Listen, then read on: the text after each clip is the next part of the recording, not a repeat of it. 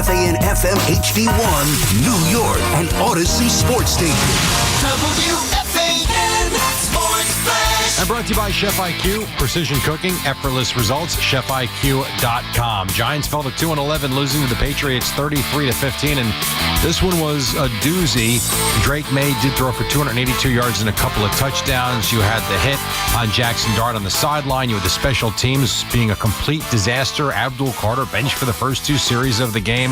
Here was Dart. I am not changing my playing style. Look, I'm going to keep playing aggressive. You know, hopefully everybody can take a second to watch my tape going back to high school and realize that this is not a shock. Like, I play the game aggressively.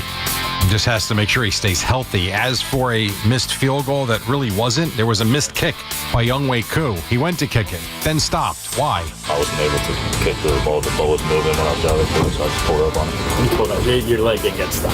No, I couldn't.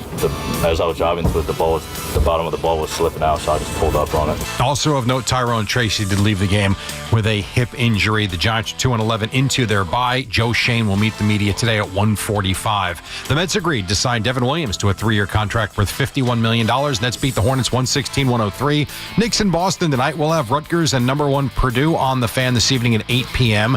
The Blue Jackets beat the Devils 5-3 tonight. The Rangers face the Stars. The Islanders home for the Lightning. This report brought to you by New York City Small Business Services and by Bet365. When it comes to sportsbooks, Bet365 has it all. Download the app today and see why it's never ordinary at Bet365. Gambling problem? Call 1-800-GAMBLER. 21 plus only. Must be located in New York. It's 40 in Central Park, and that's what's happening. I'm Jerry Recco on WFAN, now streaming on the Odyssey, iHeart, and TuneIn apps. It's Brandon Tierney and Sal Licata on WFAN The Fan, 101.9 FM, and always live on the free Odyssey. You know, I can feel it in the air, BT. The Giants they're close. I think they're close. Don't worry, everybody. They're getting closer. Dart is back. Maybe Kafka's got it. Joe Shane speaking today. They're close. At 2-11, they're better than the 2-11 talent, though. Yeah, they got to be better than that. Yeah, listen, they're going in the right direction. What a circus. This is worse than I thought. All right. So obviously, Jackson Dart avoiding hits is something we're going to talk about. Yep. We could get to that in a minute. To me, the thing that jumps out here, man, oh man, how loose of a ship did Brian Daboll run? Are you trying to tell me that, like, in the last week or two, Abdul Carter's suddenly acting unprofessional? Like, this is a new occurrence? I mean, so the first punishment is a series. The next punishment's a quarter. The next one, I'm sure, will be a half. And then maybe we'll get around to actually sitting his ass down for a whole game. You know, the other thing that I now, of course, this is all dropped at Abdul Carter's doorstep. He's the one who is not being professional, all right? But I think bigger picture, Sal, I think this talks to and speaks to a real lack of veteran leadership. Like the way, like he's not just doing this now. I'd have to think, it's a guess, all right? But I'd have to think that Abdul Carter, for the most part, since he was drafted by the Giants, has been a little sloppy, a little unprofessional. And the fact that it's December and he's doing it again, not to mention that he just got reprimanded, just got punished, and still did it immediately afterward. Are there any veterans in there that are saying, hey, young buck, listen, this is how we do it? The answer apparently is no. So not only do the Giants not have a lot of talent, the Giants clearly have no internal leadership. This is a mess. Yeah, and while I give Kafka credit for trying to hold Abdul Carter accountable, last night should have been the definitive end to Shane, Kafka, any kind of hope. Where we talked about it yesterday going into the show, it could have been, had they won that game, I mean, at the very least be competitive, but had they won that game, give you some optimism, reason to say, you know what, Dart, Kafka, maybe they should get a real look. Well, the way that game went last night, on top of the Carter stuff, for me, I don't want to hear any more about Joe Shane and what he could do and what Kafka could do.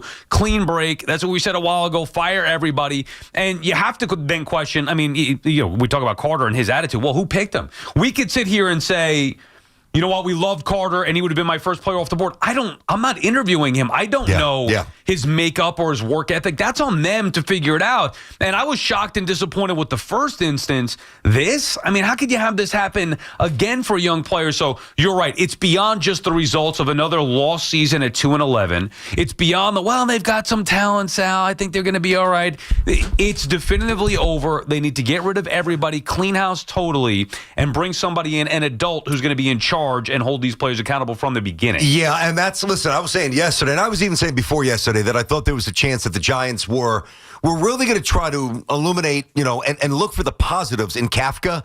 And I believe that there was that was the mindset, and give him a chance to earn the job. I said this on yesterday's show. But, just watching now what appears to be an element of dysfunction and a lack of professionalism, the more you think about it, the more you need somebody who's done this, who could come in with a big sweeping broom and just get rid of the trash and really establish some professional parameters. And the thing about Joe Shane, so let me get this straight. The quarterback, who we all know is really good, and by the way, Theo Johnson, you got to make that play. That was a beautiful throw, 29 yards. I know it was a tightly contested play. That was a gorgeous throw by Jackson Dart, who's got all the skill you could possibly ask for. The problem is, Joe Shane didn't even ask for him. That was Dable. So the one thing that's really shining out, this year, Dart, the Giants probably had their quarterback of the future. It was the coach who's no longer there. Evan Neal, inactive. Abdul Carter, unprofessional. Banks stinks. Yeah, this is the end of the road, man. And we've talked about this so many freaking times with Shane. And thankfully, I don't want to say thankfully Dable's gone, but thankfully that conversation has ended. This needs to be a clean sweep, and the Giants need a big boy to run the room. They are a circus, more than I thought. Now, I will say that, I didn't underestimate the Patriots overall, but last night just thinking, hey, it's law of averages. The NFL is, competitive league week to week, but you saw the disparity clearly last night in a team that has a legitimate chance to go all the way in New England. I still wouldn't pick them to win the Super Bowl, but my goodness, they got the quarterback in place, they got the head coach in place, boy. They do everything well, so they just dismantle. They put a beating on the Giants. I thought that was going to happen to the Jets when they played. Remember a couple weeks ago, I was saying, it's going to get ugly, New England, and it was not the case with the Jets and Patriots. The Jets played them much tougher, much better, and New England didn't look as great as they did last night. And I think that says something about the Giants as well. Why couldn't new defensive coordinator? Same old defense. So everybody who's blaming Bowen, everybody who thought it was Dable, the losing continues to happen. Everybody who's saying, without Jackson Dart comes back and they still get their clocks clean. So it is a total mess, and I don't think anybody could stand in the corner of Joe Shane any longer. It's just time for a clean total break. And even with that clean total break, I'm not so sure that it's going to be as good as everybody thinks it would be next year, even if it were the guy that I want in Bill Belichick. They'll be better. I don't know how much better they're going to be. When you got one of your best players, your top pick from a year ago, who doesn't want to show up to meetings on time or whatever it is he's doing, how do you fix that problem? You're kind of stuck with him. I know, and that's why I think it's so much deeper. And he's not productive, by the way. No, that's the other thing, too. If he was Lawrence Taylor you thought he was going to be, in 2025, can you really look the other way? Probably not with social media. Like when LT was doing whatever LT was doing, which clearly were very different things than what Abdul Carter's doing. We get that. But if there's something behind closed doors, eventually it's going to get out in 2025. So you can't even totally look the other way. Now, again, you can't. It would be idiotic to exonerate Abdul Carter here. Nobody's doing that. And I hate to pass the buck because as a grown man, you're responsible for your own actions. And the one thing that I've learned, right, and you've been doing this a long time, I've been doing this a long time. I think when I was younger and when I first got in the business, I had zero tolerance for young players making mistakes, in terms of rules or just abiding by whatever organizational parameters were established. I grew up. My dad was strict. I went to a private school. Just do your freaking job. If you got to be there at a certain time, show up, work hard, do your job, and go and just move forward. As I've gotten older, right, I think it's become easier for me to realize some of the mistakes that I made when I was younger. So I'm a little more lenient to these young players when they do something wrong. I don't quite crush them immediately on the first infraction. But last night, when it's the second infraction, which and the timing of it is incredibly alarming. It shows no growth. It shows no care. It shows no personal awareness. Those are the real things. But even after the game when you had a chance to be contrite. You had a chance to step up to the microphone like a professional, like a buttoned-up young man. What do? You sound like a punk. You curse. You take no ownership. So they very well may have drafted a ticking time bomb who, number one, is not nearly as good as we thought, and number two, is incredibly unprofessional. That's a massive problem. But the other problem is that they didn't have the proper people in place to get ahead of that. That's something that gets out of control because you don't have somebody setting the precedent. Talking about like players or a coach? No, I'm or talking both? about the coach. Right, Well, I mean, it could be both, but I'm thinking from a head coach perspective, GM, head coach. First of all, they made the mistake on taking a guy like that. They had...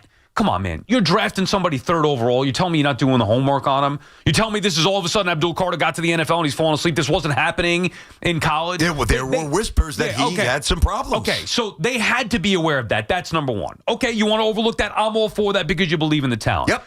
The next part of that has to be, hey, here's what he did there, which should be a red flag. How are you going to fix that red flag when you do select him and he becomes a professional at the NFL level? You better have people in place holding him accountable. Clearly, that was not the case. Now, that could be because they had a lame duck head coach, and Dable's like, I got bigger things to worry about than worry about this guy falling asleep in the meeting. Like, get out there and go get the quarterback. I'm trying to figure out the offense, Jackson Dart. He's got a million other things going on. But if you had a solid foundation set, and you set the tone for Abdul Carter, what will be accepted, what is going to be expected of you as a professional, I think it would go a lot differently than the way that it did. And if he doesn't like that, you say this before you take him, then you don't take him. And if you do take him, then there's going to be ramifications that maybe he doesn't want to deal with, and you just have to suck it up to a loss. And even if you do lay it out like the way you said, which is the way you should lay it out, he could look you in the face. He could be a great liar. You can buy it, hook, line, and sinker. You draft him, but he's the same guy that he was at Penn State. Yeah, there's, think about Dable. That's why you have to understand this is so much deeper than, having a bad 10 days or so or 2 weeks here for Abdul Carter. There is nobody on this planet, whether it's Shane, whether it's Dable, whether it's Kafka, whether it's Carter, I don't care who it is, Dexter Lawrence, Burns, anybody is going to tell me, and I'm going to buy it, that suddenly in the last 2 weeks, Abdul Carter's going rogue. Oh, suddenly he's starting to rattle the cage, and just out of nowhere, he's becoming unprofessional. Nonsense. So it's his fault. He's got to clean it up. But again, it speaks to a deeper issue to me, the heartbeat of the team. And the heartbeat of the team is such that they don't seem to care. I mean, I don't know. Was it Burns? Somebody after the game was like, yeah, he's got a family. Like, I think the one guy who really called him out was Dexter Lawrence, which I respect. He's got to grow up. I mean, that's the bare minimum response. Of course he's got to grow up because he's impacting you. He's impacting the way you're perceived in terms of Mr. Mara and the rest of the Tisch and Giants ownership. It's impacting the way the franchise is perceived. And I don't know who's going to come in here and clean up this slop, this mess of the New York Giants, but it's a Herculean task. They're a joke. BT and Sal on the Fan. Our friends at Town Fair Tire remind you that at Town Fair Tire, you always get the guaranteed lowest price on name brand tires from Connecticut to Maine. Nobody beats Town Fair Tire. Nobody. Lawrence in Oklahoma City starts us off. What's up, Lawrence? That first hit when Jackson Dart was sliding, that was dirty. The second hit when he was going out of bounds was dirty. No, it wasn't. Theo Johnson did something about it. And then when the helmet happened with Gunner, and not one person on the special teams, guys who don't even play every down, can't get dirty and throw some hands. This is New York football. You're going to let them walk all over us in the first quarter, and you can't get dirty back. You're down 20. Give me a dirty play. Give me something. And then Jackson Dart in the press conference talking about, oh, well, I'm just an aggressive player. Like he hasn't learned nothing from his concussion. It's the same thing. This is what we do. This is clockwork. The Giants suck at an enormous pace, and I turn it on every week to watch it, and it's going to kill me. They're killing me. Well, I mean, don't let that happen, Lawrence. Thank you for the call there, buddy. I appreciate the energy. I do. But you are wrong with a few things. I think the energy is a bit misguided. First of all, the shot, oh, God, that was a vicious hit on the special teams. But it was just a dumb play. Oh, I thought you were talking about I'm talking about the special teams. Okay. There's no need to go out and retaliate after that. That's an unfortunate, my body's going down, your body's going down, our heads collide. It's not a penalty because you're a runner. So, no, you're not going to go after him and try to get, you're just not going to do anything after that. The first hit on Dart, a tick late, but I thought he grazed above him, and I forget who the defender was. I think he did a good enough job of trying to avoid any sort of direct head contact. the shot where he gets, wow, and they just showed it again, absolutely leveled. It's not often you see an NFL player decleated in the air and thrown 5 or 6 feet, clean hit. I don't want to hear it, dude. When you've got a foot on grass, you're free game. Just get out of bounds. Well, that's the point. That was a stupid play by Jackson Dart. So all this talk about Dable and being reckless with him and what's Kafka going to do with the offense and is Dart going to protect himself, that was a stupid play by a kid who's just got to be smarter. I'm not saying he can't be aggressive. He does. There's no point. What are you doing? Get out of bounds. He stays in purposely, and he gets walloped. I mean, you can't have that happen for Jackson Dart. You just got to be smarter. You're right, BT. You don't see that happen for any player, let alone a quarterback. I mean, that was like Pop Warner stuff. Trying to be a hero. Just go out of bounds, dude. Yeah, and I know that you and I, we both respect the competitive nature, but now it's just bordering on reckless and dumb. Not there. And, I know.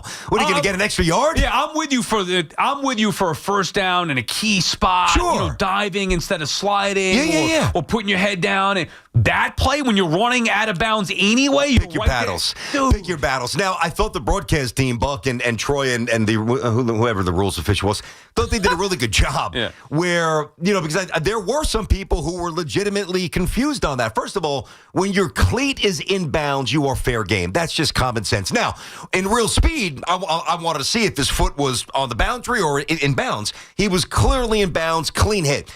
But what happened the last couple of years, and Mahomes was the one who did this, the quarterbacks really started to stretch the boundaries and manipulate the rule. Oh, I know that you can't hit me. Let me get 2 extra yards and line, tap literally. Yeah, tap dance and just straddle the line and get the extra yard or two. And it's at your expense, to your detriment. So they cleaned that up, and the NFL said if you're in bounds, I don't care unless it's a head-to-head shot, how vicious it looks or how vicious it is, that's your problem, not an us problem. That's a you problem. Brad is calling from Smithtown. What's up, Brad? Brad. Gentlemen, I'm numb to New York sports. I feel like I kind of wish you started with the Mets because maybe it would have been a happier conversation. But here we are, the Giants, every single week, it's the same story, except this story closed the book. What it did is the last couple of weeks, what they did is they tried to make it seem, okay, we're up 10, we're going to lose the game, we have talent, we're right there. Just like you said in the beginning, Sal, the Giants are right there. The Giants could make Kafka the head coach. The Giants could do this, could do that. Last night closed the book on everything. Abdul Carter is a kid. He better learn his lesson soon because what you guys were talking about when they were drafting him, he was a must-have. Obviously, there were a lot of things going on that could have been a James Franklin thing at Penn State. At the end of the day, Kafka is not a leader of men. Yesterday, listening to him in the press conference, he did the right thing by sitting Abdul Carter because of what he did. But when you listen to him in the press conference, he sounds like a blithering idiot. And Jackson Dart, if you listen to his press conference, nothing is going to change until the kid gets hit 7 to 10 more times in the head. And unfortunately, and hopefully not, get another concussion, he's not going to learn. He's going to be the same kid he was in high school and college. He'll learn. In the press conference yesterday. He'll learn at some point, Brad, and we appreciate the passion and fire. Good stuff right there. We will get to the Met stuff coming up in a little bit, obviously, with Devin Williams. He will learn eventually. Right now, he's just too, I don't want to say immature, but in his mind, he still thinks this is high school or college, and he could get away with the aggressive style that he played with at those levels. Maybe that hit last night will wake him up a little bit. You can't. It's a different speed. It's a different physical or physicality at the NFL level. There's no way Jackson Dart will have a long, successful career playing the way that he does. So this is not trying to change who he is. Yep. It's just trying to adapt as you get older and mature and learn to pick your battles, as you said before, BT. Dude, basically refining his approach. I mean, how many NFL quarterbacks with that kind of a style, play deep into a career? I mean, Cam Newton's the one who comes to mind, but like when he hit the wall, he hit the wall. And by the way, Cam Newton, 6'5", 250, too fit, like just a thick trunk and thick thighs, and like just thick. You know, the difference between Jackson Dart, we said this, a couple of weeks ago. Let's modernize it. Forget about Cam. Let's go to Josh Allen. Josh Allen's 6'5", 240, 245. He's just he can absorb things differently than a guy who's 6'2", 220. I've never seen those guys take hits like that last night. That was as vicious as it gets. I mean, it really was. He looked like a kicker getting trucked on air. How about the kicker? I mean, the Giants are kicking worms. They're kicking dirt. I mean, come on. What in the hell was that? That's an embarrassment is what that is. It's one of the craziest things I've ever seen. Sports. Here's the snap. Giants for the kick. And he kicks a worm. It's up and it's good. Baldy was True Baloo. Baldy's breakdown was great. Well, did he really? I didn't see what he did. Oh, he just was showing. He's like, what is this? What the hell? And then they cut to Dart, and he's like, yeah, exactly. What the hell happened? He did say that, Dart, yeah. Sports Talk on the Fan, presented by Paramount Plus. Count on Sundays all season long with the NFL on CBS and Paramount Plus. We'll get to the baseball coming up in a little bit. We'll continue, though, with your calls on the Giants, 888-808-1019. Why last night was actually a great thing. We'll do that when we come back. The Nets are in the Windy City playing the Bulls. 8 o'clock tomorrow night is up, and it's in, and the Nets have the lead. The home of the Brooklyn Nets is the Fan, 101.9 FM, and always live on the free iHeartRadio, TuneIn, and Odyssey apps. FanDuel is the #1 sportsbook for same-game parlays, from points and rebounds to threes and assists. FanDuel is the best place to combine your favorite picks into a same-game parlay or track every stat live, all in one easy-to-use app. And right now is the perfect time to join because new customers get $150 in bonus bets if your first $5 bet wins. So bet on the players you love the way you want. Head to FanDuel.com/GO. That's GIO to sign up today. That's FanDuel.com/GO. FanDuel, official sports betting partner of the NBA. We just love the app around here. It's safe and secure. When you win, you get paid instantly. FanDuel Sportsbook, the official sportsbook of WFAN, 21 and over and physically present in New York. First online real money wager only. $5 first deposit required. Bonus issues, non-withdrawable bonus bets that expire 7 days after receipt. Restrictions apply. See terms at sportsbook.fanduel.com. For help with the gambling problem, call 877-8-HOPE-NY or text HOPE-NY 467-369. Since January of 2022, the City of New York has awarded $24 billion in contracts to MWBEs, the most of any U.S. city or state in the nation. Build your business with the City of New York by going to nyc.gov/MWBEs. This is the story of the one.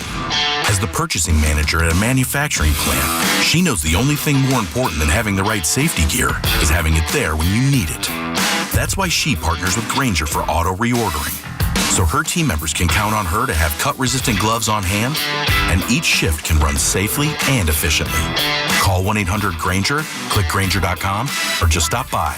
Grainger, for the ones who get it done. Welcome back to Winter Hack Radio, the place for clever hacks to survive the season. Icy driveway? Well, try spreading sand or birdseed to help with traction.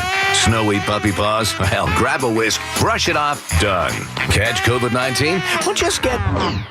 Actually, there's no hack for COVID-19. But if you test positive, prescription medications for COVID exist. Ask your doctor if they're right for you. Visit PfizerForAll.com to learn more. Sponsored by Pfizer. Head to SNY for all the latest offseason news and rumors. A very busy and a very important offseason for the Mets. With insider opinion. What's your take on the deal? And exclusive access. Get it going here with Carlos Mendoza. On Mets Hot Stove, Wednesdays at 6:30, only on SNY. If you're drowning in IRS debt and can't afford to pay, then you need to take advantage of special IRS tax programs that are available and free yourself from IRS collection efforts once and for all. Due to the financial hardship consumers are facing throughout the country, the Internal Revenue Service has made it easier to settle delinquent tax problems. An open phone line has been established by Community Tax for consumers to call and see if they qualify. Take down this number or store it in your cell phone, but call the Community Tax Helpline at 800-269-3454. If you owe back taxes to the IRS and cannot afford to pay them back, or even if you have years of unfiled tax returns, there's no need to fear anymore. But you have to call the Community Tax Helpline today at 800-269-3454 for the help that you need. Don't take on the IRS alone. They can attack your wages, savings, pension, home, and even your Social Security check. Call 800-269-3454 for your free consultation and to see if you qualify. That's 800-269-3454. Ray Cattina Lexus of Freehold and Ray Cattina Lexus of Monmouth. One legendary name, two exceptional destinations. When businesses thrive, communities score. That's why Bank of America is the official bank of FIFA World Cup here in New York, New Jersey. And our more than 280 local business specialists are ready to help your business win. What would you like the power to do? Learn more at bankofamerica.com/local business. Bank of America, official bank of FIFA World Cup 2026. Bank of America Corporation, all rights reserved. Beware the holiday buffering. Who are you? The ghost of internet past here to slow down right when your guests arrive. Not this year. We got Verizon's 100% fiber optic home internet. Scored a limited time offer for $20 a month and locked in the price for 3 years. Fios home internet, that's scary fast. Now we can all stream, video chat, and game at the same time. So bye. Call 1-833-VERIZON to switch to Fios home internet today. Fios 300 megabits per second plan at $20 a month with autopay. Any Verizon mobile phone plan and bonus discount. Price guarantee applies to base monthly rate only for my home customers. Terms apply. Get connected with WFAN to talk about your favorite teams. The Fan on the Odyssey, iHeart, and TuneIn apps.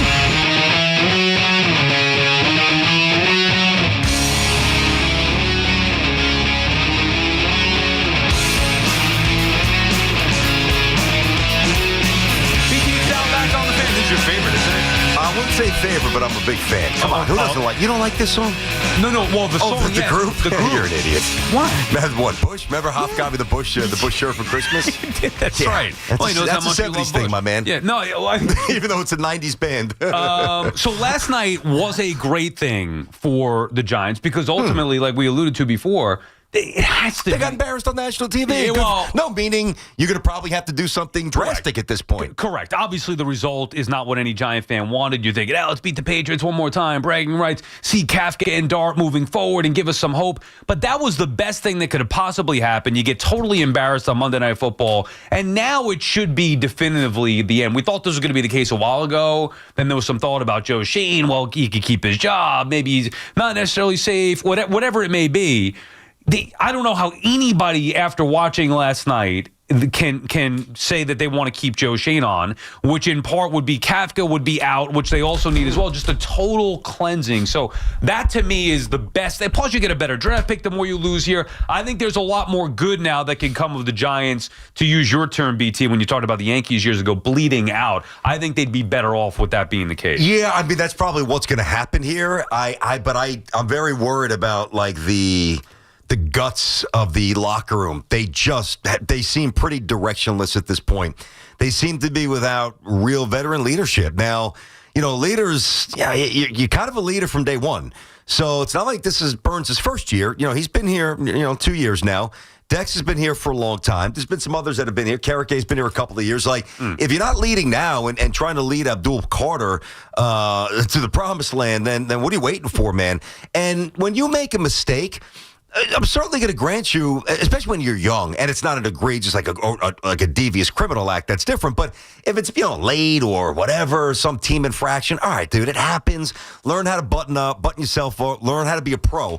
But when you make a mistake, you get publicly reprimanded, and you make the same mistake immediately again. It tells me that you are wired in a way that is going to be very destructive if you don't change things immediately. And that's where the presence of somebody who's done this before probably comes in. That's why somebody like Shula, who's a highly valued coordinator, fantastic. Mike Minter, great. You need a guy who's done the job before. BT and Sal on the Fan. TC is in Connecticut. What's up, TC? Brandon Sal, thanks for taking my call. Abdul Carter talked a big game online, and he had the opportunity last night to set the record straight. He went on Twitter a couple weeks ago and said he wasn't sleeping, blah, blah, blah. But he had the opportunity to stand in front of his locker last night, explain himself, give a reason for why he was benched, not just for the first drive, but for the whole first quarter. This is a trend that the Giants team, the leadership, you guys hit on it earlier, need to do a better job of doing, because once this snowballs and everyone for the next 4 or 5 weeks can take things off, sit games out, have no repercussions, no coach is going to want this team anymore. It went from a destination that you wanted to take as a head coach to one now that I would stay far away from if I was any respectable head coach. Hold on. I don't agree with that. I think the quarterback still sells. That's always the main selling point. Number one, is it a good franchise historically? And the Giants historically are. It's been a minute, but they are. And do you have a quarterback that I think I can win with? And we all think that Jackson Dart could be terrific. And that's the appeal right there. You got to fix the other stuff, but there's appeal. You don't agree? Okay. I think TC hung Yeah, up. I'm not sure what was going on right there.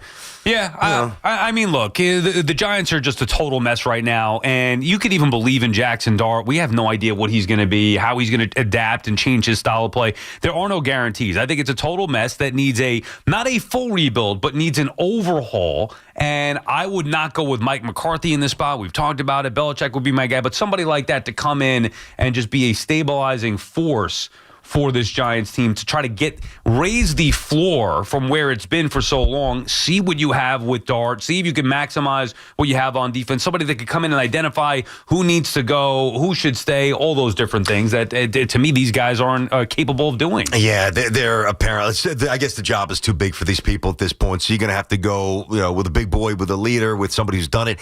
See, I think McCarthy absolutely raises the floor. Yeah. Now, is McCarthy's ceiling as high as Belichick's? Well, which Belichick are we talking about? And I don't know which Belichick we're getting at this point. I know, but if this was 10 years ago, it'd be a layup. There's no question. Yeah, 10 years ago, Belichick, of course. So, I'm less enthralled with the idea of number one, I don't think the Giants would ever hire him, and that's a different debate, like whether or not we agree with that. I just don't think they would. I'm not even saying that they shouldn't. I don't think that they would myself. There seems to be some stuff in the past there that is maybe not reconcilable or reconcilable, whatever the hell the word is at this point. I think it is reconcilable. Yeah, it didn't come off the tongue well, though. You know what I mean? Yeah. Reconcilable. Still not. Is it really?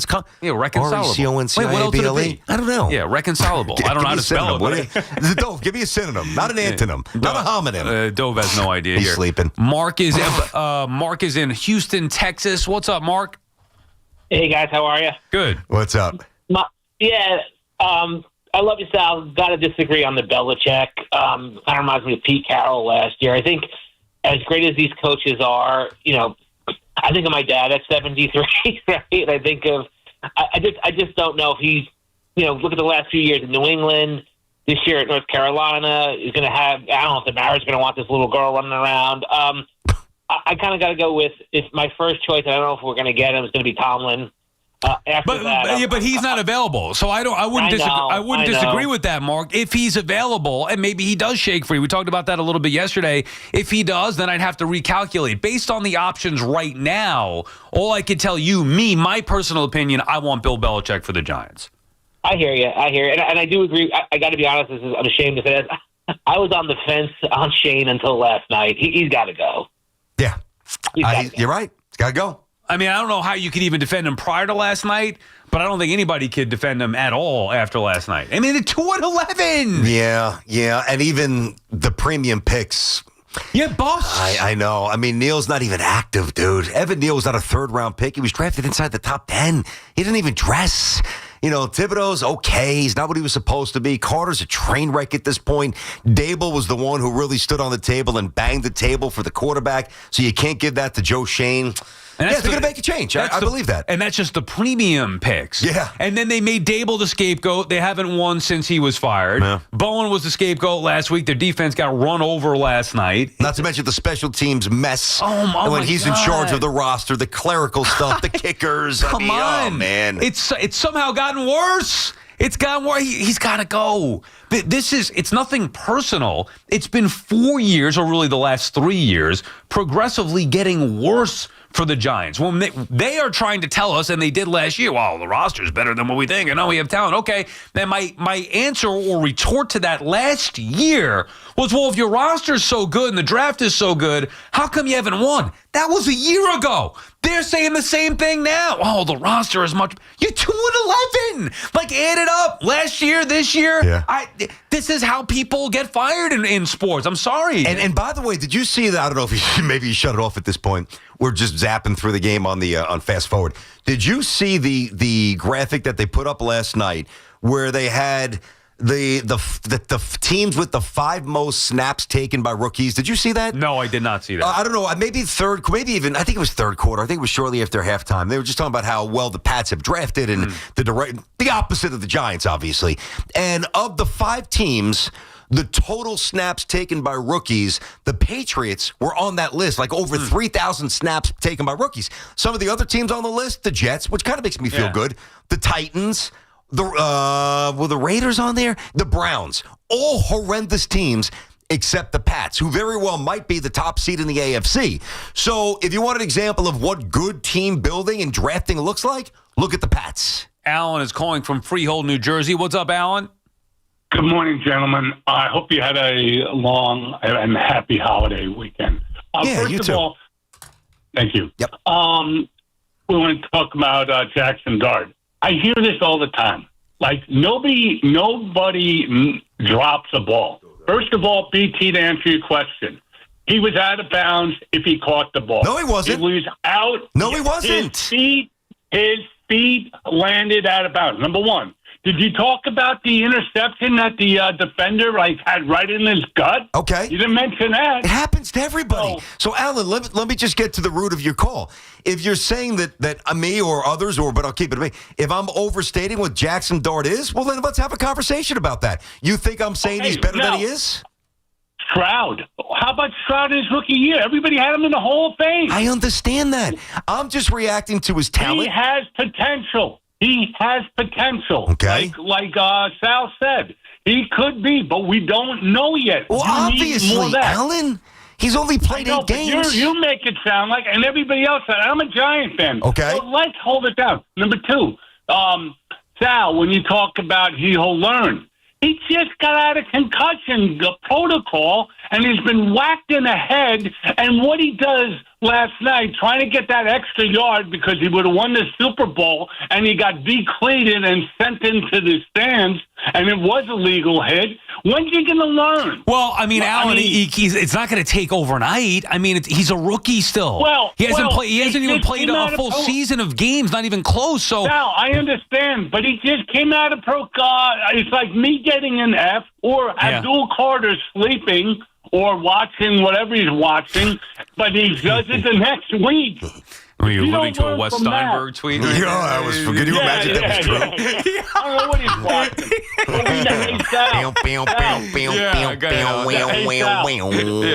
There are worse things you could be doing. Yeah, good.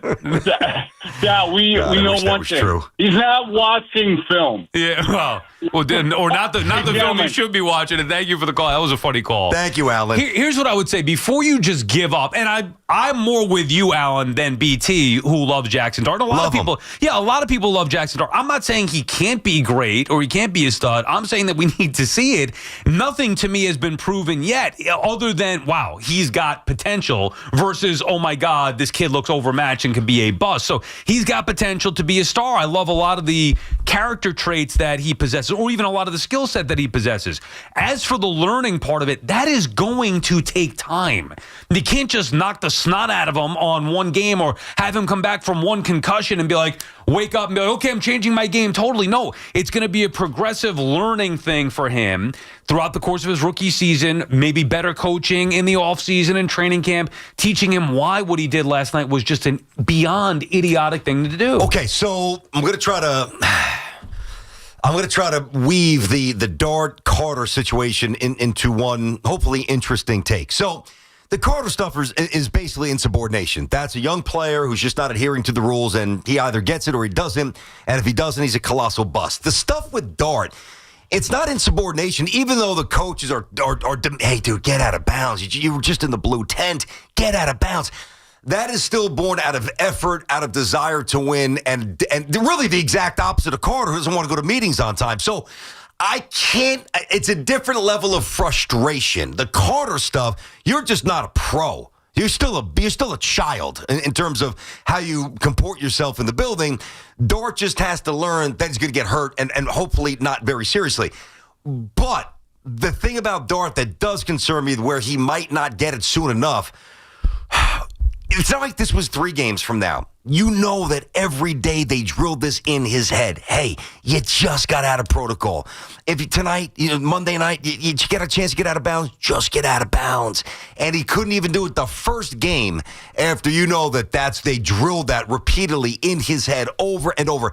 So that worries me. As for him being a potentially great player, which I think he could be, I'm just giving you my read early. And I see good zip. I see good ball placement. I don't want to hear about Theo Johnson's feet not getting down. It's called having dexterity. Catch the ball can get your feet down. That ball should have been caught. He's got good instincts. He's got really good moxie. He's got a good motor. I think he's got good leadership, and I think he's got very good, and he's got the it factor. So does he play 13 years? Does he play 4 years? I don't know.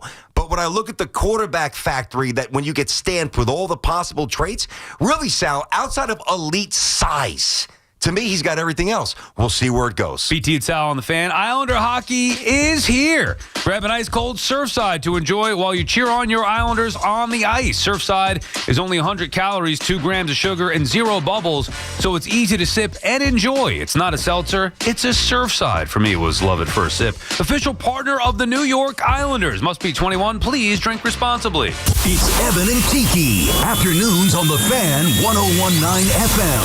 Is it ultimately at some point going to be a time to change for Mike Tomlin in Pittsburgh? Sure, get into the modern offense, let's call it, and a different play caller and schemes, etc. But you're never replacing the culture that Mike Tomlin had there.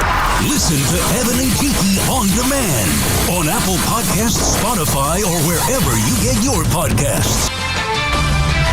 This is Boomer Esiason with an Odyssey Sports Minute. While his Georgia Tech teammates spend their name, image, and likeness earnings on bling, cars, and clothes, Yellow Jackets defensive lineman Jordan Van Den Berg used his earnings to purchase a local Atlanta laundromat. Van Den Berg, who aspires to be the first South African-born player taken in the NFL draft, explained that while he has some money, he wants to invest it in his future. Sound thinking. Jordan, I'm Boomer Esiason. Black Friday savings are here at the Home Depot, which means it's time to add new cordless power to your collection. Right now, when you buy a select battery kit from one of our top brands like Ryobi or Milwaukee, you'll get a select tool from that same brand for free. Click into one of our best deals of the season and stock up on tools for all your upcoming projects. Get Black Friday savings happening now at the Home Depot. Limit 1 per transaction. Exclusions apply. Full eligible tool list in-store and online. Hey, I'm Mike Slater. My dad passed away at the age of 63. It's out of nowhere. Had a stroke. Super hard, obviously, for the whole family, but my dad had life insurance. This is why I have life insurance for my family, for my wife and 4 kids. And the best place to get life insurance is ethos.com, because you can do it in 10 minutes. And there's no medical exam and no blood test, just a few health questions. Get life insurance in 10 minutes so your family is protected. Ethos, ETHOS, ethos.com/play. Great deals are waiting for you at your local Kia dealer during the Kia Season of New Traditions sales event.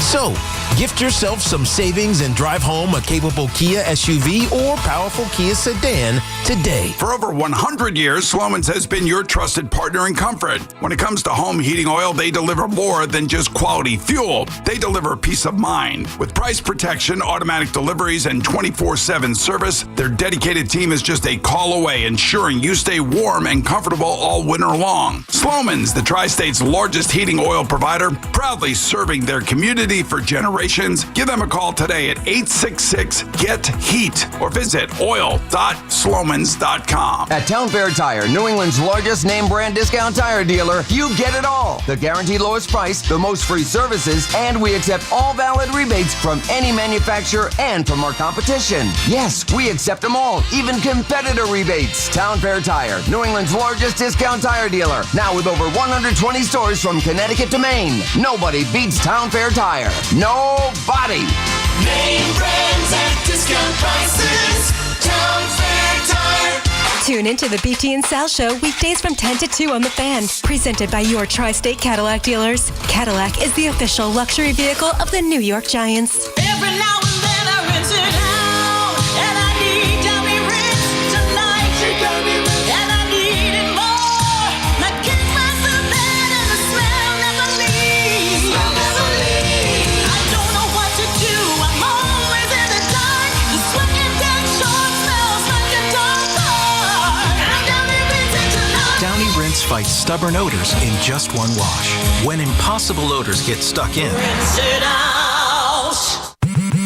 At Straight Talk, we know the holidays are your time to say yes. So why put up with a wireless company that makes you say Out of data? Or no service here? Switch to Straight Talk and say yes to real unlimited data on a reliable 5G network covered by Verizon. And with a free 5G phone when you activate select plans, someone else in your family can say yes! Available at straighttalk.com and Walmart. Based on Root Metrics Data 5G Report United States 1H 2025. Experiences may vary. Not an endorsement of Verizon. For network management practices, visit straighttalk.com. You can't count on much these days, but you can always count on Sundays with the NFL on CBS and Paramount Plus. Watch your local NFL game live every Sunday this season, all the way through the AFC Championship game. Visit ParamountPlus.com/NFL to get started today. 250 years ago, a promise was made to connect families and friends, near and far. And during the holidays, that promise is more important than ever.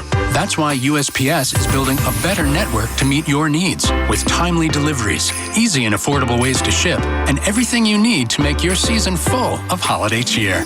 Our purpose is delivering your peace of mind, knowing your love will arrive, bringing joy to all. The United States Postal Service. Learn more at USPS.com/holidays. Once upon a time, Dunkin' made the perfect donut, and from its center came something even better. Dunkin' Munchkins, tiny bits of joy made from the dough they scooped right out of the middle. This holiday season, Dunkin' Munchkins remind us that even the smallest of things can mean the most, like laughing with friends or enjoying the last munchkin in the box. So grab a box of 3, 5, 25, or 50. Share them, gift them, or keep them all for yourself. We won't tell. Dunkin' Munchkins, proof that something so small can be the best bite of all. The holidays run on Dunkin'.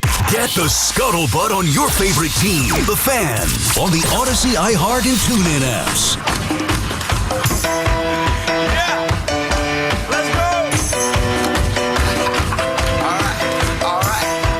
BT, it's out back on the Fan. We'll get to the baseball in about 15 minutes or so. 888-808-1019 is the number to call. We started the show obviously talking some Giants here, and Dart postgame last night, BT. I don't know if you noticed this. He was wearing a turtleneck. I saw a pregame what he was rocking. I didn't see the pregame. I saw the postgame. Not to interrupt you, but somebody had a pretty witty tweet. Remember when Richie Aprile wanted to give Tony the leather jacket? And Tony's like, "No, I'm good. I don't want that," because he couldn't stand Richie. Yeah. And somebody tweeted like, "Hey, somebody found Richie finally found the taker with the jacket." That was what he was wearing pregame. I didn't see that. He was walking in like a don, like a pimp. Yeah, but go ahead. Postgame. I mean the pregame. Well, postgame, and I bring this up because I know you are a huge fan. Love him. Of the turtleneck. As a matter of fact, I think he had an exact one. If you see, it was like a brown or beige. I saw it. I love it. I think you might actually have one in the office back here. I left one there? Yeah, you left one. Remember, because 2 years ago I dressed up on Halloween as you. You remember that? Yes. I just wore your vest, your turtleneck. That's right. Yeah. I might have to bust out a turtleneck to A-Rod's party that you and I are both getting ready to rock coming up. Yeah. So, so there's nothing, you're not getting blindsided here. I'm going to the party and you're not. I saw on the invite that it was, what the hell is the word to describe it? Holiday. What's the exact? Let me pull it up right here. Holiday gathering? No. The small samplings of food. The type of attire. Cocktail attire. Yeah, there you go. Cocktail. Yeah. Holiday cocktail attire. Okay. What the hell is that? Well, I mean, honestly, you could go tux if you want. I would never do that. You could go. At this point in my life, I very rarely wear a tie. Even when I'm doing the games with Mink, even at the Garden, I really don't wear a tie. I am a big blazer guy. I love my turtlenecks. I've got obviously a ton of button downs, nice pants, and nice new crisp sneakers. Now I don't know if I'll rock sneakers to his crib, but I'm definitely not wearing a tie. What are you going to wear? An ascot? One of those? I don't know. Big, I never thought about it. I never really. I want to wear like a hoodie or something. Wear the BT and Sal hoodie. Actually, I might. It's red. It's festive. There you go. Got to get an outfit for that. But anyway, yeah. Where was I? Oh, we were talking about the turtlenecks. Okay. Well, so did he look good though? Are you mocking him? No, I'm not mocking him. It just reminded me of you. The turtleneck looked to me like something you would wear. So I thought you would see that because it wasn't just a turtle. It was like a thick. Sweater. It had a little meat to it. He's got some nice style there, Jackson Dart. Billy is calling from West Milford. What's up, Billy? Hey, Bill. Hey, how's it going, guys? Billy. Just want to give a little shout out to Jim Kilcoyne, who passed away on Sunday night. Very good friend who's going to be missed. But besides that, sorry about that, let's Bill. talk about these whining Giant. Thank you. Yep. These Giant fans. I'm a 56-year-old Jet fan. I've been dealing with this for a long time. Welcome to the party. It's been 12 years since you won a Super Bowl? Talk to me in 40 years. You got rid of your running back. You got rid of your coach. Wah! That's what we've been doing for years. It's like, what's the problem here? You wanted to fire Tom Coughlin after he went 0-2. Not once, but twice. And he went on to win the Super Bowl. You got, how's it feel? You're the box of tissues. Blow your nose, guys. It's tough being a sports fan. Sometimes you lose. Yeah. Sometimes you win. Unless you're a Jet fan, because we don't win. So, true. Welcome to the club, guys. They've been in the club. Sorry, cut him off. I know he's laughing like the Joker. The Joker. Yeah, I mean, the Giants been in the Champagne Club in terms of being in the club for a couple of years with the Jets. I mean, come on, let's not make it seem like they just slipped in the side door and they had a velvet rope lifted for them and they just got to the club of sucking and losing. I mean, Giants been here with the Jets outside of 1 year with the Jets and the Browns and the Raiders and the other dregs of the NFL society. Yeah, I mean, that's where they're at. It's sad. It sucks. It sucked for a long time with both of these teams. So, and I do think right now the Jets are in a better, at least the Jets have direction. It doesn't mean that they're going to end up in a better spot than the Giants. Yeah, well, the Giants have the quarterback. Okay, that's great. The Jets will eventually get their guy. Who knows if it's going to be the right one? We still don't know if Jackson Dart's going to be the right one. I would rather have the Jets structure right now, year one, rebuild, cohesion with the general manager, with the head coach, laying the groundwork, building the foundation, stockpiling those picks. I'd rather be in that spot than I would the Giants, which everything seems to be a mess outside of having the potential quarterback in place. I don't know if I agree with that. Think about it. No head coach. I know. The GM's a lame duck. Yeah. I mean, maybe he might be saying, who knows? Obviously, there's uncertainty with the owner, with his health, which is a whole big thing. But there's nothing you can do about that. But so there's a lot. There's veterans on defense that are making a lot of money. I know. Dex, Burns, big money. The only reason I contemplate that and don't agree immediately is because how elusive the quarterback has been for my team. And when I get presented with two options, one with the quarterback and one without, the one with is still pretty appealing. But outside of Dart, there's really nothing to like about these Giants. But as I'm saying, the foundation is more. Again, I don't know if Glenn's going to be a good head coach or not, but I also, the Giants don't have a head coach right now, and I'm not so sure they're going to do the right thing. Just from take the Jets and Giants out of it, from a building up a franchise standpoint, I'd rather be in the spot that the Jets are in right now. Dom is calling from New Rochelle. What's up, Dom? Hey, what's up, guys?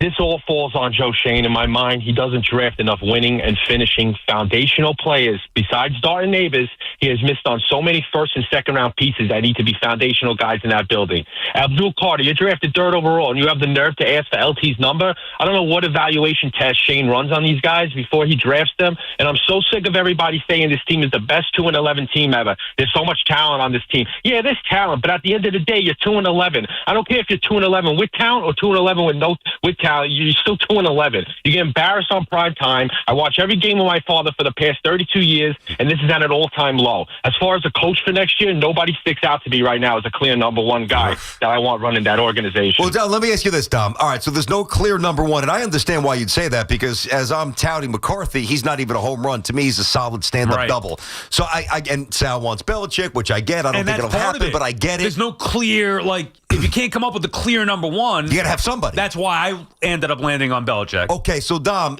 stopping short of a name, since you say you don't have one, just as a general philosophy, like general characteristics, are you at least open to a first-time coach? Do you want a veteran? Do you want defense? Do you want offense? What do you want conceptually? I'm actually open to a first-time coach. Two guys that I kind of like are Chris Shula and Jesse Minter. Yeah, well, Minter, the DC for the Chargers, Shula has been mentioned quite a bit. He is very highly thought of for the Rams. Yeah, all right. I know it's a gamble. It's a gamble on these first-time guys. Well, then why keep gambling, Dom? Yeah, I don't know. I mean, Chris Shula to me would be a guy that would stick out, but to me, there's no clear number one. But hold on, Dom. Why? Because people are saying he's going to be a star. Mike McCarthy gonna clear cut this? Is he going to really come in and change the organization? I don't think they're going to be a circus. I don't think it's going to get worse. I think it would absolutely get better immediately, and then the floor is raised, and then based on who they draft, maybe the ceiling gets raised. Yeah, it's 50-50 with me. I mean, there's no, like I said, there's no clear guy that I want running this organization right now. Fair enough. Yeah, and that's why I would land on Belichick. At least he's, in my mind, when you sift through all that, well, first-time guy, okay, he could be good or not, and then you factor in the Giants in New York and where they're at, I'm going with what I believe to be the best known commodity out there. I believe he would have interest in coming back to the Giants regardless of what's been out there. I want Bill Belichick. It doesn't mean that it's right, and I understand the risks involved at this particular point. I don't like the nonsense with the girl either, but I wouldn't let that get in the way of just, okay, there are no home run options. That's why I say my mind would change if Tomlin shakes free. I'd have to reevaluate things, but based on the options right now, the realistic options, for me, I'm landing on Bill Belichick. Okay, you know I love my 80s music, right? Yes. Okay, so a couple of years ago, I guess this was right before COVID. I went to the Garden, I saw Def Leppard and Journey, and they were still phenomenal. Okay. I'm going to hopefully see AC/DC this summer, get out PNC and see Motley Crue. I say this because there are certain, now the 80s are a long time ago, there are certain acts where they get up on stage and it's like, all right, it's nostalgic still, but now it's bordering on pathetic. I saw a video, I think it was David Lee Roth. Now, I'm not even a huge fan of his, but about a month or so ago, on stage, tight black leather pants, still trying to show off the hose like he's 20. Like, you know what I mean? Like, dude, it was sad. It was pathetic. And to me, and I say this with respect, to me, Belichick would be the 80s band that comes back, that he's on stage. You're like, man, I don't even want to see this. I want to go see it. This is pathetic. I want to see what he's got left. I think it's worth buying a ticket to the BB show. BT and Sal on the field. We'll get to the baseball when we come back. 888-808-1019. Regular season battles in football. Off-season moves in baseball. The Yankees, Mets, Giants, and Jets all live here. The Fan, 101.9 FM, and always streaming on the Odyssey, TuneIn, and iHeartRadio app. FanDuel is the #1 sportsbook for same-game parlays, from points and rebounds to threes and assists. FanDuel is the best place to combine your favorite picks into a same-game parlay or track every stat live, all in one easy-to-use app. And right now is the perfect time to join because new customers get $150 in bonus bets if your first $5 bet wins. So bet on the players you love the way you want. Head to FanDuel.com/GO. That's GIO to sign up today. That's FanDuel.com/GO. FanDuel, official sports betting partner of the NBA. We just love the app around here. It's safe and secure. When you win, you get paid instantly. FanDuel Sportsbook, the official sportsbook of WFAN. 21 and over and physically present in New York. First online real money wager only. $5 first deposit required. Bonus issues, non-withdrawable bonus bets that expire 7 days after receipt. Restrictions apply. See terms at sportsbook.fanduel.com. For help with the gambling problem, call 877-8-HOPE-NY or text HOPE-NY 467-369. This is the story of the one. As an HVAC technician, he and his digital multimeter are in high demand. So when a noisy office HVAC turns out to be a failing blower motor, he doesn't break a sweat. With Grainger's easy-to-use website and product information, he selects the product he needs to keep everything humming right along. Call 1-800-GRAINGER, click Grainger.com, or just stop by. Grainger, for the ones who get it done. Many jobs are available with the City of New York today. Get connected to career opportunities as a teacher, school nurse, correction officer, taxi inspector, and more. Whether you're starting out or looking for a change, there's a place for you with the City of New York. Start right now at deliveringforyou.nyc or call 212-386-5000. Hiring professionals are waiting to help. Work with NYC is where you're meant to be. Hey. Deliveringforyou.nyc. Introducing the IHOP Value Menu, where all your breakfast faves are just $6 each every day. Where else can you get a big, filling, sit-down breakfast for only $6? Go to your happy plates with the $6 IHOP Value Menu. Available every day at IHOP. $7 in some locations. Quality is very important here at the North Pole. You see, I checked my list once, twice. All done. Well, Santa, quality's important to us at Nissan, too. We actually test every model thousands of times. There's the frame twist test, shaker test, corrosion test, drive load test, tug-of-war test, towing test, off-roading test, practical strength test, splash test, corrugated road test, chassis dynamics test, water intrusion test, extreme heat test, extreme cold test, rough road test, jump test, curb impact test. And physical parts tests. Save on J.D. Power's #1 mainstream brand in new vehicle quality at the Nissan year-end event. Get 0% APR on the 2026 Rogue Platinum, 2025 Murano, or Pathfinder for well-qualified buyers. For For JD Power 2025 U.S. Initial Quality Study Award information, visit jdpower.com/awards. Awards based on 2025 model year. Example: 0 down payment, 60 months financing at $1,667 per month per thousand financed. Actual down payment may vary. Subject to NMAC credit approval. Not all buyers qualify. Dealer contribution may affect actual price set by dealer. Contact dealer for details. Ends 1/5/26. Think Verizon, the best 5G network, is expensive? Nada que ver. Bring in a bill from AT&T or T-Mobile to a Verizon store today and we'll give you a better deal. ¿Y ahora? ¿Qué vas a hacer with all those unwanted bills? Pues, how about a full-scale origami version of the Statue of Liberty? Fuera de broma. Bring in your AT&T or T-Mobile bill to your local Verizon store in New York City today and we'll give you a better deal for you and tu familia. Rankings based on RootMetrics root score report dated 1H2025. Your results may vary. Requires post-paid consumer mobile bill from T-Mobile or AT&T dated within the past 45 days. Bill must be in the same name as the person redeeming the deal. Additional terms apply. The all-new Giants mobile app presented by DraftKings is your home for highlights, breaking news, exclusive features, and inside access to the New York Giants. Watch Big Blue Kickoff live every weekday afternoon at 12:30, plus every press conference, locker room interview, and podcast. If you're coming to the game, check out the Pocket Game Day Hub in the Giants app for live camera angles, interactive games, mobile food ordering, and more. Download the Giants official mobile app presented by DraftKings for free at the App Store and Google Play. Since January 2022, the City of New York has awarded $24 billion in contracts to MWBEs, the most of any U.S. city or state in the nation. Build your business with the City of New York by going to nyc.gov/MWBEs. Get the latest on the Giants and Jets on WFAN, WFAN FM, WFAN FM HD1, New York, and Odyssey Sports Station. WFAN Sports Flash. We're brought to you by Chef IQ, precision cooking, effortless results, chefiq.com. The Giants fell at 2-11 into their bye week with their loss to the Patriots, 33-15 last night. A lot to digest from this game. The offense didn't do much. The defense was poor. The special teams was worse. Abdul Carter was benched for the first quarter of the game. This was Brian Burns. It's just an honest mistake, you know. He's human. He makes mistakes. At the end of the day, he does have to be a pro, and he does have to, take accountability, which he did for what happened. But I'm just trying to help him be the best he can and try to help him through his rookie campaign. That's all. Also of note from this game, Tyrone Tracy left the game with a hip injury. GM Joe Shane to meet the media at 1:45 p.m. this afternoon. The Mets agreed to sign Devin Williams to a 3-year deal worth $51 million. The Nets got a rare win, beat the Hornets 116-103. Knicks back in action tonight in Boston. Rutgers plays number 1 Purdue tonight at Jersey. Mike Serena will have it for you on the Fan at 8 p.m. The Devils lost to the Blue Jackets 5-3. The Rangers face the Stars. Islanders home for the Lightning. This report brought to you by New York City Small Business Services and by Town Fair Tire. Nobody beats Town Fair Tire. Nobody. Current temperature brought to you by Audi Manhattan. At Audi Manhattan, experience best-in-class service in the heart of New York. Visit the Audi flagship store today, conveniently located on 55th and 11th. Audi Manhattan, where luxury meets excellence. 42 in Central Park, and that's what's happening. I'm Jerry Recco on WFAN, now streaming our podcast on Apple Podcasts, Spotify, or wherever you get your podcasts. Talk New York sports here. The Fan.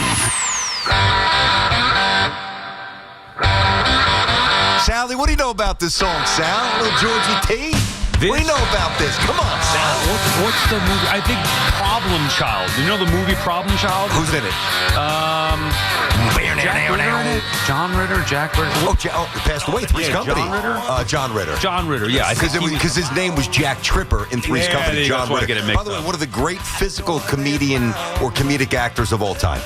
He would throw himself on the floor. He was awesome. I I used to love that great. show. The BT and Sal Show on the Fan, presented by your Tri-State Cadillac dealers. Cadillac, the official luxury vehicle of the New York Giants. We'll get back to those calls in just a sec. 888-808-1019, the number to call.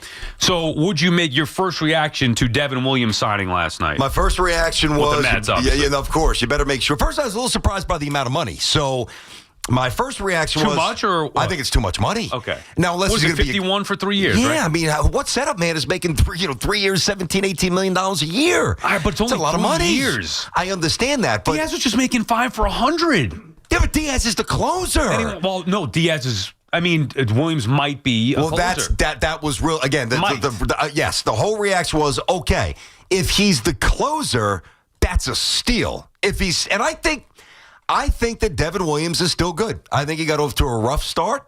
I think he stabilized it enough for me to say, all right, he's got the chops for New York, so I'm not worried about that. But if Diaz bounces, Now you still got to find somebody to set up Devin Williams, and Devin Williams is less than Diaz. So if it basically it's a mathematical equation. To me, Williams plus Diaz equals amazing.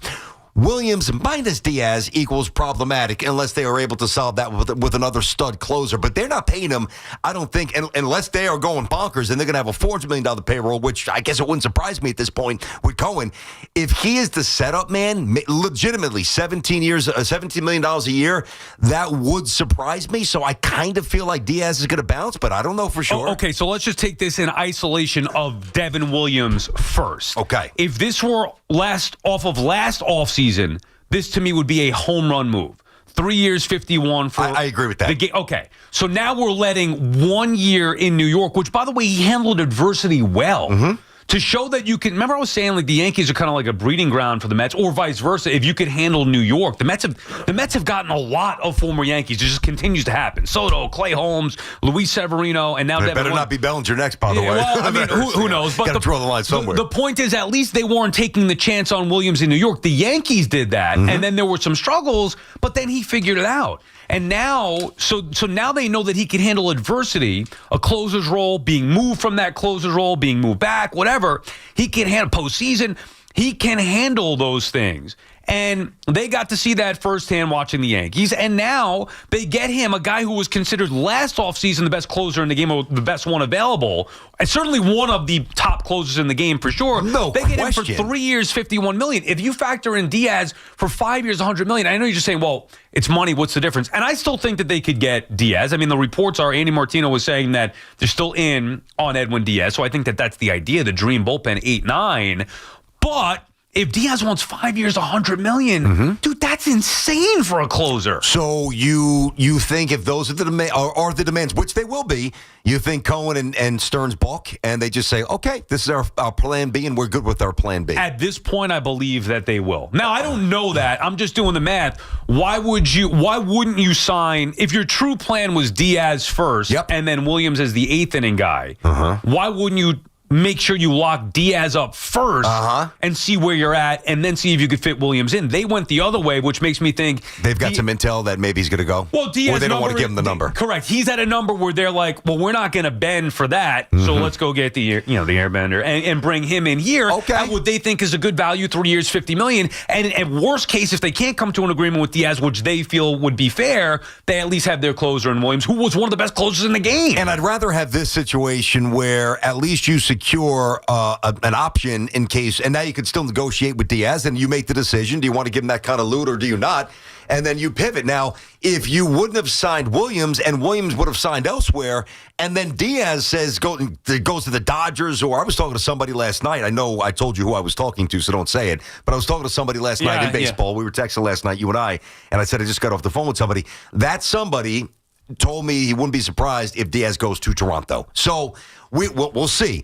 But just to keep it on Williams. Industry sources here. A little bit more. Yes, I'm going to take over Martino's role at SNY. I might need a job soon. Yeah. So, listen, I know that the stuff is still there for Devin Williams. I believe that. I believe the stuff is very, very good. And because we got a more than a glimpse of how he dealt with adversity, which was pretty good, I think his character is there. So I'm not worried about. I'm not worried about that stuff. I'm really not, Sal. Now think about. Let's weave this in. We'll get back to the calls. Obviously, think about how we talked about and what we said about Abdul Carter. Like when you draft somebody, and you've said it many times. Like you wish you could be in the room to interview somebody. Well, you can't until they get. But watching from the Mets' perspective, watching somebody do their craft across town, the pressure cooker, the Bronx, the Yankees, and then seeing how they comport themselves and deal with the bad stuff is like the interview. So from an emotional point of view, I think Devin Williams is fine. Think about how great that is that you can gather information on a free agent based on his time on another team in the same town. Like if Devin Williams is coming off Milwaukee, the question would be, okay, well, you signed him to be your closer. Great. Can he handle New York? So the fact that you know that he can handle New York, even though it didn't go perfectly, to me, that is a feather in his cap saying, hey, we know he can handle this. He'll be fine here, especially after getting the first year out of the way there. BT and Sal on the Fan, 888-808-1019, the number to call. Larry's in Westchester. What's up, Larry? Hey, BT Sal, how you guys doing today? Good, Larry. What's up? What's up, man? Yeah, listen, you remember I called about a week and a half ago when the rumors first started about Williams signing with the Mets, and I told you I wanted no part of him as a closer. Only if they sign Diaz and make an 8-9 combination. I still feel the same way. But with Diaz, I mean, if he gets that kind of money, more power to him. Uncle Steve just got a casino. He's got plenty of dough. Yeah, but okay, but let me just ask you, Larry, and we'll let you continue here. Because I'm legit asking this question because I've been battling within myself for this. I did it last night, same thing on SNY. Like, I'm torn. Logically, to me, it's not the right move to give Diaz 5 years, $100 million. Would you, Larry, think it's the good move? Forget about how much money Cohen has. Would you invest 5 years at this point, 5 years, $100 million in Edwin Diaz? No, if it was me, no, I agree with you, Sal. I wouldn't go that far. I'd go maybe 3, tops 4. But that being said, Diaz, he's not the only option. That guy on San Diego's out there, Suarez, is very good. I'd also feel good with him as a closer and Williams coming in number 2. Listen, Sal, the history of the Mets, I go way back with them. They always get guys who are stars elsewhere. Go back to George Foster, Jason Bay, Robbie Alomar, Carlos Baerga. They come to the Mets and they forget. Yeah, they forget how to play. I mean, it's just the history of this team. And Williams already started showing signs of slipping last year with the Yankees. What do you think? Yeah, I mean, and thanks for the call, Larry. How about the George Foster reference? Yeah, Boy, I he mean- looked weird in a Mets uniform, huh? Yeah, George Foster. As a young kid, I don't know why I like George Foster. I know he wasn't very good with the Mets, but maybe he was good for a stretch, and that stuck in my mind. I used to emulate him in wiffle ball. Anyway, point is, I think it's a good move bringing in Devin Williams, he has nasty stuff, elite stuff, one of the best closers in the game. And if you could now somehow get Diaz, let's say 4 for 80 as opposed to 5, maybe that's where they meet in the middle. You know, they had 3 years remaining on his deal or whatever, or maybe 2 years remaining on his. They signed him before the 2023 season, right?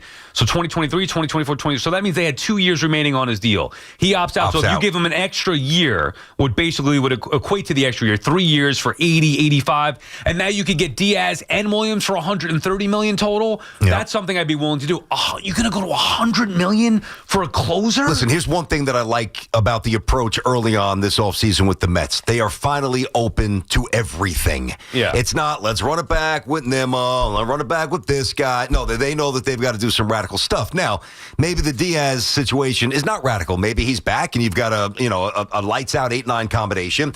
I've got another option for you, which I'll throw at you in a minute and tell me what you think. But before I get there, but it's got to apply. What we've said about the Yankees obviously has to apply to the Mets. And one thing we've said about the Yankees is that, like, you can't lose Bellinger and then bring in Tucker and expect to win a World Series. It's got to be retain Bellinger and then add to it. Right. Okay.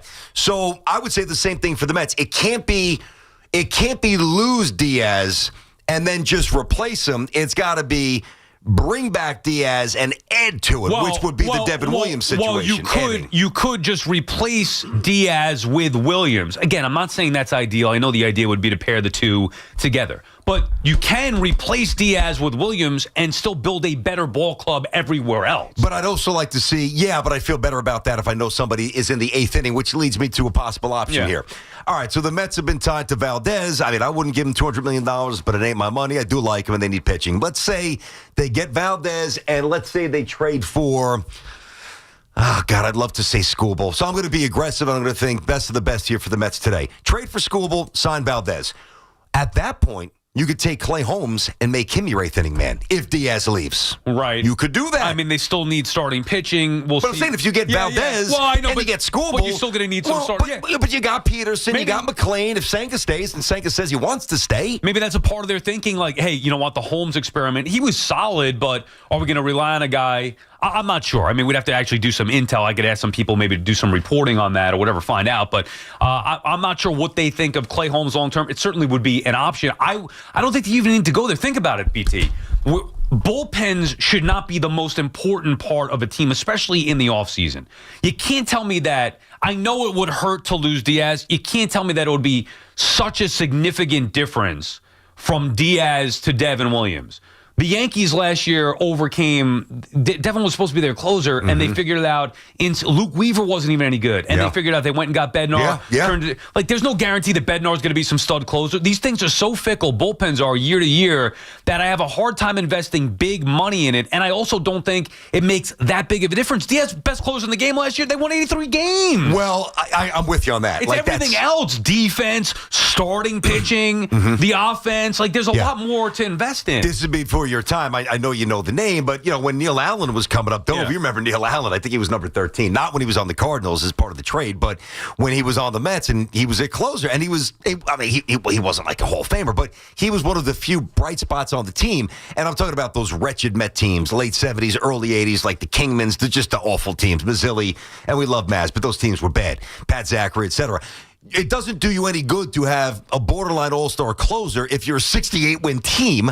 And to your point about the volatility with the bullpen year to year, so the Yankees 2 years ago, Holmes was the closer, and then Weaver's closing in the World Series. And, for the most part, Weaver did a good job until he didn't.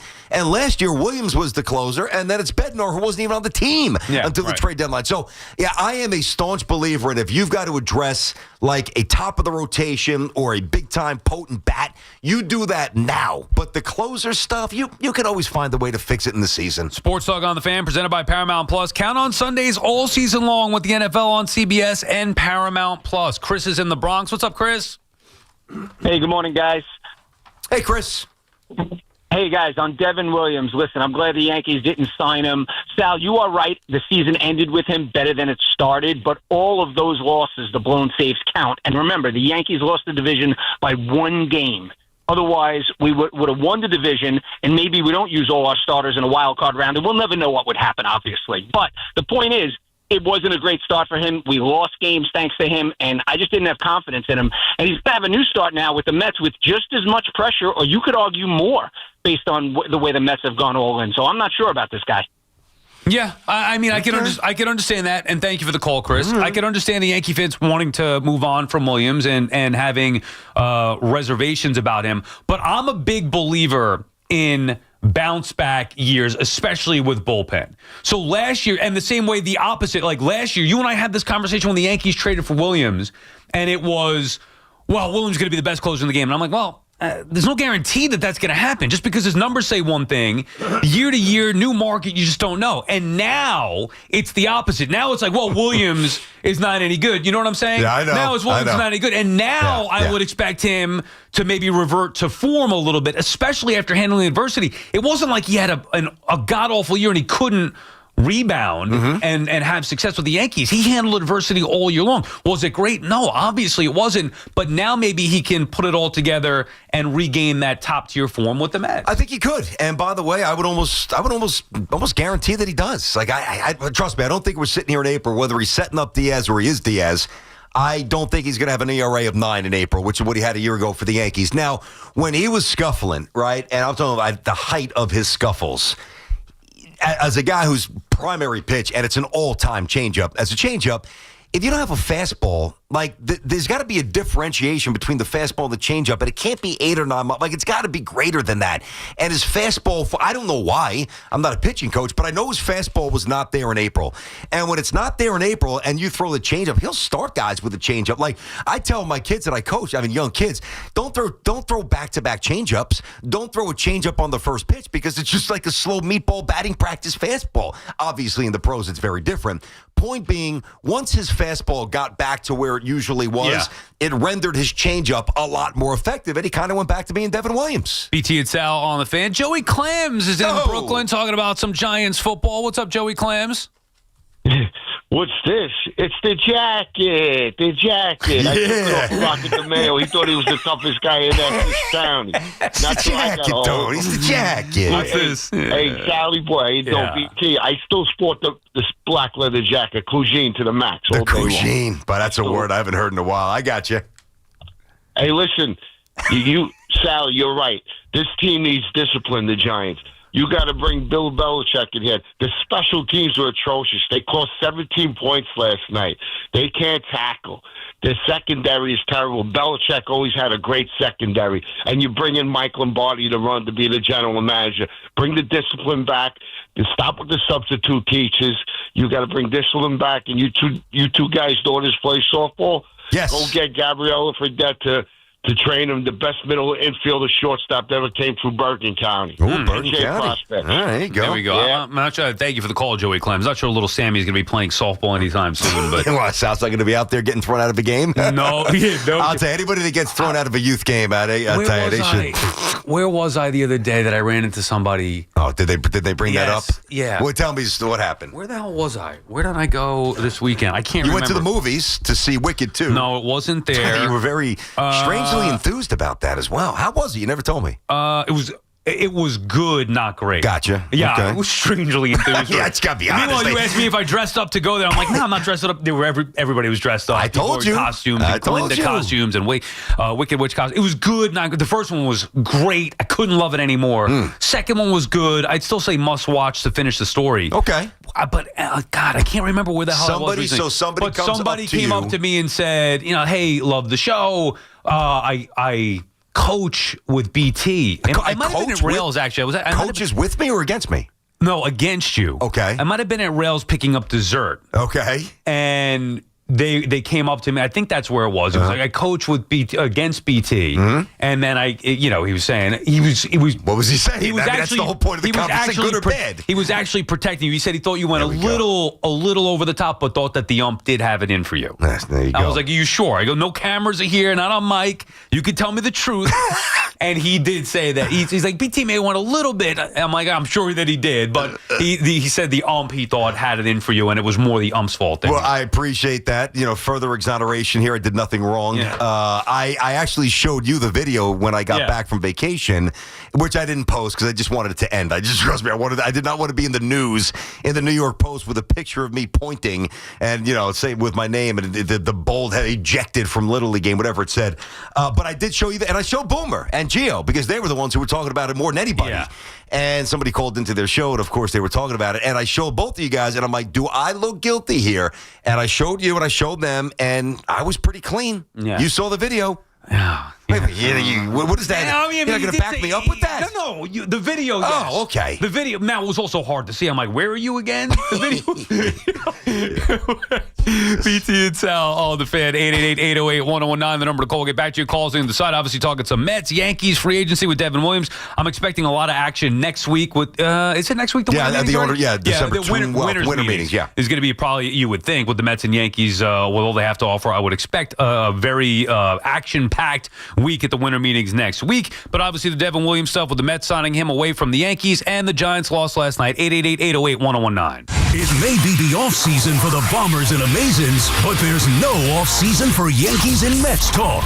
Get the latest here. The Fan, 101.9 FM, and always streaming on the Odyssey, TuneIn, and iHeartRadio app. FanDuel's the #1 sportsbook for same-game parlays, from points and rebounds to threes and dimes. FanDuel is the spot to combine your favorite picks into a same-game parlay or track every stat live, all on one easy-to-use, simple app. And right now is a perfect time to join because new customers get $150 back in bonus bets if your first $5 bet wins. So bet on the players you love the way you want. Head to FanDuel.com/BT to sign up today. That's FanDuel.com/BT. FanDuel, the official sports betting partner of the NBA. We love the app around here. It is safe and secure, simple to navigate, and the best part is when you win, you get paid right away, right in the account. FanDuel, of course, the official sports book of us here at WFAN, 21 plus, and physically present in New York. First online real money wager only. $5 first deposit is required. Bonus issued as non-withdrawable bonus bet that expires 7 days after receipt. Restrictions apply. See terms at sportsbook.fanduel.com. And for help with a gambling problem, call 877-8-HOPE-NY or text HOPE-NY. New Jersey's got a lot of winter wow. Wows to knock your ski socks off. Wows to warm your soul. And wows to blow your mind. Find your wow at visitnj.org. New Jersey, little state, lot of wow. This is the story of the one. As an HVAC technician, he and his digital multimeter are in high demand. So when a noisy office HVAC turns out to be a failing blower motor, he doesn't break a sweat. With Grainger's easy-to-use website and product information, he selects the product he needs to keep everything humming right along. Call 1-800-GRAINGER, click Grainger.com, or just stop by. Grainger, for the ones who get it done. As a mom, comforting my family is what I do best. Vicks Vapor Stick provides soothing, non-medicated Vicks vapors in an easy-to-apply stick, and it dries fast, so there's no mess. I use it to comfort myself and my family. Thanks, Mom. Vicks Vapo Stick. Soothing comfort for the whole family. And try Vicks Vapo Shower Max for steamy Vicks Vapors when you need more comfort for yourself. Use this directive. Ray Cattina Lexus of Freehold and Ray Cattina Lexus of Monmouth. One legendary name, two exceptional destinations. Oh, hey, welcome to gift wrapping. Whoa, Zoe Saldana. Hey, can you wrap these, please? Wow, iPhone 17s. You splurged. At T-Mobile, you can get 4 iPhone 17s on them. The new center stage front camera is amazing for group selfies. It's the perfect gift for everyone. I'm the worst. I only got my mom a robe. Well, it's better than socks. So I have to trade in my old phone, right? No, at T-Mobile, there's no trade-ins needed when you switch. Keep your old phone or give it as a gift. Incredible. In fact, wrap up my old phone too for my Aunt Rosa. Forget that. Aunt Liz will be jealous. Sounds like my family. Drama. Oh, I got it. I'll give it to my abuela. I'll take reindeer paper with, hey, where are you going? To T-Mobile. The holidays are better at T-Mobile. Get 4 iPhone 17s on us. No trade-in needed when you switch. Plus 4 lines for just $25 a line.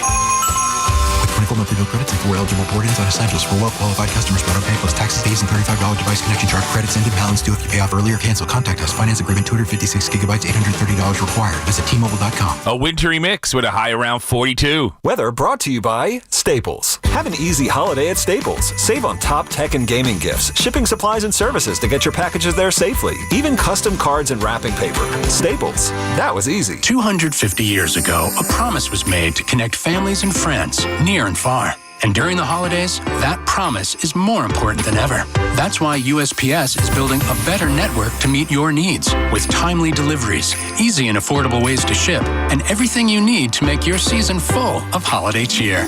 Our purpose is delivering your peace of mind, knowing your love will arrive, bringing joy to all. The United States Postal Service. Learn more at USPS.com/holidays. For over 100 years, Sloman's has been your trusted partner in comfort. When it comes to home heating oil, they deliver more than just quality fuel. They deliver peace of mind. With price protection, automatic deliveries, and 24/7 service, their dedicated team is just a call away, ensuring you stay warm and comfortable all winter long. Sloman's, the Tri-State's largest heating oil provider, proudly serving their community for generations. Give them a call today at 866-GET-HEAT or visit oil.slomans.com.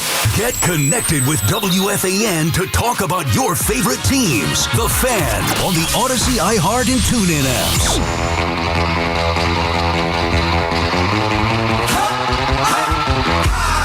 BT South back on the Fan, 888-808-1019, the number to call. I told you I had that Gravesend thing last night. Yeah, how'd it go there, Mr. Hollywood actor Sal? It actually went well. Okay, let's hear it. Let's hear it. Well, it was just, the last time that we did it, and thanks to Will DeMayo and Gravesend for even the opportunity. I told him I appreciate the opportunity. We had talked about it a while ago. He's like, yeah, I'll maybe write you a part or whatever. And then he did. And then I went to do it the first time. Yeah. It ended up like I had to be on set by 10 o'clock. We didn't get done until 4 in the morning. I was nervous. I thought I sucked. Had to come back in the next day, do all the shows. So I was like, man, what a tough experience that was. Yeah. This time I wasn't sure what to expect. Much earlier call time, 4 o'clock. And then I told you I play the role of DJ Tom Paul. So they had like a nice, cool set, like fake radio thing built. And I had to put the old school headphones on, like Steve Summers type headphones on, and do my part. It was just me. And it was, dude, it was a little nerve wracking, but it went. Of course it is. It went well. I know, because you got everybody around you, the camera people. They have no idea who I am. Like, what's this guy? Just read the line so we can get the hell out of here, probably. Yeah. And then, telling you what to do and how it should look and this and that. And then, okay, action and the take. But I felt good about this time. What were you wearing? Did you have the hoodie on as usual? No, because I was supposed to wear one of those old. Remember, it takes place in the 80s. Okay. So they put me in some kind of shirt that would be fitting for the 80s, and I had the headphones on. That is old school hysterical, headphones. dude. I think you'll like it when it comes out. Gravesend Series 3. I don't know when that's going to come out or be released, but I think they're almost wrapping up shooting now. But it went well to a point where I felt good about it. Last time I was like, man, I sucked. This time it went pretty well. And where were you up in the Bronx? What parks? I know you shot the first time by the Verrazano Bridge, City Island, which is that right? Yeah. Okay, City Island, which first is my time there. favorite bridge in the world. I love the Verrazano Bridge. Do you really? Yeah, it's my favorite by far. Oh yeah, that was the one I was at last time, right? You got to remember, that's the one that growing up where I grew up in Flatbush, we'd go to Bay Ridge a lot. Yeah. Not to mention crossing it to play ball and go hang out in Staten Island, but when we were, a lot younger than we should be at that point, to be honest with you, banging back beers on off the Bell Parkway on this grassy knoll, we were basically right underneath the Verrazano Bridge. And you get into the whole Saturday Night Fever element. I love the Verrazano. It's gorgeous. Just a wild experience. Acting, right? Yeah. I know. I don't think I could do it. I was so nervous. And then they, for hours, I'm just in my mind rehearsing the line, trying to memorize the line. But a couple of the people that were like, wow, you were pretty good. And I'm like, well, I do radio, but I just talk on radio. This memorizing what I'm supposed to say, it's a lot more difficult. It's like school. It's a different skill set, and I'm sure you weren't very good in school like me. Although I did have training with it when Spike used to tell us what to say. And I couldn't stand those meetings, man. Me too. I love Spike, but I loathe going into those meetings because we're not going to say something we don't believe. And Spike's like, you got to have conflict within 30 seconds, which I get. You can't just ramble on for 9 minutes and not say anything. But God, those meetings were painful. 888-808-1019. The number to call. Brandon is calling from upstate New York about his Giants. What's up, Brandon? I'm just disappointed in where we're at as Giant fans and where we're going. I don't care if it's Belichick. I don't care if it's McCarthy. I don't care who it is. We need somebody that starts with a foundation of bringing a culture to this team that we don't have, and we haven't had in a long time. And we need to find somebody who's definitely going to bring in a positive, and I'm not saying, and accountability too. The lack of accountability, even with Carter as a rookie, there needs to be a foundation of something that's of anything better than what we have. I don't care if we find a way to get Tomlin. I don't care if it's McCarthy. I don't care who it is. We need to find a better culture for this team. And that's just what I have. It's got to start with that. I'm tired of it. Thanks, buddy. Yeah, it's got to start with that. That's why, the first-year guy, you just can't do it. Yeah, I know Shermer wasn't a first-year guy, but he had nominal experience, and the Judge thing was a disaster, and Macadoofus, as my partner has called him for years, it always makes me crack up. He was a clown. The Giants have been, they've been an absolute circus since Tom Coughlin. Even the way Tom Coughlin walked off the stage and had that icy stare at ownership, that to me was the moment that the Giants died. Even though they had a little renaissance in 2022 with a nice road playoff win, they are devoid of leadership. Whether it's from the coach, whether it's from various reasons, to be fair, to ownership, I get it. We're sensitive to that, as we've said many times. But I also think there's a lack of internal leadership. To me, there's nothing more... there's nothing stronger than peer pressure. It's one thing, and this isn't a great example, I don't know, because a radio station is very different than a team because you and I do our show and Boomer and Jill do their show, so it's different. Yeah, we all want each other to do well, but we're in charge of our own destiny to the most part. It's not like if we do a bad show, it impacts Boomer and Gio. If I have 5 false starts, it's going to impact the whole team. All right, so it's not quite like that, but if it was, or if there was a station event and you and I either didn't go, which of course we would, or we didn't behave properly, which of course we would, and Boomer came in and said, hey, listen, especially when we first got here, it's not how we do things. We've been around for a long time here at the Fan. That's not how we roll. I think that I would take that more seriously than, say, even if Chris Olivero or Hurley or Spike, one of our bosses, said it, because peer-to-peer tends to carry more weight. And to me, when Carter makes the same mistake 10 days later, there's nothing going on peer-to-peer. Yeah, I do think that and Tiki talked about that a lot earlier in the year, I think even before the Abdul Carter stuff, where there's nobody on defense to hold these guys accountable. It can't all just be on the head coach. That happens in baseball as well. Sometimes people talk about the Mets and some of the clubhouse issues or chemistry issues, whatever. Oh, well, the managers are cleaning up. Well, not really. A lot of players police themselves, or a lot of managers let veteran players or let a veteran player police themselves within that clubhouse. So it's not always just on the manager or head coach. However, this issue with the Giants, to me, it's not just one player. It's not just one thing. It has been losing at a tremendous level for a long time, which is why I think you really need to, even McCarthy, I don't think McCarthy's the right guy. You just don't like him. No, you don't feel him at all. I think he's okay. Guy's okay. I think he's okay. Won a Super Bowl. He's had 1 million, 10, 11, 12 win seasons. At least you're getting something. I don't think he's the right guy to take the Giants out of the abyss. Fair. I don't know that he's the perfect guy, but I think he would lead them in the right direction. Now, maybe at that point, it's a handoff to the ultimate guy who gets them back to a Super Bowl. But I have not identified, nor has anybody that I deem worthy of identifying somebody that is a better option than McCarthy at this point, unless you trade for Tomlin or Tomlin's fired. Like, Gruden doesn't move me the way. It sounds great. God, come on, with Gruden. I wasn't doing anything with the Raiders. When he won with Tampa, he won with somebody else's players. Like, if somebody could give me a better name, I mean, I'm open to hearing somebody other than McCarthy, but I don't hear that name. Rashawn is calling from White Plains. What's up, Rashawn? Yep. Hey, how you guys doing? Good. Hey, good. Thanks for taking my call. Yep. Been a Giants fan for about 20 years now. This team has just been atrocious. I mean, for one reason. I mean, no one's talking about it. National media, local media is not talking about it. I mean, I want to talk about the Giants ownership. I mean, we've had 7 head coaches and 3 GMs in 9 years. Also, 9 first-round picks during that time, and we can't figure out how to be competitive? Yeah. I mean, this is just a bigger problem than Joe Shane, or another head coach. I mean, we've had so many issues. This has to come from the top. Until Mara or Tim McDonald or whoever we want to blame in player personnel, I mean, we're just going to continue to struggle. Yeah, and you mentioned Mara, and thanks for the call, Rashawn. We appreciate you checking in. I mean, that to me is taking precedent. We've tried to handle this as delicately as we could, but it is a big factor in who is going to be making decisions, whether Joe Shane should stay or who the next people are going to be to run the New York Football Giants, when we got to figure out the health here of Mr. Mara. So that's a whole nother major issue here. They're going to need I would think they're going to need a GM, and they definitely need a head coach. But we're not sure who, in fact, is going to make those decisions. But, yes, I mean, I don't know how you could argue the record. We don't have to yell and scream anymore. No, we're past they that. fired the head coach. They fired the D coordinator.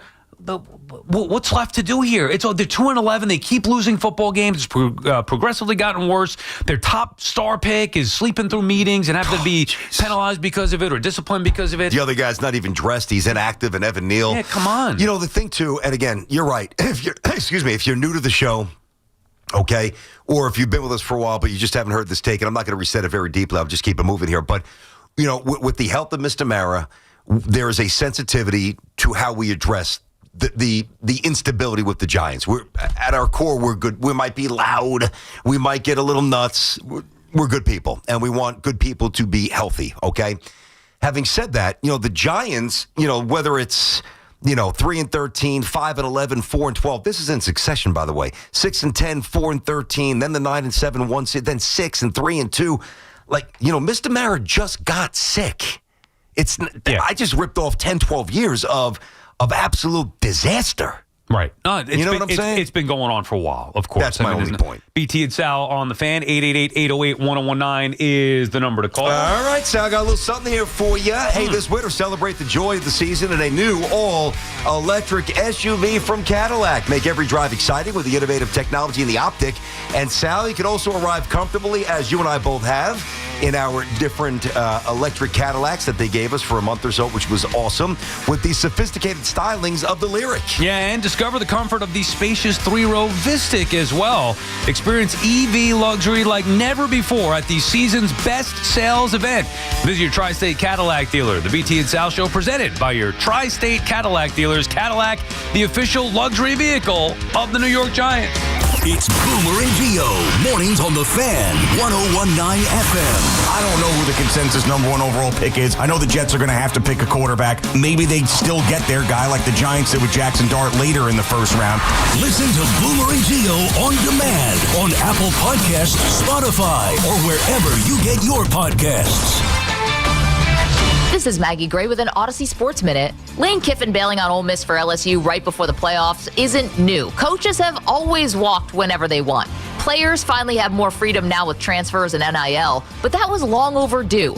Their careers are shorter, the stakes are higher, and they deserve every bit of mobility coaches take for granted. Kiffin's exit is just a reminder. Don't tighten player freedoms, expand them. I'm Maggie Gray. Paid for by term provider. Premiums will vary. Plans depend on age, location, and other factors. Visit bigloot.com. Do you have 3 ex-wives and your current trophy wife wants a life insurance policy 3 times the size of the policies you had to purchase for your previous mistakes? If so, you need to call Big Lou at Term Provider, 800-555-1509. Big Lou is intimately familiar with your problems, and if you're 50 or 60 years old and in reasonably good good health, a $1 million policy should only cost about $100 to $200 per month. Big Lou may have a solution for your previous policies as well. You may even save enough money to lighten the load on your new $1 million policy. Remember, call Big Lou. He's like you, except he's only on number 2. Call Term Provider at 800-555-1509. That's 800-555-1509 for $1 million in term life insurance that you can live with. Call Big Lou at 800-555-1509. 800-555-1509. Come visit the engagement experts at London Jewelers at any one of their 6 locations. Sunday no longer a fun day? We've got specialists for that. Walking the dog, unleash, knee pain? We've got specialists for that. With 45 Castle Connolly top doctors, Orland & Cohen specialists are considered among the best in the nation by their peers, which can mean a better outcome for you.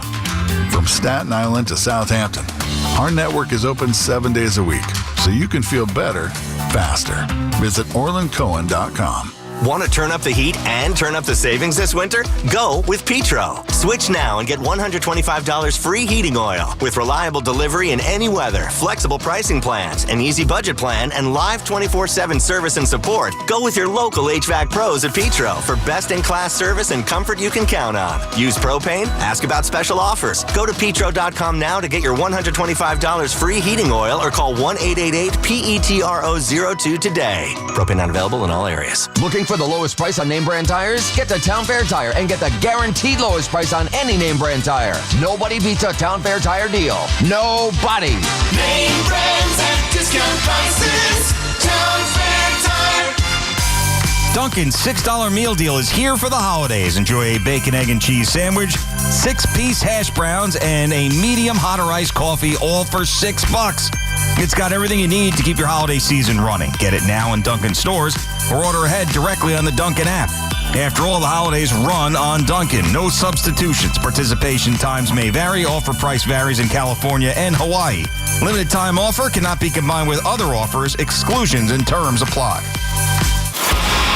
The appetite for destruction returns. Guns N' Roses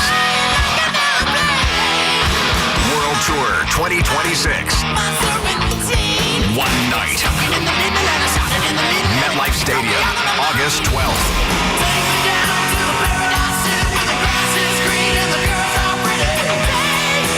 Tickets on sale Friday, December 5th at 10 a.m. at Ticketmaster.com. RU fans, it's basketball season. Make sure you catch all of the Scarlet Knights hardwood action this season on WFAN. Scarlet Knights basketball is presented by RWJ Barnabas Health, the official healthcare provider of Rutgers Athletics. Let's be healthy together. Think Verizon, the best 5G network, is expensive? Nada que ver. Bring in a bill from AT&T or T-Mobile to a Verizon store today and we'll give you a better deal. ¿Y ahora? ¿Qué vas a hacer with all those unwanted bills? Pues, how about a full-scale origami version of the Statue of Liberty?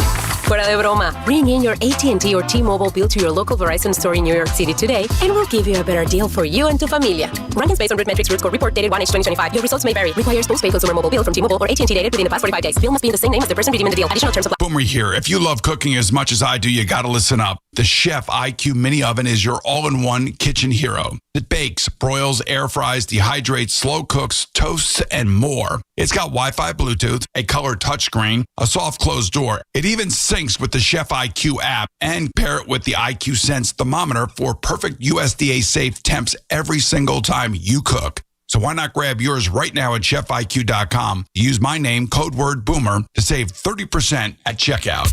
Now, time for Boldface Lie, Boldface Truth with Brenton Tierney and Sal Licata. All right, little Boldface Lie, Boldface Truth. Rami in for Hop. What do you got for us, Rami? All right, let's start with you, Sal.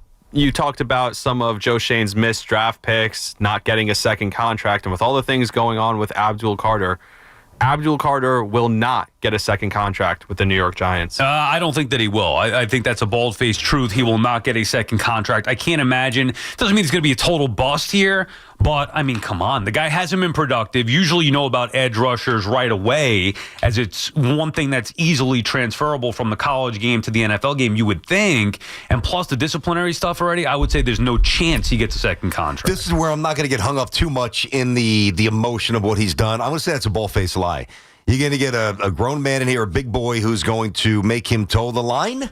And I think he's going to eventually respond favorably. It's been a very disappointing year with the sack total. Yeah, you can tell me about the pressures, which does matter to an extent. And, you know, with some different technique, and that's football stuff. I'll let somebody else. I'll let Baldy worry about that. I do think that he can wreck games eventually, as long as he matures and gets some better players around him, which I think he eventually will. So I'm going to say bullface lie. He will be back and get a second contract. Yeah, new coaching staff would go a long way. I'll start with you, BT, here. We talked about the parity in the NFL yesterday. You said maybe it's a bad thing, but the New England Patriots just ripped off 10 wins in a row. The New England Patriots will represent the AFC in the Super Bowl this year. Yeah, I mean, I think if you ask me tomorrow, I might have one answer. You ask me on Friday, it might be a little bit of a different answer. I am going to say, I'm going to say that's a bald-faced truth. They're going to be the 1 seed, barring catastrophe. And because they're going to run the ball well enough, and Drake May is scary good. Like, he really is good. And we know Vrabel's really good. They got a lockdown corner. So any great team they come up against in the playoffs, you would imagine that they'll be able to put some wraps on the passing game. And most of the games, if not all, will be up at Gillette Stadium in Foxborough. I'm going to say bald-faced truth. I just don't know who else I can make a definitive case for. Now, if they had to go on the road, maybe I just say probably not, but because they won't have to, I'm going to say bald-faced truth. I'm going to say bald-faced lie, although, I mean, you can't be more impressive than they've been. The quarterback, tremendous. The head coach, you know what he's about. The roster overall, they've won 10 straight games. Their plus-minus differential is the best in the AFC, one of the best in the NFL overall. Like, think about that. We were talking about the Patriots just winning games early on. Now it's become some dominant performances here. There's consistency. They're unbeaten on the road. They're unbeaten in the division. With all that being said, I still don't trust it. And I would take the field, Buffalo, Denver, Kansas City, maybe even, the Chargers. I would take the field in the AFC over New England right now. Mm-hmm. Now, again, that's probably not likely. I would bet that they're the favorites. I'm going to check that. So I have the odds. There's no clear-cut favorite. So the Patriots are the favorites at plus 420. Okay. But that's not like heavy favorites. No. The next closest is Denver at plus 470, then Buffalo at plus 480, and then it drops off a little bit to Indianapolis and the Ravens 710 and 730 before Kansas City at 880. And I'm not a chalk picker anyway. Yeah. I can't take New England. I would not bet on New England to go to the Super Bowl. Although Denver's looking nice for you right now. Yeah, I know, but even so, they got issues with Bo Nix. Like they've been playing so many close games. At some point, they're going to get burned, probably in the postseason. Although, I mean, the avenue may go through Denver in the AFC. You've loved them for a while. The thing about the Pats, like if they were to win, and as much as I have issues about the NFL season this year, there's just too much parity. We hit this on the show yesterday. I'm not going to reset it. But if Drake May were to get to the Super Bowl and win, well, now you've got, and I do believe that like what he's doing is real. I mean, he leads the NFL in yards. He didn't even have a 300-yard passing game before last. Did he finish with 3 last? I don't think he did. Because they had the touchdown taken away. So he's got like 21 touchdowns, 6 picks. He's in 70s whatever percent completion percentage, number 1 in football. I say this because then it does get interesting when a young quarterback gets a Super Bowl early, and it's not like because he's along for the ride. Like if Bo Nix and the Broncos win it this year, I don't think anybody would think that Bo Nix would turn into an all-timer. Whereas if May and the Patriots were to win one, you could see the early signs of him maybe getting to 2 and 3, get that profile that makes historical stuff more interesting. I know that was a little long-winded, but yeah, I mean, somebody like May, if you think he's the real deal, which I do, that would be interesting. He finished with 282, almost like he didn't even try, though, last night. Was it 282? Yeah, there you go. You got the last one? The last one. Sounds like keep it moving. Devin Williams obviously signs with the Mets, and you guys talked about it's a good contingency plan if Diaz is not back, but Edwin Diaz will not be back as a New York Met. Sal, why don't you take that first? Boldface lie, boldface true. Put him on the spot. Yeah, that's a tough one. Text your boy Martino. Maybe get the answer right away. Maybe give you some info. Will Salmon broke the Devin Williams thing. I saw night. that. Good for Will. Yeah. I'm gonna say. What was it again? Devin Williams. Sorry, Edwin Diaz will not be a New York Met. I'm gonna say that is a bald-faced lie. Do you think King Cohen is gonna let the Met fans down? 3 years, $51 million. Come on, that's peanuts to him. Throw in the casino. You know King Cohen's going big this offseason. Edwin Diaz will be back closing games for the Mets alongside Devin Williams in the 8th inning. Haven't heard that voice in a while. Always entertaining when you bust it out. Problem is you're going to be wrong. I think it's going to be. Now, how'd you frame the question? Yeah. Jeez. That he will not be back. Okay, I know my answer. Neither will this segment, by the way. Oh, God, you got that right. Wait, how'd you frame it again? Hold on. That he will not be back, correct? Correct. I'm going to say that is a bald-faced truth. I think that somebody's going to blow him away. Whether it's the Dodgers, I don't think that it's inconceivable that he's on the Yankees, which I wouldn't bet Those on are that. the two favorites, by the Who, way. the If you Dodgers look and at Yankees? Yes, if you look at a Good, betting it should market. be. Well, from a Yankee perspective, they should go get Edwin Diaz. Why wouldn't you do that? I think Toronto needs him more. Okay. I mean, Bednar's not Diaz, but Bednar's. I'm comfortable with Bednar. Would you pay $5 from a Yankee I perspective? wouldn't pay. No. Okay. You know why I wouldn't pay from a Yankee perspective? Not because I don't think Diaz is really good, because I know the way the Yankees have operated lately. If they carve out 5 years, $100 million, then that means something else ain't happening that needs to happen. So I would say bald-faced lie. He will not be on the Mets. He will be on a different team. BT and Sal on the I'll try fan. to do better next time. No, you're it's all fine. good. You're It's all fine. good. It's not you. BT and Sal on the fan. Hawk is calling from Florida. What's up, Hawk? Hey, what's going on, guys? Hey. Oh, man, Sal, man, I love you, man. You're hilarious. But Belichick, man, that's like dating Pamela Anderson from 2 decades ago, bro. You telling me you wouldn't want to give that a spin? I can't. Look, I 2 grew up decades I'm living ago? in Florida now, come on. man. Oh, yeah. Well, I mean, even now. Yeah. I'd have to check the body. The face a little banged that's up. like Belichick right now, man. I mean, seriously, like, I grew up in Clifton, New Jersey. I moved down to South Florida, so this black cloud of the Giants has followed me the last few years down here. Let me tell you, I mean, stability and credibility is what we need. Yep. And I don't like him. He looks terrible on TV, but I agree with BT, man. It's got to be McCarthy. But I mean, what do you mean aesthetically he looks terrible? Who cares what he looks like? Look at Kafka's eyebrows. He looks lost and clueless. I mean, I laugh at him on the sidelines with Dallas. Well, how does Belichick look? Well, and that's the guy you want? He looks lost and clueless. You'd rather have him than Bill Belichick? Yeah, but you know what? BT, you might agree with me here. Coordinators like to work with McCarthy. Yep. Yes. And we need, you got to think about it. I mean, we had Quinn. Quinn's a great. Quinn is a great defensive coordinator. Uh-huh. And I played against him in high school, by the way. He kicked my butt. Well, I'm he's opposite line as me. Yeah, but and honestly, like it's not just the head coach; it's who wants to work with the head coach. McCarthy doesn't rock the boat. He never rocks the boat. He just sits there. He's steady. It might not look the part, but they want to work with him. So I think McCarthy would be the most credible hire for the Giants. Hawk, like you said. That's what I think. I don't know that Belichick, and thanks for the call. Oh, by the way, is Animal going to give us a buzz tomorrow? Talking Animal. I don't know that, anybody would be knocking down Bill Belichick's door to work for him. I know eventually he would have a staff in place, but he's not getting Josh McDaniels because he's already with the Pats. And some of the other coaches that he had a lot of success with early are kind of aged out and out of the game. Okay, look, we're in the same area. You, me, Hawk, we all want the same type of head coach, meaning an experienced veteran who's a known, proven commodity, right? Definitely. Yeah, I think they need that at this point. So we at least agree on that. Then once we get there, go over the list of those of the head coaches that are available now that fit that label. Let's write them down. Well, okay. McCarthy, Belichick, Gruden. Okay. Flores. You going to count Flores? I wouldn't put him in that. Okay. All right. I'll put him next to. I'll put him in a different zip code. If you same want state. He's not. He has experience. He's not proven like those other guys. True. I mean, these guys won Super Bowls. That's true. Who else?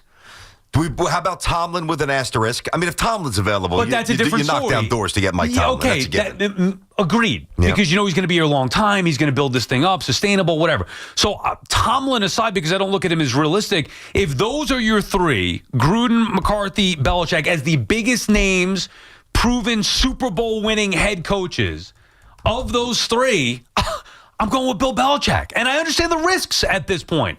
But I also know the risks with the other guys. If they hired Gruden, I'd be, okay, I'm curious to see what he could do. But I think there's more risk with Gruden than there is with Belichick, me personally. And McCarthy, I think, is just a tweener where, yeah, he had a Super Bowl, and I think he's a very solid head coach. I don't look at him as some great head coach. I look at him as a good offensive mind. I think his in-game management is sloppy, to say the least. And I just don't see the appeal long term. To me, he falls even a notch below Gruden. So that's how I end up on Belichick. Now, we could disagree on that, but at least we're in the same area of saying what the Giants need from their next head coach. I know it's like such a tired conversation or debate point, and there's no right or wrong. You know, the whole Belichick make Brady or vice versa. But what has Belichick been without Tom Brady? What has he been? I know. At least there's some reason. I know it's almost too easy to reach for that. That's why I'm kind of moving on to just to bridge my point to McCarthy. I've seen Mike McCarthy win games when his starting quarterback, who's pretty good, had his ankle pointed in the wrong direction and won games with Cooper Rush. Yeah, I know, but not to the level that they needed to win. And also, I could say Belichick did nothing without Brady. Zero. I could say, what did Mike Tomlin do without Ben Roethlisberger? He's never fallen below 500. Okay. Belichick did. Yeah, but I mean, how many years did Belichick finish below 500? If Once? I had to guess, no. You mean or just with the Pats or with the Browns too? Yeah, with the Pats. If I had to guess, 2, but I'm going to look it up because he wasn't there a whole lot of time after Brady. He had Maybe the one 3. bad Let's year, see. then he got bounced 4-13 or whatever it was. All right, so he was 7-9 in 2020. A wacky year for everybody. Yeah. And then he was 8-9, 3 of them. Dude, his last 4 years, Sal. Oh, well, 8-9. I mean, 7-8 wins. I know, but it's still under 500. 7-9, 10-7, 8-9, 4-13. Yeah. I mean, that's not any real evidence that this guy's magical without the great Tom Brady. Yeah, but then go over his peak versus even Tomlin's peak. Well, his peak, he's Lombardi. He's modern Lombardi. But I get that. That's the point. Or McCarthy, like, I'm looking at X's and O's, in-game, disciplinarian, hold guys accountable. You're not asking him to rebuild, which, by the way, I don't even think I would hire Tomlin for a rebuild because it's proven he can't rebuild that team to the level that they need to be. Not without a quarterback, but now that he's got a quarterback in Dart, if you think he's the guy, which I do. But that's what I'm saying. This is not a rebuild situation. This is a situation where you do have the quarterback in place. Yeah. So that's why, look, I would go with Belichick. I understand why people wouldn't, but I just would not go with McCarthy. Steve is calling from Bayside. What's up, Steve? What's up, guys? I don't like the Devin Williams signing at all for the Mets. I really don't like the number of years.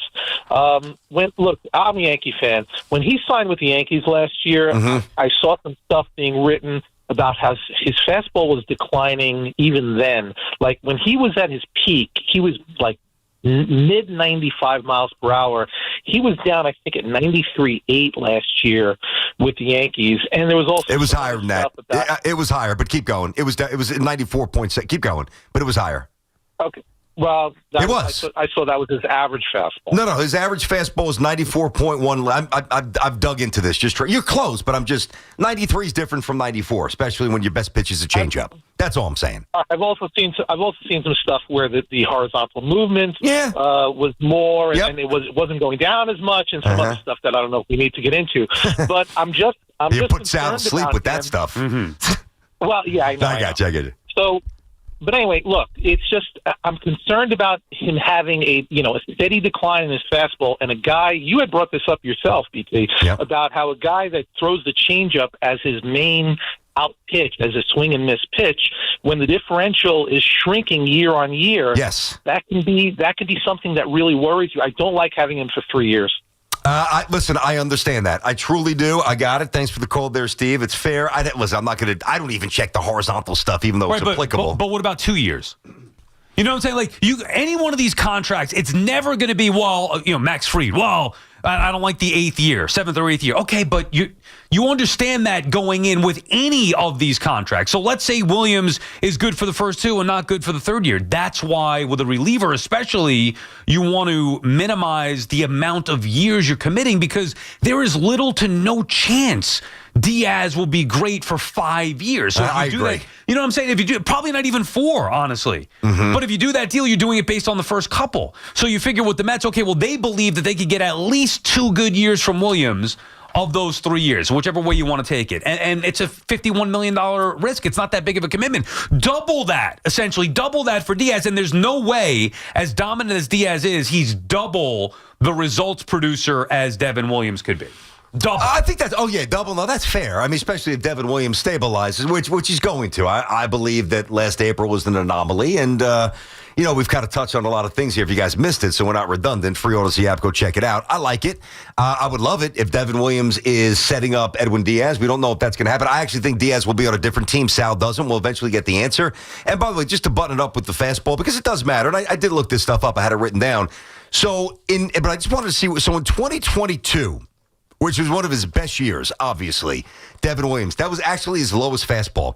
It was, I'm going to get a little numbers oriented. I'll try not to geek out, but it matters for him with the changeup. 93.9 mile per hour fastball in 2022, which was his lowest average fastball ever as a pro. And then the next year it went up to 94.2, and then it went up to 94.7, and then last year it went down to 94.1. So basically, he's always been 94 point whatever.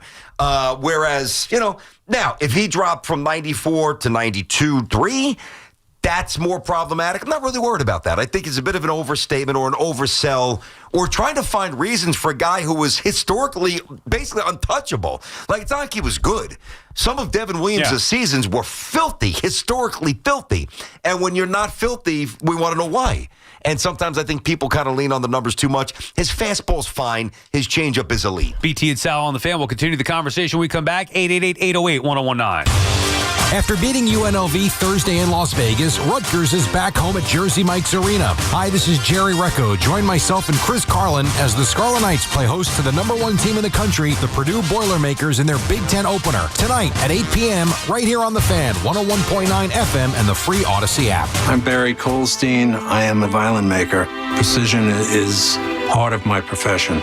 5 years ago, when I was diagnosed with prostate cancer, I chose Cyberknife. Cyberknife only hit the tissue that was affected by the cancer. Treatment was 5 days, virtually no side effects. I'm healthy, and I'm basically cured. For an appointment, call NYU Langone's Perlmutter Cancer Center at 833-1-CYBER. That's 833-ONECYBR.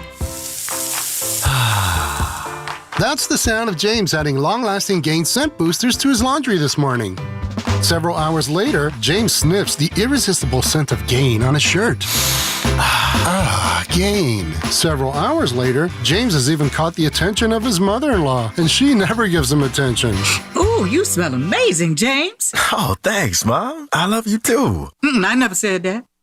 Add Gain scent boosters to your laundry. Add joy to your day. 250 years ago, a promise was made to connect families and friends near and far.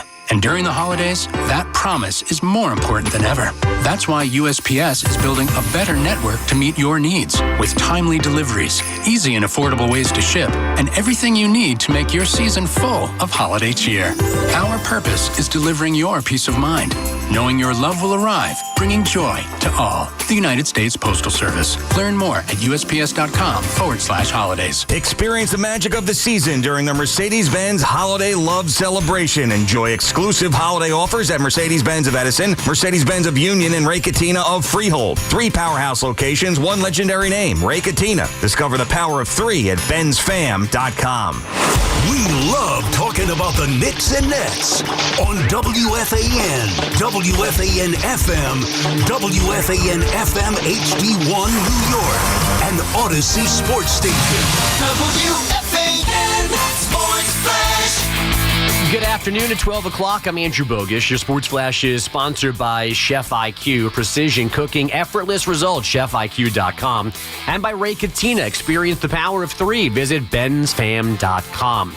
The Giants have extra time to lick their wounds from last night in Foxborough, now on their bye. Their next game not until the 14th. At the moment, they'd have the 2nd pick in the draft, trailing only the Titans, who have just 1 win. GM Joe Shane has a media session at 1:45 this afternoon. The Knicks have an 8 o'clock tip-off in Boston. The Knicks on a 4-game run. The Celtics have won 3 of 4 and 6 of their last 8. Former Knick Danilo Gallinari retiring from pro basketball after 20 seasons, 16 of them in the NBA. The first 3 of those, of course, spent here in New York, with Gallinari averaging just under 14 points a game. Fan weather is sponsored by Flag and Anthem. Real clothes for real life. The holiday is just around the corner, and Flag and Anthem make shopping super easy. Their holiday gift guides are loaded with picks from Eli Manning, Keegan Bradley, and Dierks Bentley. But here's the real pro tip. Starting Wednesday, Flag and Anthem is running their 6 days of deals only at flagandanthem.com. Premium gifts without the premium price tag. It's 40 and raining in Central Park, and that's what's happening. Sports flashes, top of every hour. I'm Andrew Bogish. Get the scuttlebutt on your favorite team, the Fan, on the Odyssey, iHeart, and TuneIn apps.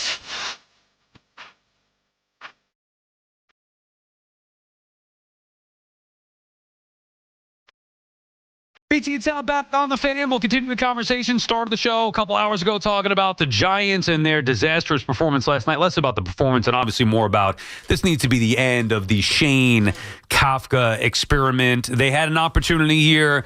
They got pasted last night. Again, an embarrassing performance. Think about it. You fired the head coach, fired the D coordinator, the two guys everybody wanted out of here, and still the same results. Getting progressively worse here. You have to discipline Abdul Carter yet again. Jackson Dart being reckless and just not playing smart football. A total mess with the New York Football Giants. Yeah, it's a mess, and it's a mess everywhere you look. The GM has not done a good job. The former coach didn't do a good enough job to keep his job. That's why he's gone. The interim head coach has really not done a whole lot to distinguish himself, so he won't get the job. Abdul Carter's acting like a clown. There's no internal leadership, letting him do whatever he wants. Nobody's saying anything. Nobody's setting the example.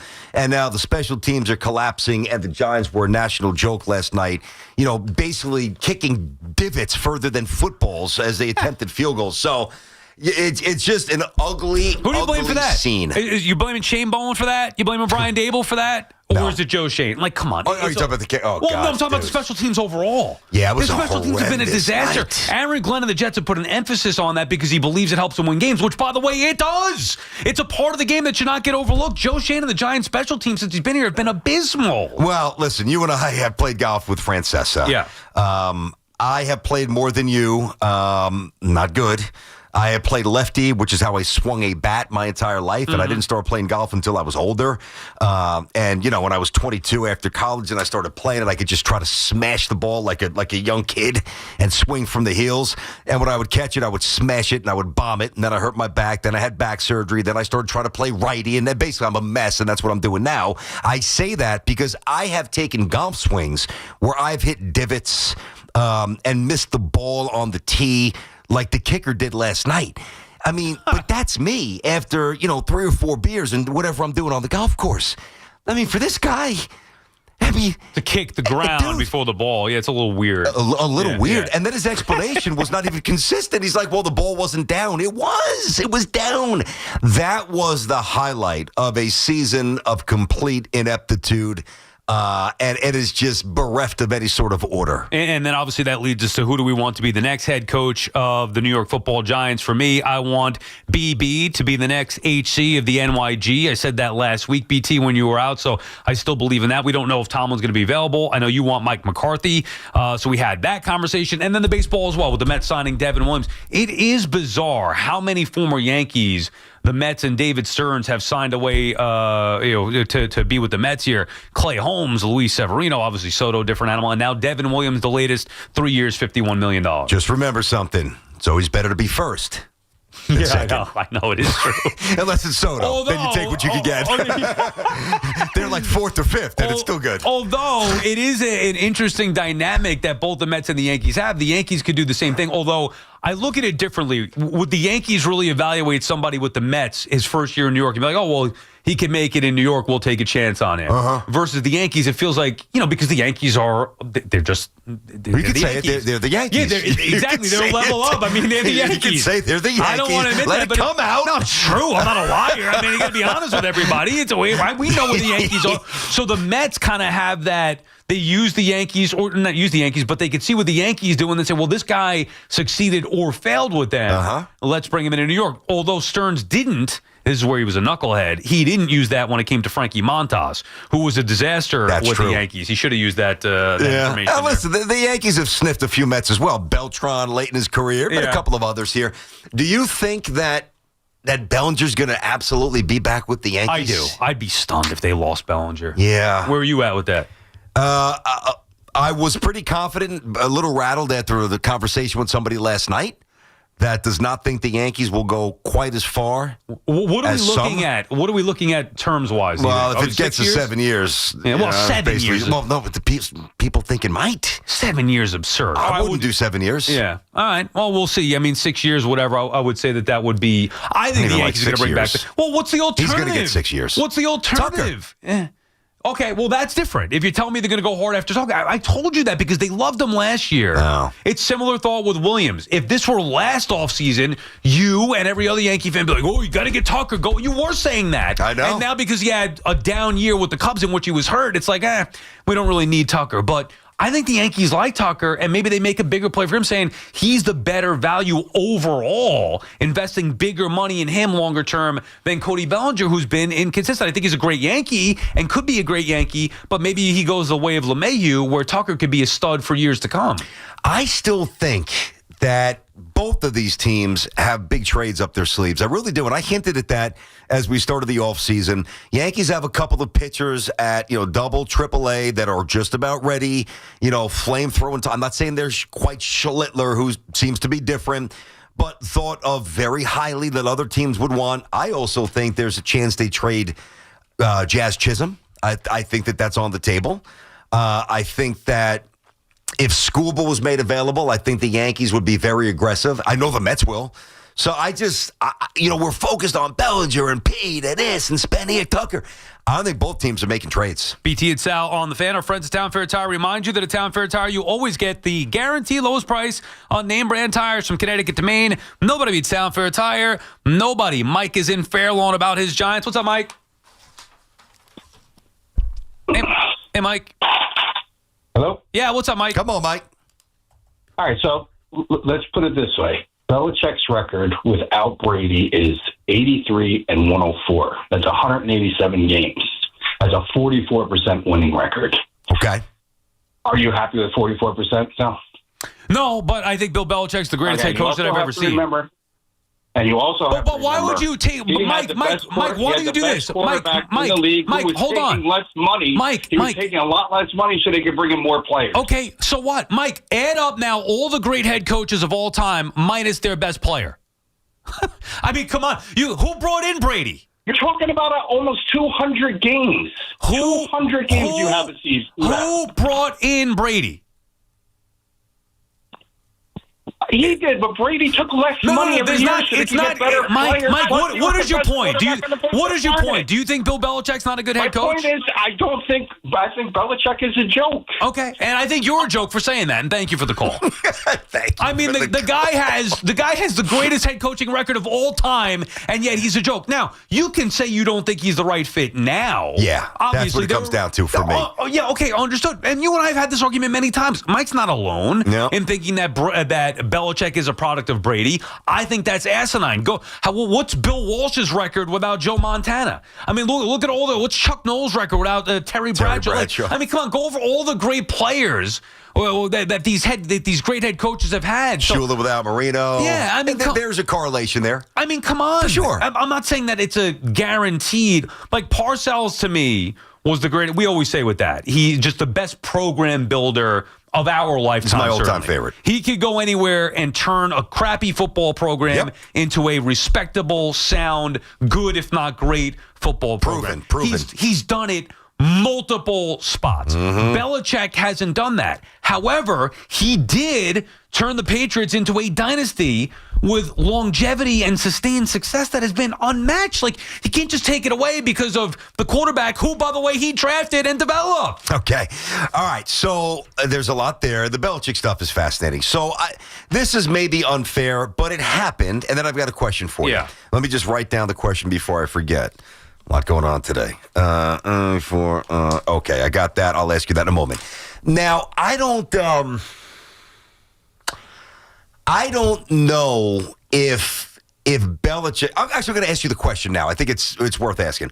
I don't know myself if Belichick has the energy required to do the job that is required to rebuild the Giants. I don't know it either. I'm banking on the fact that he loves football more than anything. He doesn't need it. Why would he go to North Carolina? Because nobody wanted him in the NFL. He didn't want to. He wanted the Falcons job. They didn't want him. Why not retire and go hang out with your 24-year-old? Because he loves football, man. Bingo. He loves football. He loves football. But you can love something and still not be as effective at it as you once were. That's different, though. You're saying you don't know if he's got the energy for it. I believe he loves it.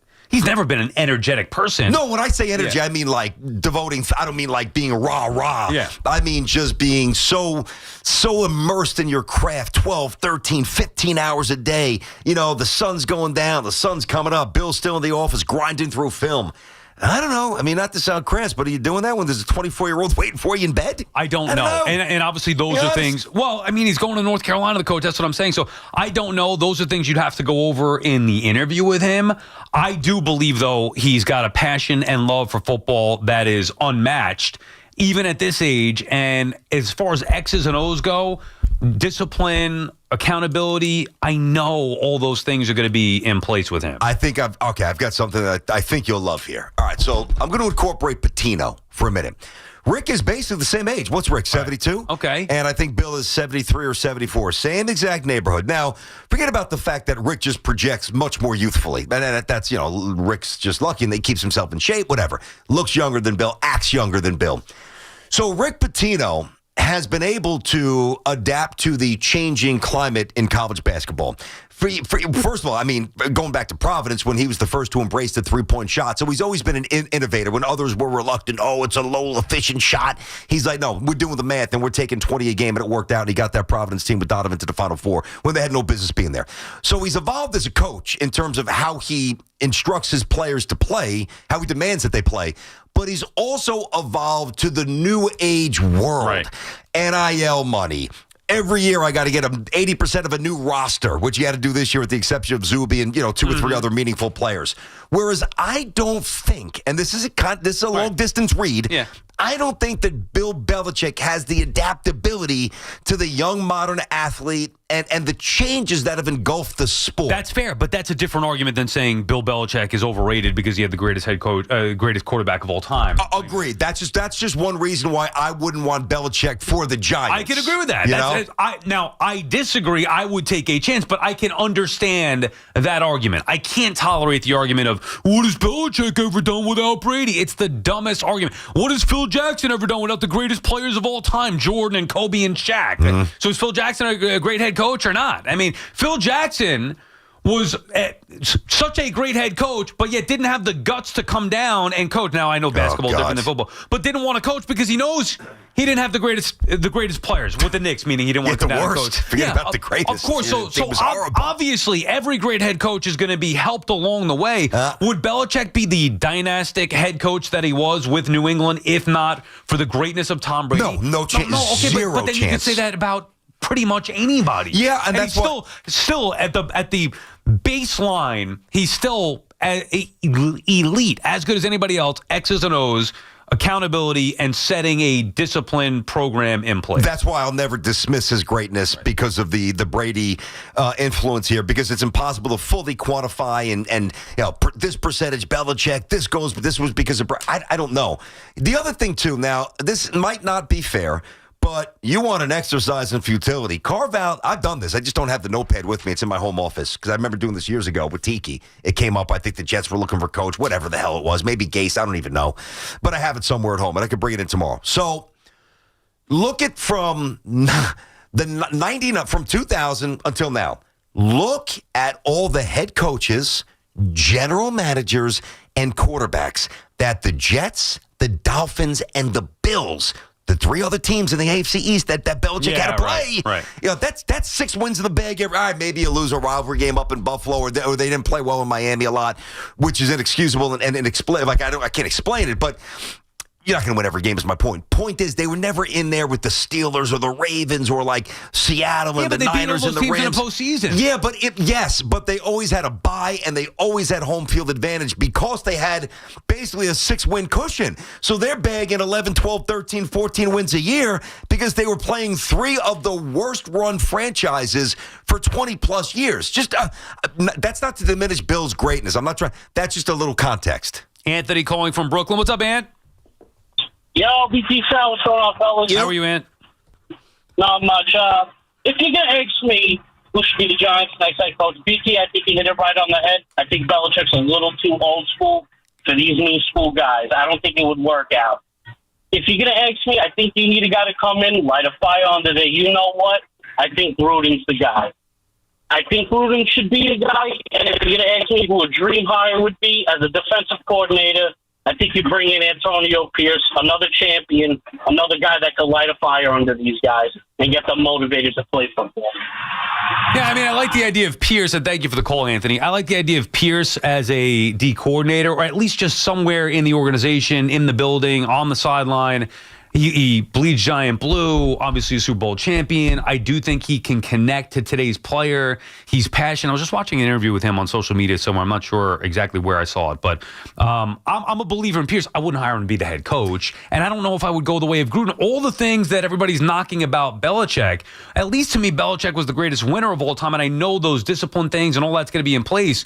With Gruden, I'm not so sure what you're going to get. I think he would be maybe more of a program builder. I'm not saying he wouldn't have success, and I would be open to it. But the fact that he didn't have great success the last time with the Raiders would turn me off a little bit. Okay, now listen. Now I'm going to give a little more credence to the pro-Belichick angle, even though you know where I stand, right? Just to have the conversation. So Belichick's lean years was without a quarterback, okay?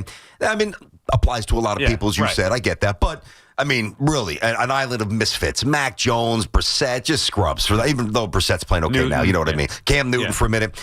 So he wasn't going to win there. And you look at, like, if Belichick's coach of the Giants, and again, varying degrees of belief. My belief is through the roof for Jackson Dart. I think he can be a superstar. Now, I'm just going to leave it at that because I can't prove it. That's just what I believe right now. So I think that would take, it's not a Mac Jones or an aging Cam Newton. It's a young, up-and-coming, borderline stud. So I like that. And the other thing, too, is look at the Abdul Carter situation. Number one, if Bill Belichick's coaching the Giants, he's going to have a DC, but he's going to be basically running the defense. Do you think he's going to misutilize Abdul Carter? Like, think about the guys who break down. Exactly, from snap one, week one. That's kind of my point.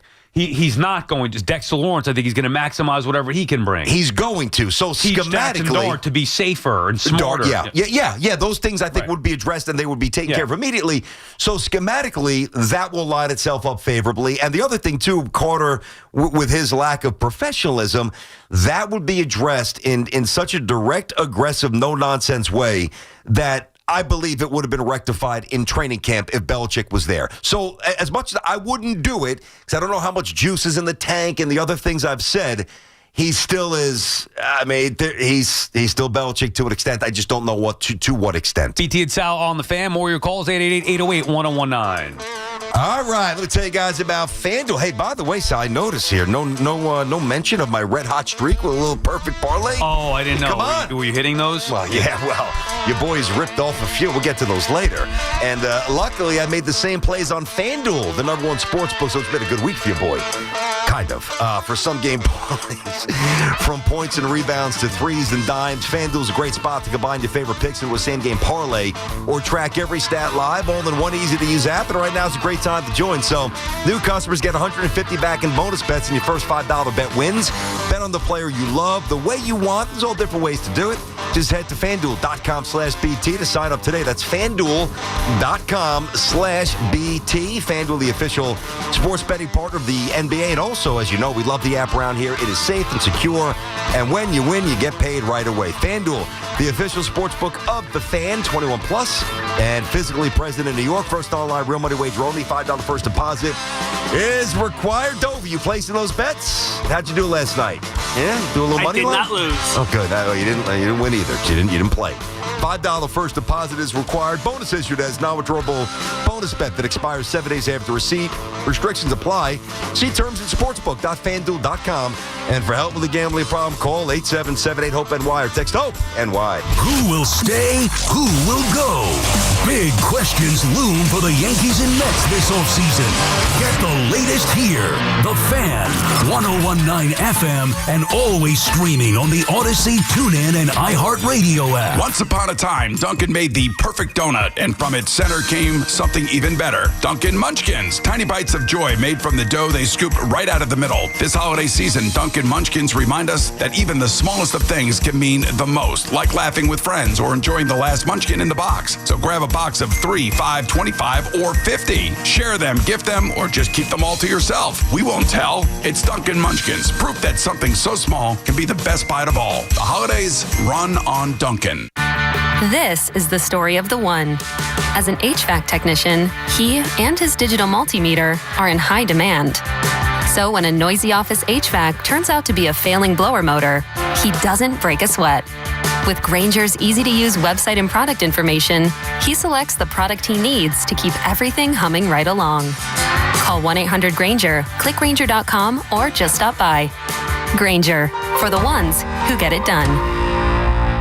I'm New Jersey Attorney General Matt Platkin. Every year, too many lives are lost in alcohol or drug-related crashes. These are preventable tragedies, and it's time to take a stand. Let's make New Jersey's roads safer for everyone. We are all counting on you. Never have I ever called my sister from the finish line of my first marathon. Hello? You won't believe where I am. Are you running? Mile 26. I'm gonna make it. Switch to T-Mobile's 55 Plus plan and get iPhone 16e with its advanced camera system on us. Plus 2 lines for just $30 a line. Guys, I can't believe it. I knew you could do it, babe. That was amazing. Mom, how do you feel? I feel great, but I can't feel my feet. Let's take a picture, and then you may carry me to the car. Share every stride, every mile, every memory on America's best network. Switch to T-Mobile's 55 Plus plan and get iPhone 16e on us and 2 lines for just $30 a line. With 24 monthly bill credits and 2 eligible port-ins on Essentials 55 Plus for well-qualified customers with autopay plus taxes, fees, and $35 device connection charge. Credits end and balance due if you pay off early or cancel. Contact us. Finance agreement 128 gigabytes, $599.99 required. Best mobile network in the U.S. based on analysis by Ookla of Speed Test Intelligence data 1H 2025. Visit T-Mobile.com. Talk New York sports on the Fan. On the job, every minute counts. That's why Lowe's now has ProBlock Quick Dry Primer, expertly manufactured by Sherwin-Williams. Engineered for pros to dry fast and go on smooth for virtually flawless results that keep your job moving. It's available in oil and water-based, and getting it is easy. Order online by 2 p.m. and get free same-day delivery right to your job site. Lowe's, we help, you save. Orders placed after 2 p.m. will be delivered next day. Valid in select zip codes. Subject to driver availability. More terms apply. Honey, that flu keeping you up? Did you take NyQuil Intense Flu? Nah, I got this. Okay, I don't got this. Yeah, you need NyQuil Intense Flu. Undo your flu with NyQuil Intense Flu. NyQuil Intense Flu provides powerful relief of your flu symptoms so you can sleep. You do got this. NyQuil Intense Flu. The nighttime sniffling, aching fever. Best sleep with the flu medicine. Use as directed. Keep out of reach of children. 'Tis the season for cozy nights and big games. Celebrate with Surfside. Made with real vodka, only 100 calories, and 0 bubbles for smooth sipping. It's not a seltzer, it's a Surfside. Must be 21. Please drink responsibly. The all-new Giants mobile app presented by DraftKings is your home for highlights, breaking news, exclusive features, and inside access to the New York Giants. Watch Big Blue Kickoff live every weekday afternoon at 12:30, plus every press conference, locker room interview, and podcast. If you're coming to the game, check out the Pocket Game Day Hub in the Giants app for live camera angles, interactive games, mobile food ordering, and more.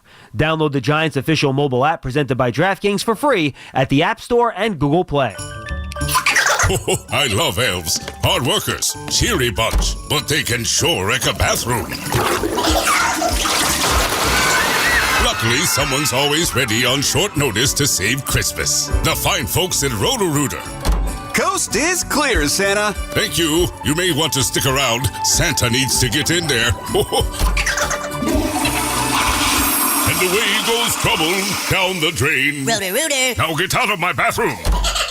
Talk New York sports. And is the number to call. The Giants disaster last night. Are we having Baldy, Rami, 1240 still? Just making sure we're good to go with that. Hoff will be back with us tomorrow. He was traveling with the Giants last night. Just making sure everything in order here. So we'll have Baldy coming up in just a little bit. We'll break down, not only the Giants and Jets' performance, but obviously go around Week 13 and what happened and look ahead to just the landscape of where the NFL is at. We talked about the parity yesterday, BT. I think it's good. I'd be curious to get Baldy's take. I know you disagree with it. Really, it's just wide open. New England dominant this year at 11-2. At some point, you got to believe what your eyes are saying with these teams that are top teams. Think about it. New England 11-2. The Jaguars all of a sudden 8-4 atop the AFC South. The Broncos obviously 10-2. You have the Bears at 9-3. Rams, Seahawks, Niners all bunched up there. NFC West. So maybe some surprises there for the majority, I would say, of these divisions. Some surprises atop those divisions. I would go so far as to say there's surprises atop every division right now. So, again, different elements to critique or to judge here as we project forward. But again, Patriots, they lead the AFC East. I mean, are they really that team? We'll find out. Who do you think wins the North? Well, I think the Ravens will find a way to win it.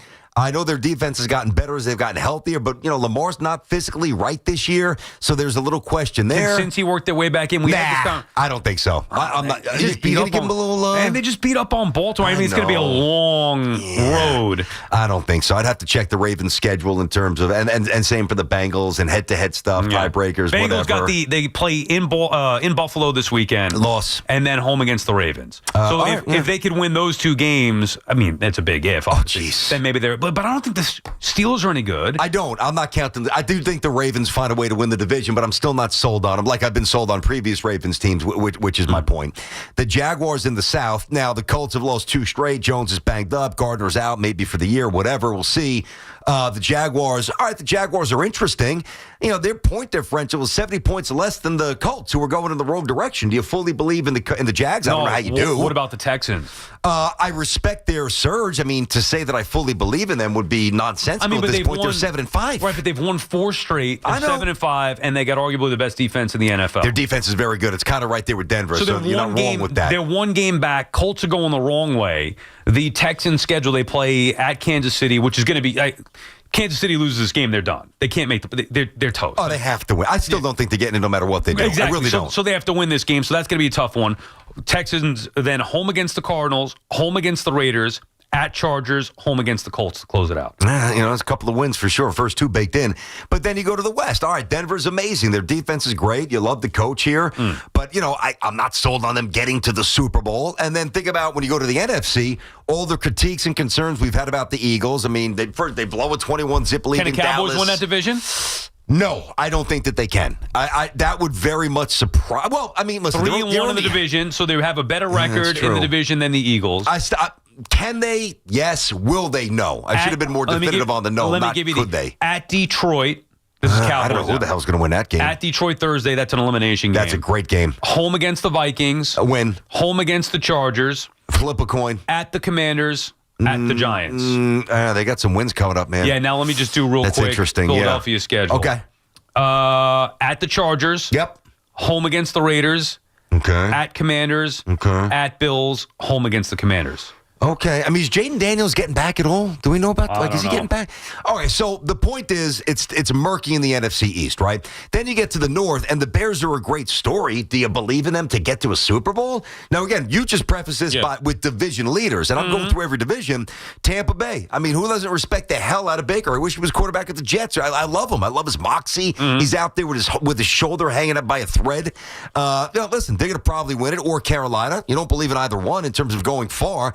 And the Rams were the one team that I'm like, they are definitively the best team in football. I've had that opinion for 2 weeks now, maybe 3, and they just lost a game that they should lose. So even they're not impenetrable, So I don't like this. As I said yesterday, I like to have 2 teams in each conference that are head and shoulders above everybody. You gradually get through it. You got 2 Titans like an Allen and Mahomes in the conference championship game. You got 2 studs on the other side waiting for the Super Bowl, and you get some history. This will be unique. This will be exciting. It will be unpredictable. It's not optimal for me, but a lot of people disagree with me on that. BT and Sal on the fan. Let's get back to the phones here. 888-808-1019. Dominic is in Westchester. What's up, Dom? Hey, guys. How's it going? Hey, Dom. What's going on, man? So my family thinks I'm crazy. I drove last night 4 o'clock to get to the game just in time to watch the punt return, and then we're watching, and it looked like the varsity playing the JV team. I mean, this team gave up, and that was my observation. Second one, there were a lot more Giant fans than people think. But my son looks at me and he goes, "How come they're not more like? Why don't they make more noise?" I go, "What have we got to root for?" The draft. Get him ready for the draft there, Dom. Get him maybe Santa brings a jersey that says draft on the back of it. And I still think Bill Bellichic is still the guy to come back to this team. We need someone that when that coach walks into that stadium, into that locker room, he's going to command respect immediately. That's what we need on this team. this team is a joke. You see, that's what I want, at least the bottom line. And thank you for the call, Dominic. At least I know the floor with Belichick is he's going to command respect. He's going to get everything in that building in order. The college game is different. So forget about 1 year at North Carolina. The true test to me would be next year. And then you talk about not being able to relate to the NFL players. Well, it's even worse at college. No, I know it is. So I think Bill's better. And it hasn't gone well. I think he's better off or would be better set up for success at the NFL level, especially with the quarterback in place and some of the pieces that the Giants have. You don't think their defense would be immediately better with Bill Belichick running the show? There's no question. I mean, come on. Of course I do. Schematically, he's second to none. Yeah, he's a Forget wizard. about Brady. What about what he did as a defensive coordinator? We all talk about Parcells. Well, where was Parcells without Bill Belichick with the Giants? Think about what they did to the Bills and that Bills offense. Hey, well, we're going to stop Thurman and take him out of the game. So defensively, schematically, even with the offense, I trust Bill Belichick. But even forget about that for a second. When you come in with the idea of the respect, the credibility, even though it's been dented over the recent years, I still think that would go a long way building the Giants back up. Fair. I'm not even going to push back on that, but why don't you think that Mike McCarthy walking in, maybe not the same gravitas, but certainly an element of presence and, just respect. I don't. Why? I don't think it's at that level. I'm not saying it's bad. Dude, because I've watched McCarthy and just if you've watched him, which I know you have, you've watched him win. I know, but I didn't think Dallas was buttoned up at all. I think Still they went were 49 and 35 They were sloppy. He's just not he's not a great in-game X's and O's guy. Again, I'll meet you in the middle where you could meet me with Bill a little bit. I'll meet you and say it's not the worst hire. I'd rather that than some first-time coordinator, I guess. I just don't. My gut would tell me that I'd rather the upside with both Belichick and Gruden than McCarthy, who I think has a ceiling, especially in this specific situation. Think about, I hear you, but think about the Cowboys under Jason Garrett. Yeah, I mean, right. And then think about him under McCarthy. Okay. Like, look he at him now with inherited Garrett's Schottenheimer. mess. Did you think that? I thought they would be worse, the Cowboys, without McCarthy and going with Schottenheimer? Come on, dude. They've been good here, and they've, in the middle of the season, fixed the defense here. They have. That's true. They also got Quentin Williams to kind of help up a little bit. They fixed it. They traded Parsons away. Everybody's ripping everybody. And now all of a sudden they kind of settled down a little bit. And CeeDee was hurt. CeeDee missed time. So they were still winning some games with CeeDee out. And by the way, CeeDee's had a case of the dropsies this year. I know. And Pickens, I never liked as a receiver dating back to the Steelers days. He's a stud, though, Pickens now. I didn't like him. He's an interesting guy. Now, that to me is evidence that the right coach is going to unlock Abdul Carter. Because Pickens was thought to be maybe different issues than Carter so far early year one with the Giants. But, a little bit of a wanderer, a little bit of a young player who colors outside the lines. George Pickens is a beast. BT and Sal on the Fan. We come back. We'll have Brian Baldinger join us as Baldy will take us around the league, get us caught up on the latest with the Jets and Giants as well. It's Evan and Kiki. Afternoons on the Fan 101.9 FM. The top story in New York football, it's the fact that Tomlin is coming. I will believe that when I see that. Listen to Evan and Kiki on demand on Apple Podcasts, Spotify, or wherever you get your podcasts.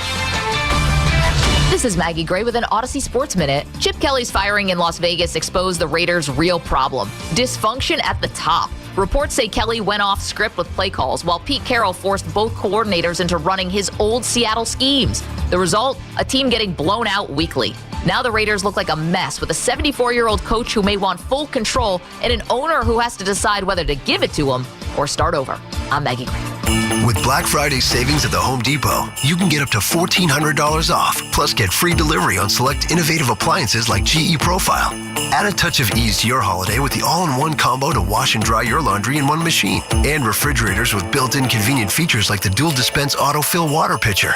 Shop Black Friday savings on select GE Profile appliances, plus get free delivery now at the Home Depot. Free delivery on appliance purchases of $396 or more. Offer valid 11/5 through 12/3. U.S. only. See store or online for details. I didn't ask to be thrown in the streets, but I did ask for help, and Covenant House was there for me. For these kids who didn't ask to be put in this unthinkable situation, Covenant House is there. To learn more, go to safeplacetosleep.org today. Find what you love and love what you find. A Total Wine and More. There's so much waiting for you. With the lowest prices for over 30 years, find what you love only at Total Wine & More. Drink responsibly, B21. Tune into the BT and Sal Show weekdays from 10 to 2 on The Fan. Presented by your Tri-State Cadillac dealers. Cadillac is the official luxury vehicle of the New York Giants. This is Ari Azim, founder at Tax Hardship Center. Do you owe the IRS more than $25,000 in back taxes and can't afford to pay them back?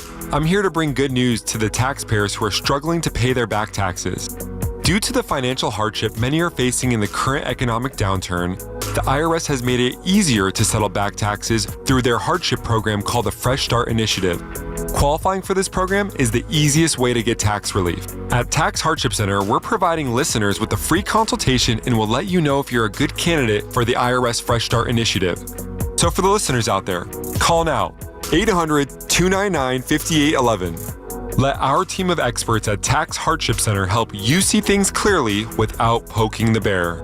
We have live professionals ready for your call, 800-299-5811. 800-299-5811. That's 800-299-5811. You can't count on much these days, but you can always count on Sundays with the NFL on CBS and Paramount Plus. Watch your local NFL game live every Sunday this season, all the way through the AFC Championship game. Visit ParamountPlus.com/NFL to get started today. Think Verizon's best 5G network is expensive? Think again. This season, bring in your AT&T or T-Mobile bill to a Verizon store for a better deal. Then use those unwanted bills to wrap up goodbye gifts to AT&T or cut them into snowflakes to celebrate your switch from T-Mobile. 'Tis the season to save at Verizon. Just bring in your bill to your local Verizon store and we'll give you a better deal. Rankings based on Root Metrics Root Score report dated 1/8/2025. Your results may vary. Must provide a postpaid consumer bill dated within the past 45 days. Bill must be the same name as the person redeeming the deal. Additional terms apply. This winter is shaping up to be a harsh, snowy season. So take control of the roads with a new set of Bridgestone Blizzak tires from Town Fair Tire at the guaranteed lowest price. Plus, Town Fair gives you the most free services with your purchase of Bridgestone Blizzak tires. For the guaranteed best deal on Bridgestone Blizzak tires with the most free services for life, nobody beats Town Fair Tire. Nobody. Name brands at discount prices. Town Fair Tire.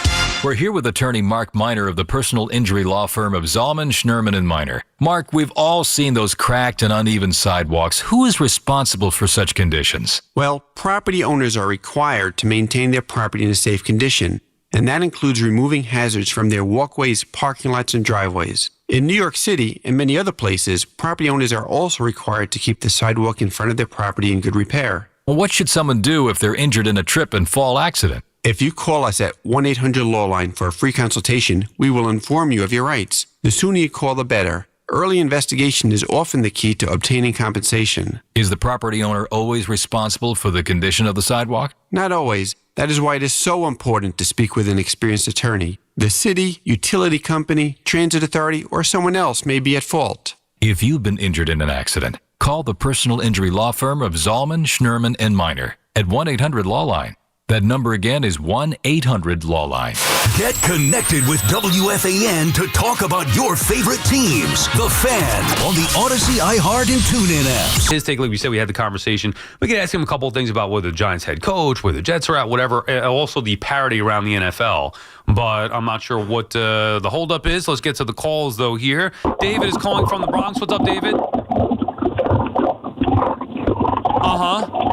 That's interesting. Yeah. Don't say there, Davey. So you think they should fire him too? Thank you for the call, David. We appreciate checking in. Tom, it's been that kind of day. Tom is calling from Far Hill. Tom? What's up, guys? Tom? Hey. Just want to comment. Sal, I do agree with you on this one with Belichick. And you mentioned all the things, discipline, all the things that are lacking from where these Giant coaches have been. They've drafted so high over the last decade and have not developed just about anyone. And there's still a question mark whether or not they even develop Jackson Dart. So the point, and forget about lack of identity, just being a tough team that all Belichick teams are. They punch you in the face. They come at you. He develops dogs, and he did it winning. So think about it, but player development, everyone talks about what Belichick didn't do without Brady. But nobody talks about what he did for Brady. Right? He was a sixth-rounder coming out of Michigan. Right. Look what he became. Give him at least some credit for making Brady what Brady became? Brady would give him credit for it. A guy like Dart. And Brady would give him credit for it, but yet nobody else would because they just don't like Bill Belichick. I'm with you, Tom. I think he could do the similar things for. Now, look, Dart is not Tom Brady, and thank you for the call. But I think he can do similar things in that regard. That would be the hope, that you have a quarterback in place with some talent, and that Bill Belichick, one of the greatest head coaches of all time, can teach him the best way to maximize his ability and reach his full potential. I just don't know what kind of staff he's going to assemble. That worries me. Yeah, I mean, I'm less worried about that, but I understand that being a concern. I mean, bless you. Salud. Thank you. So you're trying to hold that one in. I'm not sure who would be available or not. And obviously, Josh McDaniels having great success with Vrabel in New England, so he's not going to go anywhere, you wouldn't think. All right, let's welcome in Brian Baldinger. We are joined right now by Odyssey NFL insider Brian Baldinger, host of the Best Football Show podcast. Insider Calls brought to you by Nationwide for your insurance and financial needs. Nationwide is on your side. Why don't we start there, Baldy? Off of that dreadful, miserable performance last night, who would you want to see be the next head coach of the New York Football Giants? I know Steve Spagnuolo would be a pretty good choice to me. Like, all he does is put together great defenses, won a lot of Super Bowls, very organized. Spags would be a guy that I would be interested in. What about Belichick? His name has come up a lot. I know you love him. At this point, would you hire Belichick to be the HC, the NYG? I might try to go a little bit younger. Honestly, nothing against Bill. I don't know if he wants to leave North Carolina. I don't know that you could pry him away from that school right now. He seems pretty committed to it. Really? But I'd probably pick up the phone and have a conversation. I'd like to see, you're talking about the staff. Like, is he going to go get Dante Scarnecchia and go get all the guys, Gerard Mayo, and go get Pepper and, go get Josh McDaniels to call plays. I mean, I'd like to know what the staff is going to look like, because it wasn't very good at the end. Yeah. And that was a big part of, them really on decline. Yeah, for sure. All right. So Baldy, what about McCarthy? I know he's not Belichick, but he's younger. He's won a lot. He's won in multiple spots, high-profile spots. Even won some games when Dak got hurt. I'm not saying he's a home run, but he's solid. You think the Giants really consider him? Yeah, they should consider. I think they should consider guys that have won and have a winning pedigree. And obviously had a great run in Green Bay and didn't do bad in Dallas. Didn't do well in the postseason, but, they got to the postseason and they won a lot of games. And so, he's always looking at the offenses in this league, always looking at ways that they can improve, and whether it's pre-snap motions or formations, the type of plays that work right now against certain coverages. I mean, I think, he's going to be pretty innovative. They're going to be able to run the football. They're going to, they're going to be committed to the running game with Mike. He's always had that as part of the foundation of what he does. Yep.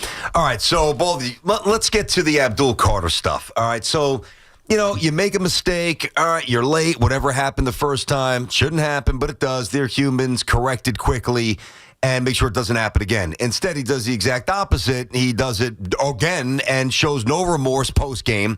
So that's a real problem in terms of either how he's wired or maybe a foreshadow into his future as a pro.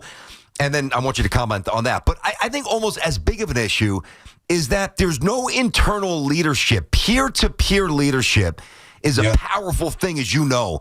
And it seems like these veterans in the locker room, I know that Carter's got to take the blame for his actions, but I don't think that they've got a real stable leadership core there because it keeps happening. Is that unfair? Yeah, no, I mean, when I saw that he didn't start, he's sitting on a bench. Yeah. That's a problem. Like, I want to like Abdul. I've gotten to know him a little bit. I want to like him. I want to see him develop. But that's not the way. What he's doing is wrong. It's just flat out wrong. You have to be committed. Well, look at the great players. Like Will Anderson was the third pick of the draft. That guy changes the game every Sunday. Nobody plays harder. That's what he should be. And if you were probably playing in Houston with Daniil Hunter, Will Anderson, that's what he would become. I do agree that the locker room has to be like that. It has to be peer pressure. You can't get away with it. But it's not run that way. They don't have that type of leadership there. And so that's got to come from the coach then, because it's not coming from the players. But you hope that it would come from the players and that they would police it themselves and they would pick him up by the scruff of his neck when he's late for a meeting and literally let him know about it. And that's not happening. So I want him to be a self-starter where that never has to happen. But obviously, 2 times is a trend. Yep. It's going in the wrong direction. BT and Sal on the Fan. We're talking with Brian Baldinger. Insider Calls brought to you by Nationwide for your insurance and financial needs. Nationwide is on your side. How about the production, Baldy, with Abdul Carter? I'm offended by the lack of discipline or lack of care about being there with the team on time, whatever. But what's the explanation for why he's not registering any impact on whether it's Sunday, Monday nights for the Giants? Nah, he made a couple plays yesterday. Ball got out fast. I'm not defending him. I think he has to play harder. I got to see more power than what he has demonstrated. He's got movement. He can slip blocks. That's why he's drafted so high. But I got to see, when the ball's thrown to Hunter Henry 30 yards down the field, I got to see better effort to get after the ball. I just got to see it, and I didn't see a sprint to the football, especially if you didn't play the first quarter. You'd think that you would be the hardest working guy out there on the field, and that wasn't the case. Mm-hmm. I think that Dart is a better athlete than Drake May, although I think Drake May, extends the pocket, whether he's stepping back or stepping up or going side, a little half a foot just to give himself some room. I think he's amazing at that. But I guess my question is there that much different in talent? Like if Drake May was on the Giants and you had Jackson Dart with the Pats, is there a big difference? In the actual talent, no. I don't think there's a big difference. Okay. I think they both played a lot of college football. They both have, similar size. Jackson might be a little faster. I don't know.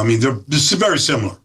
There just is an accountability in New England that the way that they function and the quarterback is part of that, but he's also a part of why they function so well. And, obviously Jackson has had no foundation like that. Coach is fired and all the stuff that's happened. But I talked to Jackson. I talked to Drake a couple weeks ago before a game, and he was just telling me, man, Baldy, if you saw what we have to do every day, like what we're accountable for and how we're held to be accountable for just every little detail. And that's where the success lies. They make it look easy. They made everything look easy last night. But that's what happens when everybody is doing what they're supposed to do. And you didn't even know that's a backup left guard. That was a backup left tackle in there last night.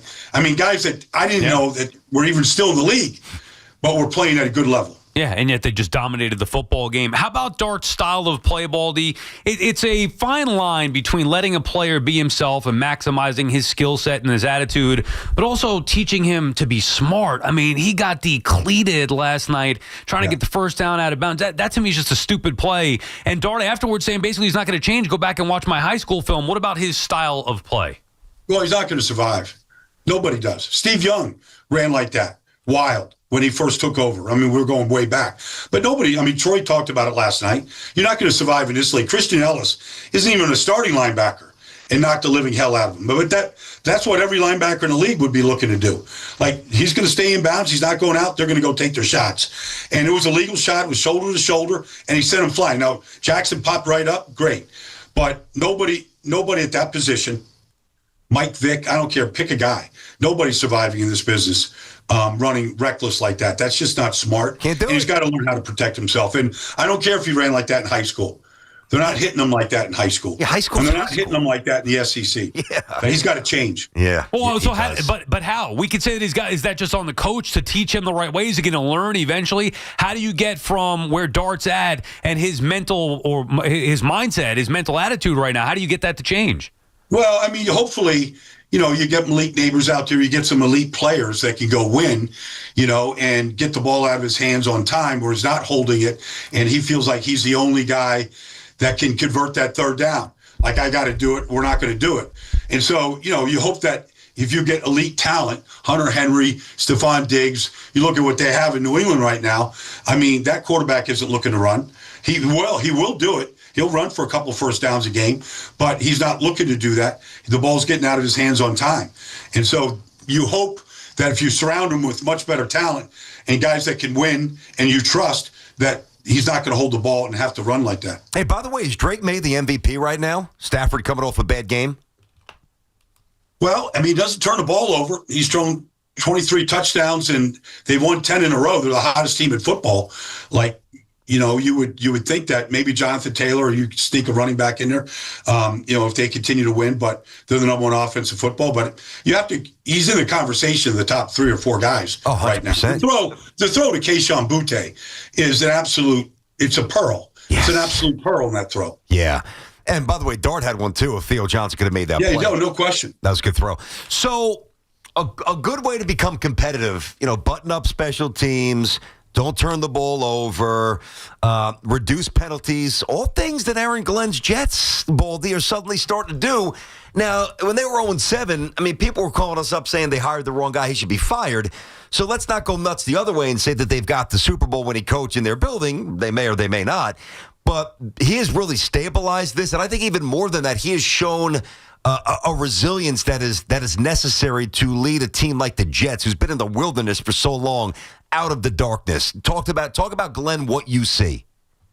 I see that. They won 3 of the last 5 games. They're 3-2 over the last 5 after starting 0-7. Special teams is a strength. Like I always say this every year, you want to win 2 games because of special teams. You definitely don't want to lose 2 games. They lost the Pittsburgh game because of special teams. Isaiah Williams is much better than Xavier Gibson. That's an upgrade. I believe that this Adonai Mitchell can be a real player. He is an elite talent. When he came out of the draft, he was a top 30 player. He scored in the 52-yard touchdown, ran right by the corner. Yep. I think that guy has a chance to be really good.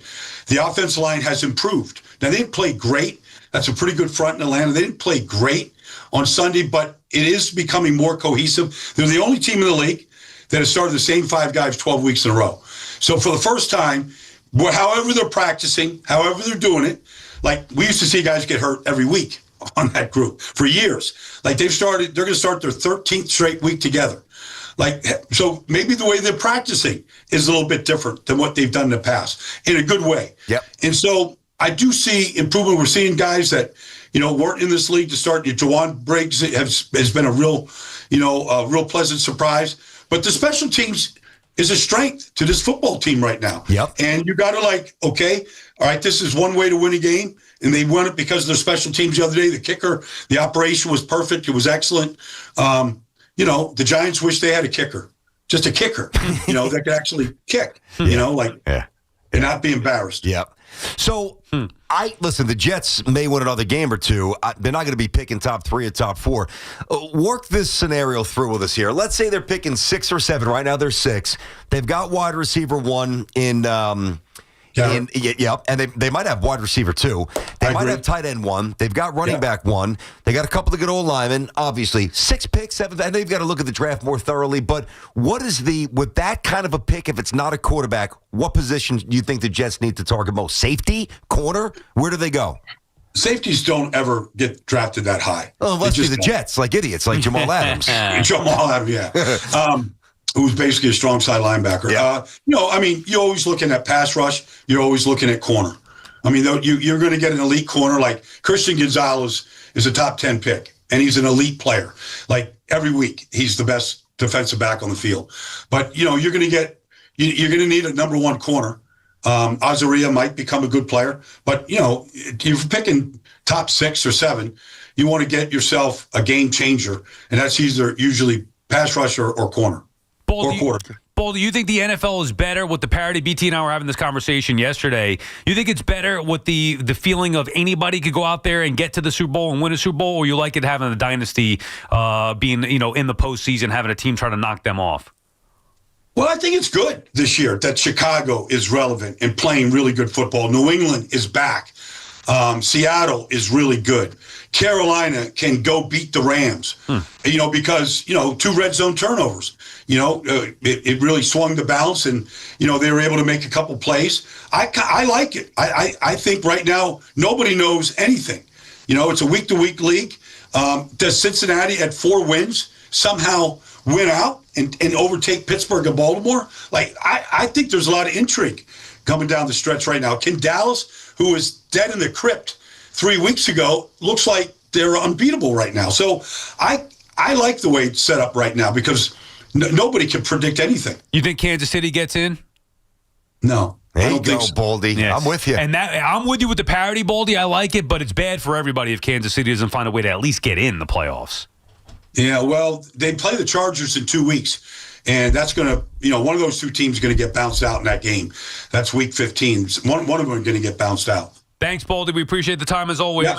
You got it, guys. Take care. That was Odyssey NFL insider Brian Baldinger, host of the Best Football Show podcast. Insider Calls brought to you by Nationwide. For your insurance and financial needs, Nationwide is on your side. We'll get back to your calls when we come back. BT and Sal on the Fan. The Nets are in the Windy City playing the Bulls. 8 o'clock tomorrow night. Is up, and it's in, and the Nets have the lead. The home of the Brooklyn Nets is the Fan. 101.9 FM and always live on the free iHeartRadio, TuneIn, and Odyssey apps.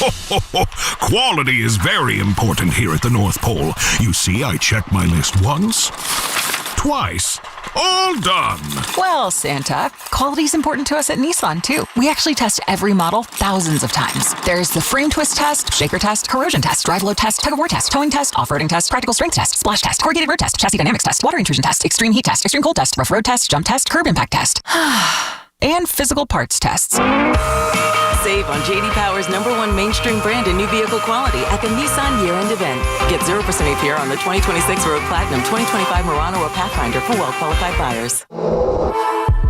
For J.D. Power 2025 U.S. Initial Quality Study Award information, visit jdpower.com/awards. Awards based on 2025 model year. Example, 0 down payment, 60 months financing at $1,667 per month per thousand financed. Actual down payment may vary. Subject to NMAC credit approval. Not all buyers qualify. Dealer contribution may affect actual price set by dealer. Contact dealer for details. Ends 1/5/26. You can always count on Thanksgiving football with the NFL on CBS and Paramount Plus. What a catch! Touchdown! And this year's main course is in Big D when the Cowboys host the Chiefs.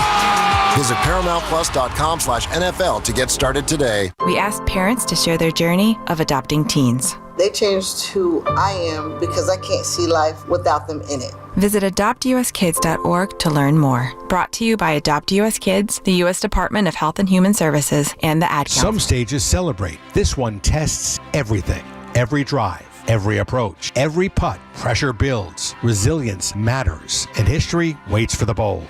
In June, the 2026 U.S. Open Championship returns to the Hamptons at the iconic Shinnecock Hills Golf Club. Experience the world's best golfers competing on one of the sport's most storied stages. Don't just watch greatness, experience it live at the 126th U.S. Open. Daily tickets are available now on SeatGeek. Since January of 2022, the City of New York has awarded $24 billion in contracts to MWBEs, the most of any U.S. city or state in the nation. Build your business with the City of New York by going to nyc.gov/MWBEs. Our friends at Town Fair Tire remind you that at Town Fair Tire, you always get the guaranteed lowest price on name brand tires from Connecticut to Maine. Nobody beats Town Fair Tire. Nobody. Wake up with Boomer and Gio. Mornings 6 to 10 on WFAN, WFAN FM, WFAN FM HD1, New York, and Odyssey Sports Station. WFAN Sports Flash. Good afternoon at 1 o'clock. I'm Andrew Bogish, your Sports Flash sponsored by Chef IQ. Precision cooking, effortless results, chefiq.com. And by Ray Cattina Lexus of Freehold and Ray Cattina Lexus of Monmouth. Make your holidays memorable in a Lexus from Ray Cattina. The Lexus December to Remember sales event is here. Drive home luxury in a GX or TX with class-leading storage. Celebrate the season in style at Ray Cattina Lexus of Freehold and Ray Cattina Lexus of Monmouth. Sonny Gray is back in the AL East, traded to Boston from St. Louis last month. He was going to get booed in the Bronx for his 4.51 ERA and pinstripes, and then he said this to Boston media. New York just wasn't a good situation for me. Wasn't a great setup for me and my family. I never wanted to go there in the first place. So then I was there, and it just kind of like, it just didn't really work for kind of who I am. The A's sent Gray to the Yanks at the 2017 trade deadline. Fresh off that embarrassment in New England last night, and before their bye week, Joe Shane meets with reporters in 45 minutes. Rutgers has #1 Purdue in Piscataway tonight. Coverage 7:45. Tip-off is shortly after 8 here on The Fan. And on local ice, the Rangers host the Stars, the Lightning at UBS. Both those games starting at 7. Fan weather is sponsored by New York City Small Business Services. It's 39 degrees and raining in Central Park, and that's what's It's happening. Sports Flashes, top of every hour. I'm Andrew Bogish. Get the scuttlebutt on your favorite team. The Fan on the Odyssey, iHeart, and TuneIn apps.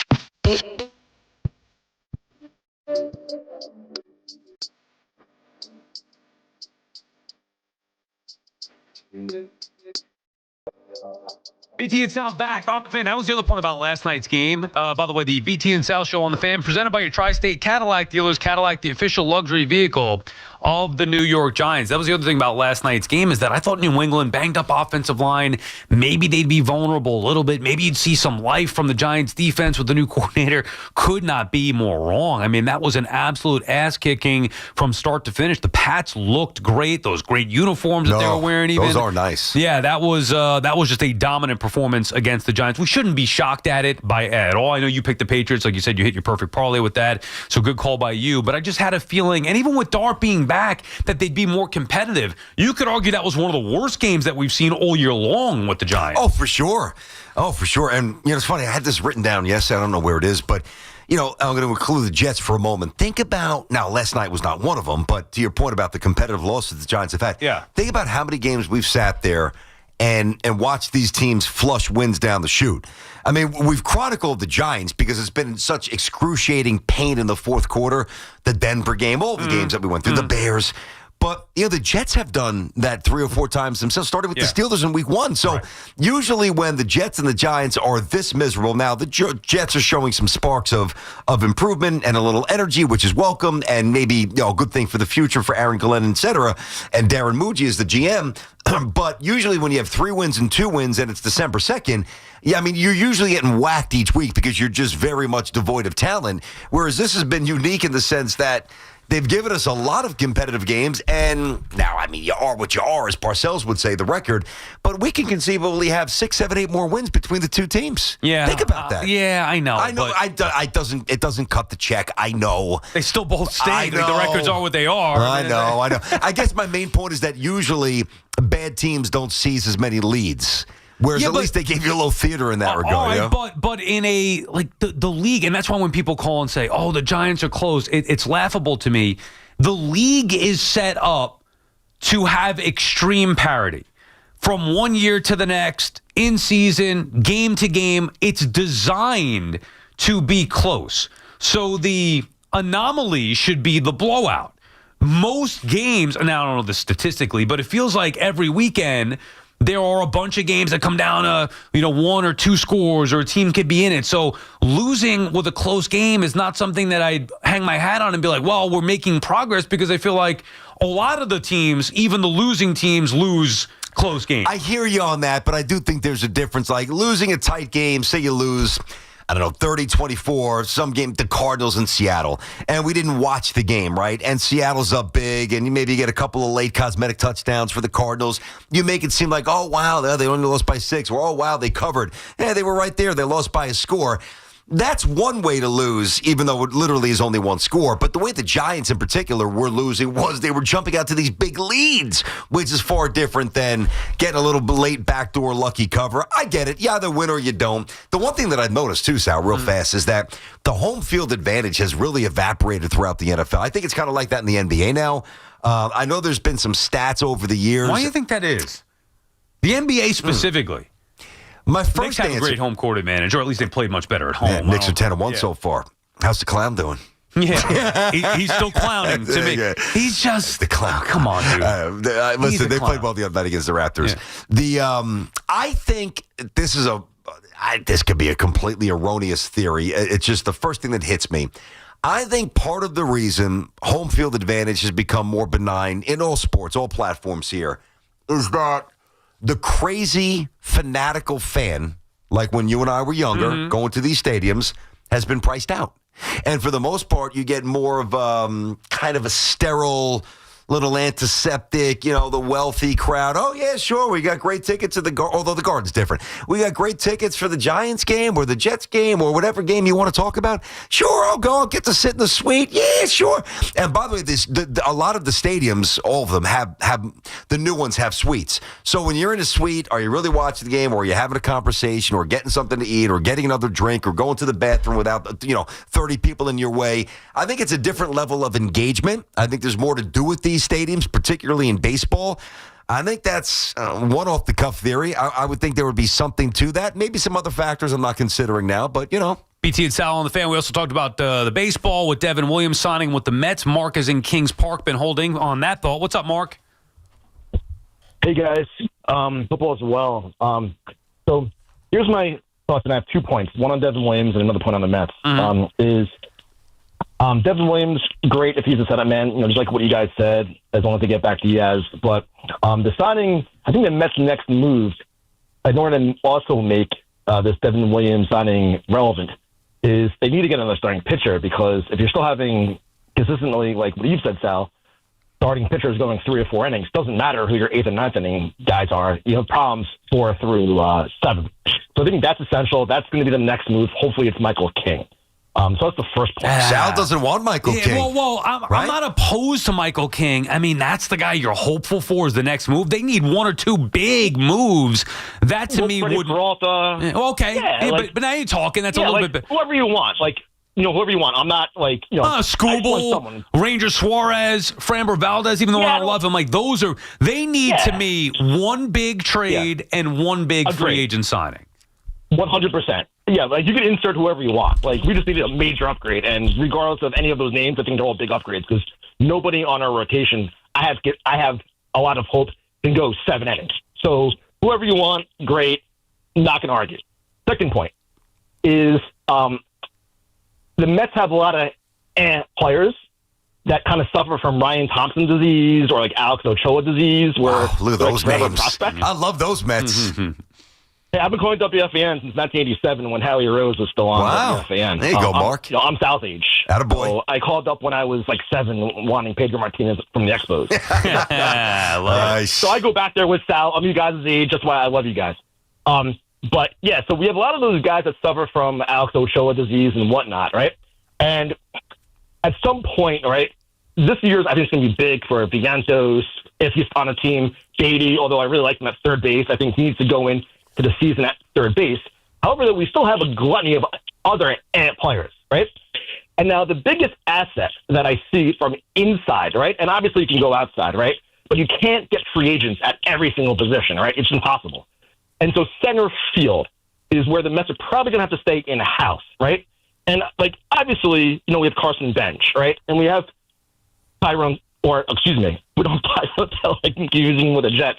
But we have Teller here, that's currently playing center field, right? But another guy that I think, and this is kind of out of left field, pun intended, is that Ronnie Mauricio, I think, should transition to center field. His biggest I don't think he's fast enough. No way. He's not fast enough, Mark. Mauricio, there's no way he can play center field. No way. Why? I don't think he's fast enough. I just said it. He's slow. The guy could steal 60 bases. The guy's a very quick first step. Are we talking about the same guy? Ronnie Mauricio? He's not going to play second base. Well, he's not playing second base, right?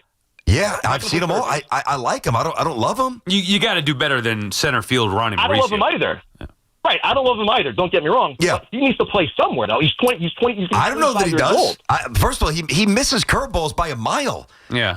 Thanks for the call there, Mark. And by the way, just to back this up, so they don't seem I'm shouting you down.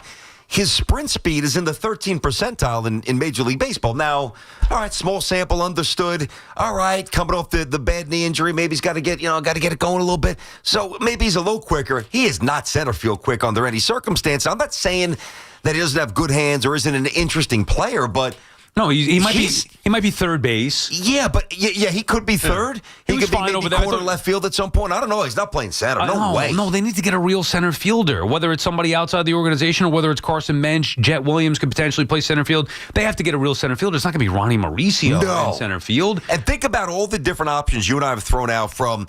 Well, maybe if the qualifying offer by Grisham is turned down, maybe the Mets sign Grisham, or maybe they get Tuck, maybe they get Bellinger, and they put all the things we've talked about, and McNeil in center for a minute, which we shot down. And not once did Mauricio come up. It's a non-option. Yeah, because he's not a center fielder. No. You have to, and also this is not the 2012 Mets. this is the 2020, soon to be 2026 Mets with Steve Cohen. You can't accept that. Mauricio will be lucky to have a spot on the team, period. Now, True. I'm not knocking him and his potential. We don't know yet. But you also can't go into the year with 5 guys that you don't know about. Mm-hmm. 1 or 2 or 2 or 3 max for me would be the case. I don't know what's happening with first base. I'm assuming Alonso's going to be back, and maybe that's a big assumption on my part. But you got Simeon, you got Lindor. Assuming catching is going to be the same situation with Alvarez. Plus, Soto's in right. He's not going anywhere. Although I guess you can make an argument he could go to left. If you get Tucker. But they get a real right fielder, center field. One of the outfield spots. They're going to get, I would assume, a big outfielder. And then the other outfield spot is going to be occupied by Carson Bench. Maybe they find a way to work Jet Williams. That would leave third base as a spot, third base / DH as an open spot, whether it's Beatty, Mauricio, Vientos. Remember, they still have to clean that up. I think Beatty's going to be the third base. Remember when Mendoza went back to him late in the season? Okay, maybe. Defense picked up and he hit. Yeah, maybe. I like Beatty. I like him a lot more Mauricio. Yeah, maybe he DHs a little bit. Remember, and again, then there were reports that the Mets were in on Kyle Schwarber yesterday. Who the hell knows? I'm not buying that. But you're not. Heyman had that, right? No, I think it was Passan who had that first. I think. Okay, I thought I saw it from John, but Jeff's always dialed in. Whatever. Yeah. Who cares who had it first? I'm trying to give the proper credit. I just don't know off the top of my head. So let me throw this possible scenario at you, and you tell me what you would do here. Let's say the Yankees go 6 years, whatever the money is, Bellinger back to the Yankees, which I think we all think is not very possible, if not very probable. Now, maybe less probable, but still possible. Let's say the Red Sox pony up, go bonkers. Pete goes to dent the Green Monster. Yeah. Pete's in Boston. And Tucker does not wind up with the Mets. Okay. Now, I know that's a lot of variables. I get it. That's all realistic. It's not wacky At least world. to a certain extent. Those things could happen. No Bellinger back with the no Yanks. Alonso, no Tucker. Okay. What do you do? What do you do? I think they could trade for Buxton, potentially. Okay. There's got to be an outfielder somewhere out there that they could go. Who's playing acquire. first? Well, that's going to be a different story. It's going to be harder. Now, maybe in that scenario, they go with Vientos there. Well, I'm just saying, in that scenario, and then you have to build elsewhere. I don't know. Or maybe go for Bregman at third at that point, and then go with a little Beatty, Vientos first base, or it's possible. If all those other top options are off the board, it's possible. There's also got to be names that we're not thinking of that are available via trade. Yeah, I agree. But the point is, we trust them. Well, you should trust them to build a ball club here that's going to be respectable, if not flat out loaded, going into the season. That's where the Mets should be at every year, like the Dodgers, like the Yankees. If not, it's going to be unacceptable. Dustin is calling from Flemington. What's up, Dustin? Hey, guys. What's up? Want to say, first of all, thanks for what you guys do. You're a great outlet. When the kids are driving me crazy, so I really appreciate it. Thanks. Belichick, for me, I just can't do. He's been out for too long. He's too old. Girlfriend brings too much nonsense in. A name that I don't think you guys have said yet, Jim Schwartz. Schwartz, oh my God, no. Somebody brought him up last week, I think. Really? Yeah. As the head coach? He was a D coordinator. Bombed in Detroit. No way. If you're gonna do that, you might as well just go with Spags. Yeah, but with him, with the Lions back in the day, he developed Stafford. In his early years, I think he can do the same for Dart. He's a defensive guy, though. Why would you have a defensive guy develop Dart? I'm not saying that. Oh, sorry. Yeah, no, thanks for the call there, Dustin. Yeah, I don't like that at all. I don't even think that's remotely attractive. No, Schwartz? No, I would not want to do that. Again, I respect him as a coach, specifically defensive coordinator, but if I'm going to hire any veteran defensive coordinator, it's going to be Spags. Yeah. And even that, I wouldn't do. That, to me, is just not the right thing. If I'm going to go that way and hire a veteran defensive coordinator, why wouldn't I just hire a veteran proven winner as a head coach in Belichick? And if I'm going to go younger, I'm going to go Brian Flores over either Schwartz or Spagnuolo. I think I would even, I don't know if you're going to laugh at this, I would even hire Robert Saleh before I would hire Jim Schwartz. Think about it. As a head coach? I wouldn't hire either. But if it's Jim Schwartz or Robert Saleh, who are you hiring? Give me Saleh. Not Robert Saleh. Who are you getting? Ulbrich? Not Robert Saleh. So you hire Jeff Schwartz or Jim, whatever the hell his first name is, over Saleh? As a head coach? Dude, Schwartz was a disaster. So was Saleh. I can save you the punchline. But 2-14, 6-10, 4-12. Oh, Schwartz. God, he sucked. Yeah, I know. I wouldn't hire either, but I know definitively I wouldn't hire Robert Saleh. I wouldn't hire. But you're saying you would hire Schwartz over Saleh? Oh, I've never seen Schwartz as a head coach in New York, so at least there's more of an unknown that I take a chance on. Oh God, that unknown is terrifying. I thought Schwartz was awful. You know what I knew Schwartz was bad? Remember I don't know that you would remember this, and I only really remember it because I was working in San Francisco at the time, right?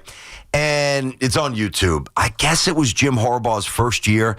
Do you remember this? The game ends, it's at Ford Field, and I forget how the Niners won, like a last-second sack or a last-second field goal, something last second. So obviously Harbaugh was energized, right? And he goes to shake Schwartz's hand, and he was he shook it and he jacked it around, he was very aggressive.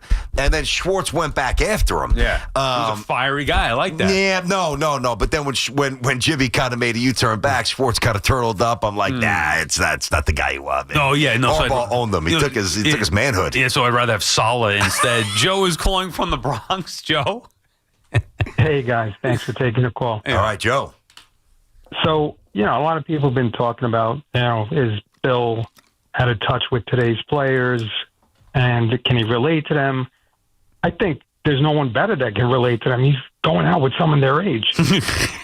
Not Joe. All right, no. No, but in all honesty. Oh, that is true. Well, I don't know that it's true. Well, it's true that he, Well, I was going to probe that for a minute. So, now, she's obviously younger. And again, kids are in the car. I don't want to be a slob here, but. No, I'm saying she's 24, like the college kids. Okay, do you think he's interested in the 24-year-old mindset or a 24-year-old body? Come on. Let's just call for what it is. But either way, he still could relate, no? To the body. I mean, the kids could look up to him and be like, whoa. Yeah, Coach understands us a little bit more. Grandpa's got game. Yeah. Maybe. Exactly. What else, Joe? What else you had? Honestly, I think the reason he'd be good is I think he would hold the players accountable. And that's what they need. Like someone with Abdul Carter, that wouldn't happen. No, that's true. Watch. With you on that. Yep. Well, that's the thing, and thank you for the call, Joe. Joe. If you look at Belichick, to me, one of his greatest attributes is, in fact, that I believe that he would hold everybody accountable. I don't think that that's a great attribute of Mike McCarthy. I'm not saying he wouldn't or would. Mm-hmm. I'm just saying that I know that's one of Belichick's strong suits, whereas McCarthy, it's more about offensive play caller, developing the quarterback. So there are maybe strengths that you'd favor him, but with the discipline stuff, with the accountability stuff, with the building a foundation of a successful football team, all those, to me, favor Belichick. Listen, I think Belichick is definitely a little more no-nonsense than McCarthy. Yeah. He's not a pushover, McCarthy, but Belichick's a little different, or at least he used to be, and maybe he could still be. My fear is that he's kind of lost that zest, but maybe that's an unfair characterization.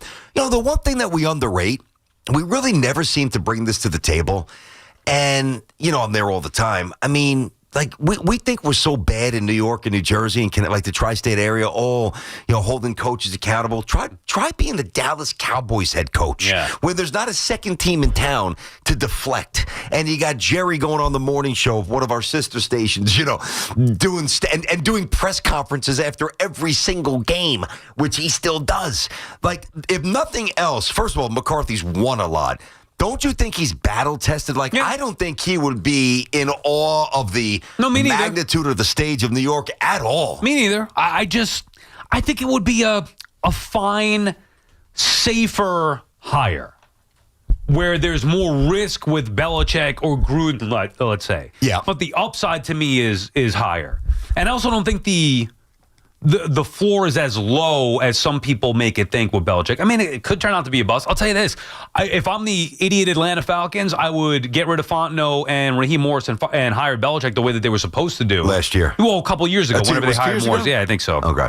2-3 years ago, I forget the exact timeline. Fontenot's been there 5 years now, I believe. Anyway, they had an opportunity. They passed on it, and look how it went. They took the young up-and-coming head coach who had some experience from the McVay tree most recently, bring the Rams offensive coordinator, and it just has not worked out. So they're a mess out there. Well, but it doesn't mean and that... they got talent, too. Yeah, it doesn't mean that way won't work, the young coordinator, but it also doesn't mean that the Belichick way won't work. There are no guarantees. It's just the way that I would go. Listen, I know we got a break here, but I think the only thing that would intrigue me about Belichick, and based on what he put out 2 weeks ago, whatever it was, refuting any sort of interest in the Giants job and coming back to the if I knew for a fact that whether it was Mr. Mara, whomever, and I'll say Mara, where he looked him in the eye and he said, I have missed this place since the moment I left. Yeah. I revere nothing more than New York Giants football.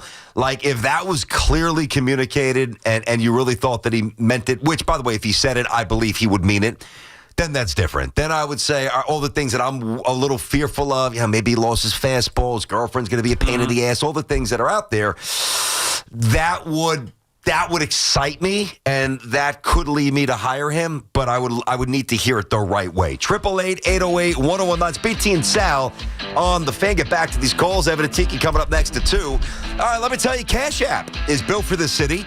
Got built-in security that's rock solid. You got a little Face ID, scam warnings, 24/7 chat support. Basically, it's like having a bodyguard for your money. We all work hard to let anything slip through the cracks, so protect your loot. Download the Cash App today. Use code WFAN10. Send $5 to a buddy within 14 days, and Cash App is going to drop $10 right back in your account. Terms apply. That's money. That's Cash App. Cash App's a financial services platform, not a bank. Banking services provided by Cash App's bank partners. Prepaid debit cards issued by Sutton Bank. Member FDIC. Direct deposit, overdraft coverage, and discounts provided by Cash App, a Block Inc. brand. Visit cash.app/legal/podcast for full disclosures. Regular season battles in football. Off-season moves in baseball. The Yankees, Mets, Giants, and Jets all live here. The Fan, 101.9 FM, and always streaming on the Odyssey, TuneIn, and iHeartRadio app. I'm Michael Jenkins here to help you beat the books with the BetMGM Network. And we're headed to the ice tonight. Little Sick and Puck taking the Stars on the money line against the Rangers. The Stars are on a heater. They are one of the best teams in the Western Conference. It's 17-5. They've also won their last 4, and they are great on the road. The Rangers, on the other hand, have struggled this year at just 13-12. We like the Stars on the money line tonight at the Garden. I'm Michael Jenkins from the BetMGM Network. Bet smarter and beat the books, and download the BetMGM app today. Please gamble responsibly. My name is Whitney Allen. I am a widow. My husband, Ryan, died. We never thought in a million years we'd have to use life insurance. The unexpected happened. With Ethos, it is so fast and easy. It's 100% online. You can get a quote in seconds, apply in minutes, and get same-day coverage. No medical exams, and you can get up to $3 million worth of coverage through Ethos. Get your free quote at ethos.com/game. That's ETHOS.com/game. Time spent on application may vary. Online health questions required. Hey, Newyorkinos! Fast, reliable internet puede ser tuyo when you switch to Fios. Por tiempo limitado, combine Fios Home Internet and a line of mobile por solo $69.99 a month. Get unlimited welcome for $50 a month with AutoPay, plus taxes and fees when you bring your phone. And add Fios 300 Mbps for $19.99 a month with AutoPay, mobile plus home discount, and bonus discount. Visit your tri-state area Verizon store hoy mismo to get this limited time offer and switch to our reliable red 5G 100% fibra óptica for eligible new Fios internet and mobile customers. Both the 15 monthly discounts for Fios and bring your phone apply over 36 months. Mobile and home discounts enrollment required. 99 Fios setup charge applies. For unlimited welcome, unlimited 5G and 4G LTE might be temporarily slower than other traffic in times of congestion. Domestic data roaming at 2G speeds. Everybody knows Town Fair Tire is New England's largest name brand discount tire dealer, beating all the local competitors with our guaranteed lowest prices. And now, with over 120 stores throughout New England, we beat all the competition, including the warehouse clubs, the online sites, and the local dealers. Yes, we beat them all with the absolute guaranteed lowest price on name brand tires. Nobody beats Town Fair Tire. Nobody. Name brands at discount prices. Town Fair Tire. One choice can change everything. The New York City Department of Transportation reminds drivers to slow down and yield to pedestrians. You can't rewind a crash. Actual price will depend on product and subscription plan. Featured products are compounded drug products, which the FDA does not approve or verify for safety, effectiveness, or quality. Prescription products require an online consultation with a healthcare provider who will determine if appropriate. See website for details, restrictions, and important safety information. Want a boost in and out of the bedroom? Hims has you covered. Introducing a new 2-in-1 approach to level up your game. Tadalafil for better bedroom performance and zinc for testosterone support. Put it all together and you've got what you need to turn things all the way up. Getting started is simple. Just go to hims.com/joy to start your free online visit. Through Hims, you can access ED treatments including pills, chews, and more. 100% online. No office visits, no pharmacy lines. Just fill out a simple intake form and a licensed medical provider will determine if treatment's right for you. If prescribed, it ships free and discreetly to your door. Find affordable treatment options at up to 95% less than brand names at hims.com/joy. That's hims.com/joy, HIMS.com/JOY. 250 years ago, a promise was made to connect families and friends near and far. And during the holidays, that promise is more important than ever. That's why USPS is building a better network to meet your needs with timely deliveries, easy and affordable ways to ship, and everything you need to make your season full of holiday cheer. Our purpose is delivering your peace of mind, knowing your love will arrive, bringing joy to all. The United States Postal Service. Learn more at USPS.com/holidays. Islanders hockey is here, and there's nothing more refreshing than a nice cold Surfside to enjoy while you cheer on your Islanders on the ice. Surfside is only 100 calories, 2 grams of sugar, and 0 bubbles. That's right, no carbonation, so it's easy to sip and enjoy. It's not a seltzer, it's a Surfside, official partner of the New York Islanders. Sold in arena and at bars, restaurants, and stores near you. Must be 21. Please drink responsibly. Talk New York sports here. The Fan. The number to call, the Giants Drive of the Game, brought to you by the New Jersey Division of Highway Traffic Safety, reminding you to make the right choice. Don't drive impaired. Drive of the Game for me, BT, the one where Jackson Dart got decleated last night. That's the one I would go with right there, where I respect Dart for playing all out and being tough as nails. You just got to be smarter. And I don't recall the last time I saw a quarterback get drilled like that. He's just got to be smarter. I feel like maybe the last time was when Steve Young really took that final concussion. Forget who that was against. I think it was like a primetime game. But that was more like you get drilled in the helmet, in the face, and you go down, and then your head slams against the turf. It is very rare to be able to move another man. I don't care if you're a linebacker or a quarterback or, even a linebacker on a punter. Yeah, I mean, the speed he was coming at him with. To move another man against his will, that far in the air and that far away from where he originally was, you don't see that. I've never seen that. Yeah, and he's got to learn from it. It was a great hit. It really was. He's defending it after the game. Clean talking hit about. too. I know. I'm saying Dart's defending his tough play. Watch the tape. It's only one hit. You're talking about, dude. The one hit could have killed you. You need to be healthy here. The Giants need you. He got off easy. If you look at that hit, at least he got hit with the pad. Like that was a textbook shoulder hit. I mean, if that was higher, he's got to learn. And I don't know how it's going to get coached out of him. It might take one more injury because obviously the last concussion, and please don't interpret that as me wishing anything. I love the kid, please. I'm just thinking realistically here, like if he just got out of concussion protocol, the first time he's back on the field, he's running around like a chicken without his head, tempting fate. You haven't learned yet. It's obvious. They need to put the pieces in place to help him learn sooner than later. Renato calling from Utica. What's up, Renato? Hey, BT and Sal, love you guys. Okay, Thanks, so 2 points. 1 point on who should be the head coach, and then who should be the GM. But let's go with the assumption that we're both all correct that Jackson Dart is going to be a stud, and then I'm going to give you this guy's resume blind, but just with the fact knowing he did this with people who are backups or out of the league right now. First year, 12-4, lost in the wild card. Second year, 8-8, missed the playoffs. Third year, 8-8. Lost in the wild card. Fourth year, 6-11, ultimately fired. He did that with the corpse of Nick Foles, the carcass of Justin Fields, and the carcass of Mitch Trubisky. I think Matt Nagy should be the next coach of the Giants, and I think that the GM should be Louis Riddick. He's been a player for a decade. He was a pro personnel. Yeah, but why hasn't he gotten a job? His name has come up forever. Louis Riddick, and I'm not knocking him or not. I'm not interviewing him, but his name has come up forever, and he's not getting an opportunity. I mean, in his defense, he's only been interviewed 4 times. Twice in 2020 when everything was hectic with COVID, with the Texans and Lions, and then with the Steelers in 2022, and then last year with the Jets. But that was a sham because he was interviewed with Ron Rivera, so it was kind of a combo. Ron Rivera was never going to be the head coach of the Jets. So I think they were just following the Rooney Rule. So Riddick would create stability. They both come from the Andy Reid coaching tree, and they would bring what the Giants need, respectability. And if you believe Dart is as good as everyone says he is, giving him to Nagy, who did all this with people who are either out of the league or backups currently, that would give the Giants at least a shot to be a relevant franchise and not a joke like I said last time, where Jon Stewart's making fun of him on The Daily Show. Yeah. I mean, but Renato, how about this? And thanks for the call there. Appreciate the stuff with Nagy and Reddick. I wouldn't do that myself, but way to have everything lined up. I didn't even realize that he interviewed for 4 jobs. So chronologically, you had that lined up. Good job by you. Listen, I don't really get too wrapped up in this, but I do think that there's certain times where you need to win the press conference. You need to win it.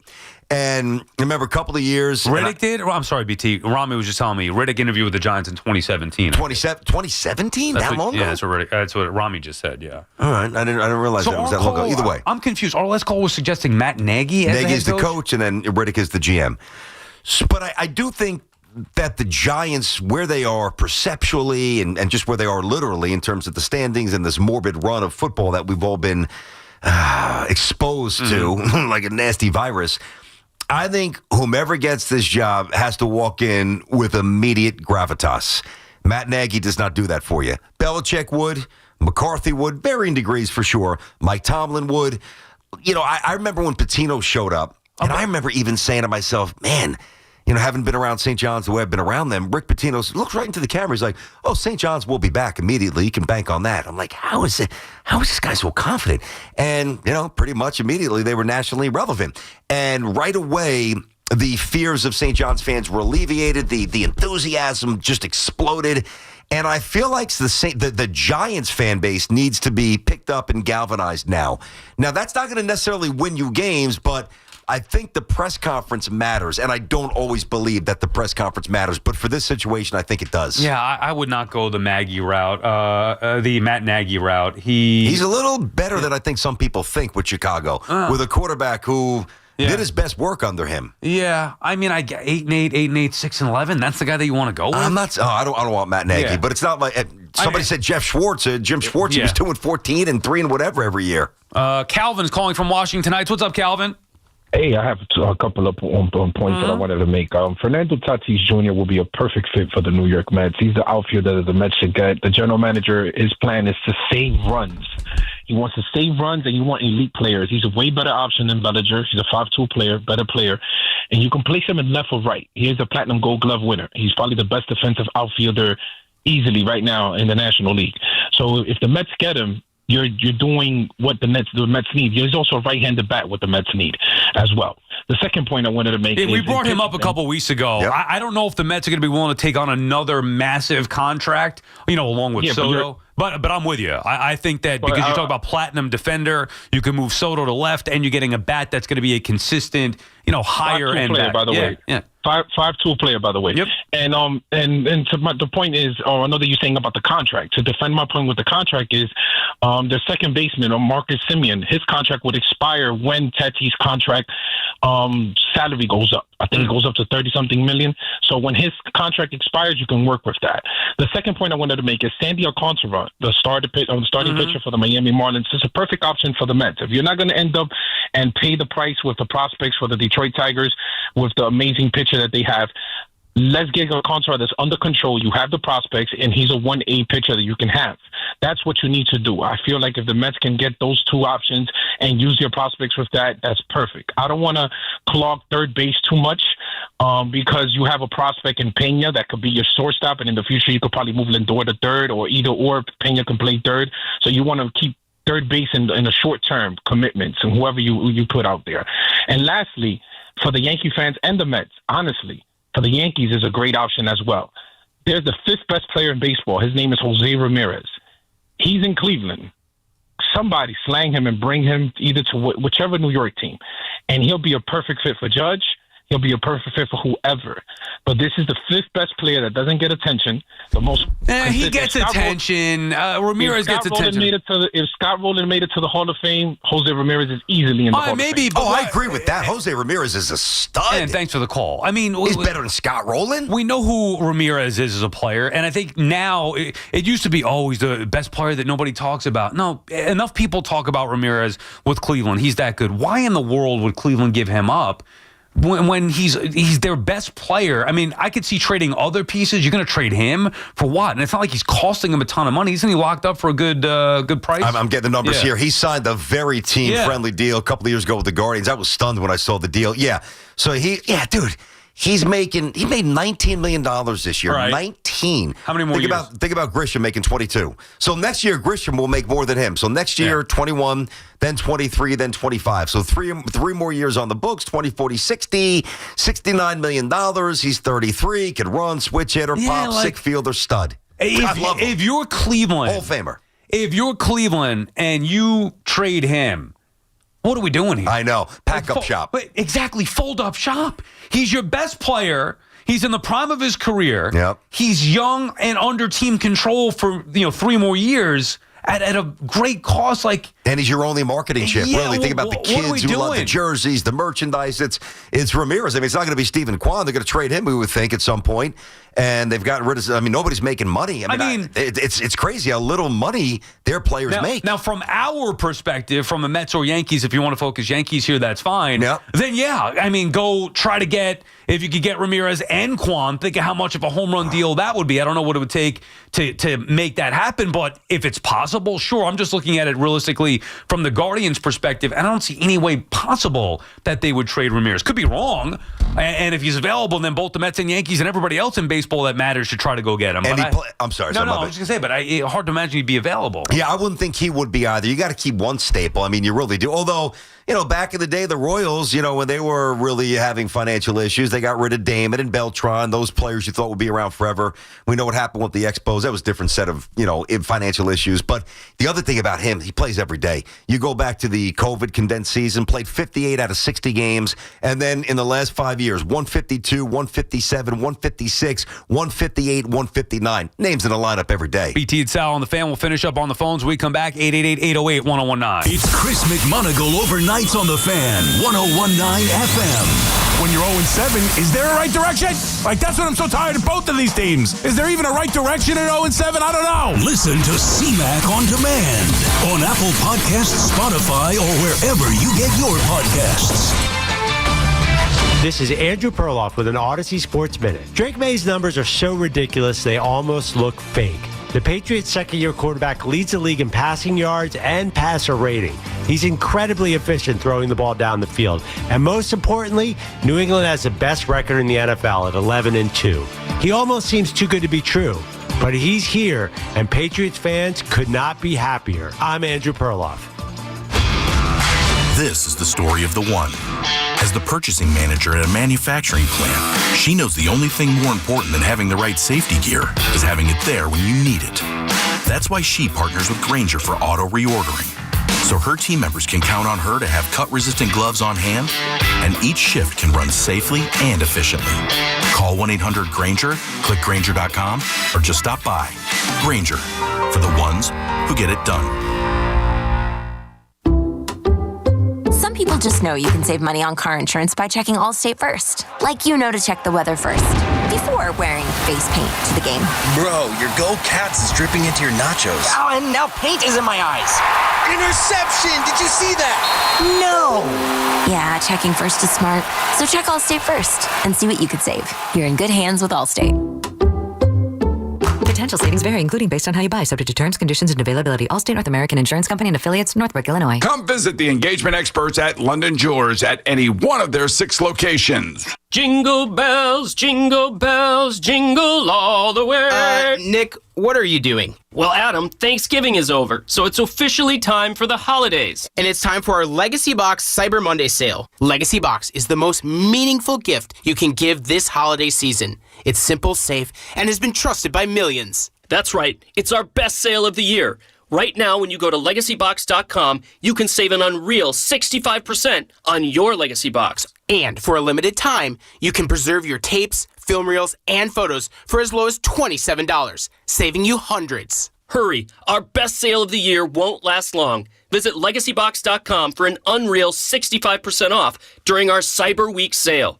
With limited quantities ready to ship, this deal will go fast. Shop our Cyber Week sale now at LegacyBox.com/value to take 65% off.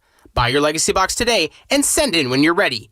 LegacyBox.com/value. Head to SNY for all the latest offseason news and rumors. A very busy and a very important offseason for the Mets. With insider opinion. What's your take on the deal? And exclusive access. Get it going here with Carlos Mendoza. On Mets Hot Stove, Wednesdays at 6:30, only on SNY. Honey, that flu keeping you up? Did you take NyQuil Intense Flu? Nah, I got this. Okay, I don't got this. Yeah, you need NyQuil Intense Flu. Undo your flu with NyQuil Intense Flu. NyQuil Intense Flu provides powerful relief of your flu symptoms so you can sleep. You do got this. NyQuil Intense Flu. The nighttime sniffling, aching fever. Best sleep with the flu medicine. Use as directed. Keep out of reach of children. Hello, Crushers. It's your host, DJ Divine, telling you that Candy Crush music season is here. Tasty. Conquer levels to mix your own track and win sweet rewards. Divine. Now let's swipe to the next track. Take it away, Thundercat. Candy Crush music season. Play now. From November 3rd to December 7th. Selected players level 36+. Terms apply. See in-game. Optional in-game purchases. Injured in an accident? You need help. The Rothenberg Law Firm. Lawyers that have built a legacy of victory over 5 decades, winning billions for their clients. The Rothenberg Law Firm. Call 1-800-624-8888 or visit injurylawyer.com. Some people just know you can save money on car insurance by checking Allstate first. Like you know to check the weather first, before wearing face paint to the game. Bro, your Go Cats is dripping into your nachos. Oh, and now paint is in my eyes. Interception! Did you see that? No!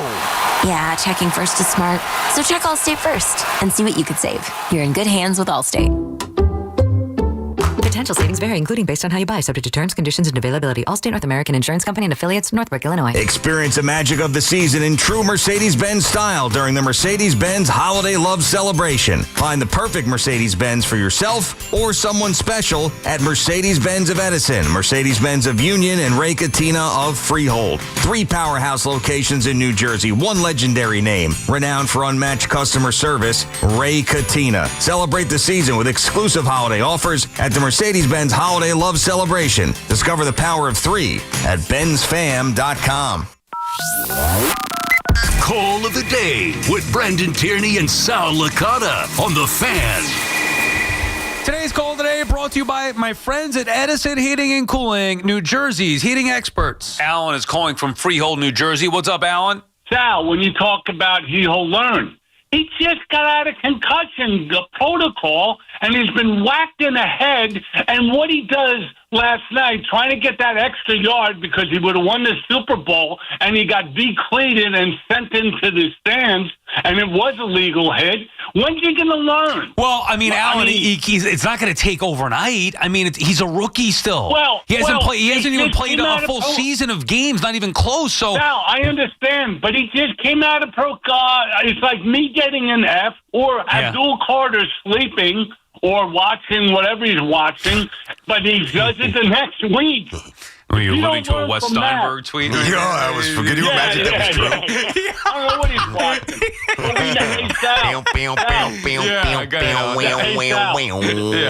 I mean, there are worse things he could be doing. Yeah, good.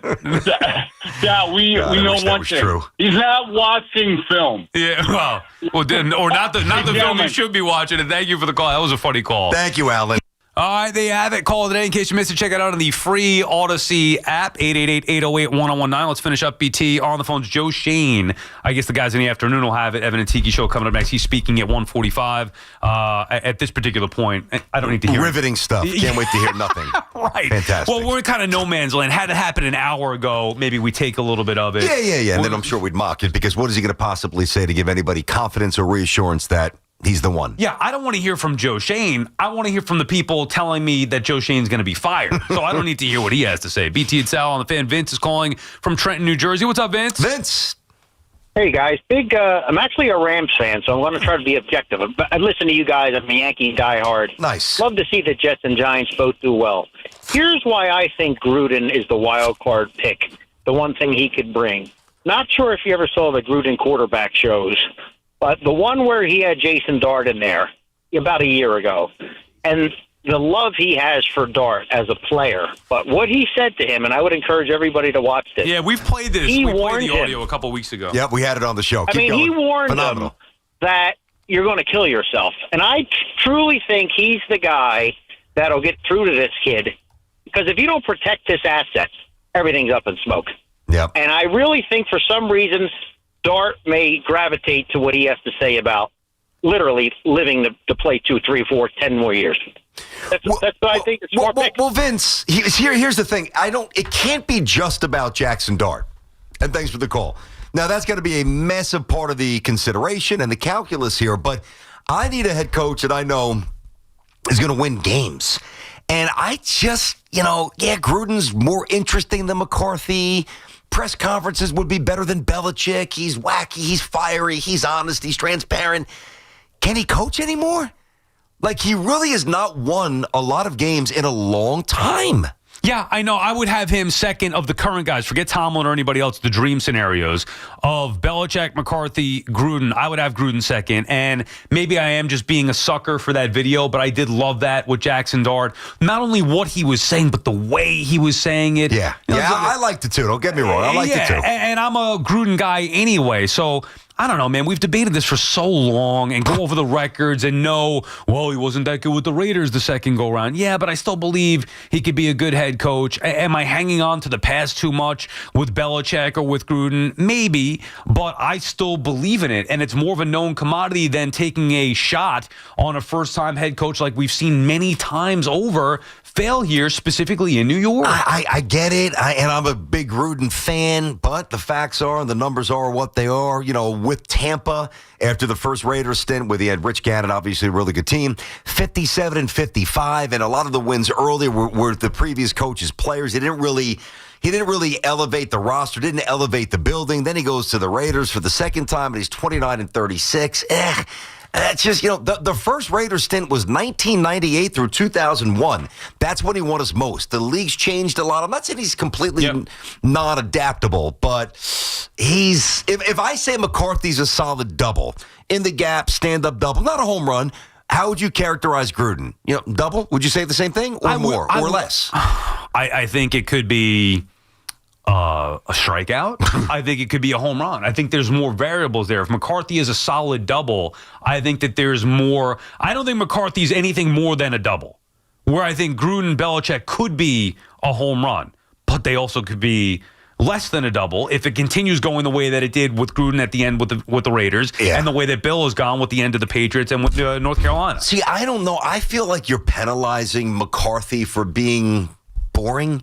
Like, if McCarthy had the resume that he has and he had the personality that Gruden has, I guarantee we'd all be sitting here saying, well, we wouldn't say it because somebody else would have hired him, so we couldn't hire him. I feel like, he's just a big lug with the sweatshirt and like Midwest, doesn't shave, he looks like he's, should be lifting tractors or something. And he doesn't have much of a personality. He's not very dynamic, but his record is, it's so much better than Gruden. They both have the one championship, but the frequency of wins for McCarthy is undeniable compared to Gruden, but the allure of Gruden's personality, it's intoxicating. Corey is calling from Massapequa Park. What's up, Corey? Hey, guys. How you doing? Good afternoon. What's up, Corey? Oh, yeah. Great day. Yeah. So, two quick things. I want to comment on the coaching stuff, but first, with the Jackson Dart and the sliding, I think it's obvious for the risk of injury. To me, and even with that big hit that he had on the sideline yesterday, what's crushing is the momentum that it gives the other team, right? Like, think about it when we're on defense and say like Jalen Hurts or another scrambling quarterback runs. The only thing you can salvage in that play is a lick on the quarterback, right? Even if he gets 15 yards, like, all right, well, there's a touch. So to me, it's the momentum that we lose with him running and these other teams, especially when you're on the road with a bunch of drunk Patriots fans, seeing their team rock our quarterback. It's just another momentum hit that we lose. So to me, I just feel like he really has to button that up, obviously for his safety, but also for the momentum that he gives to the other team.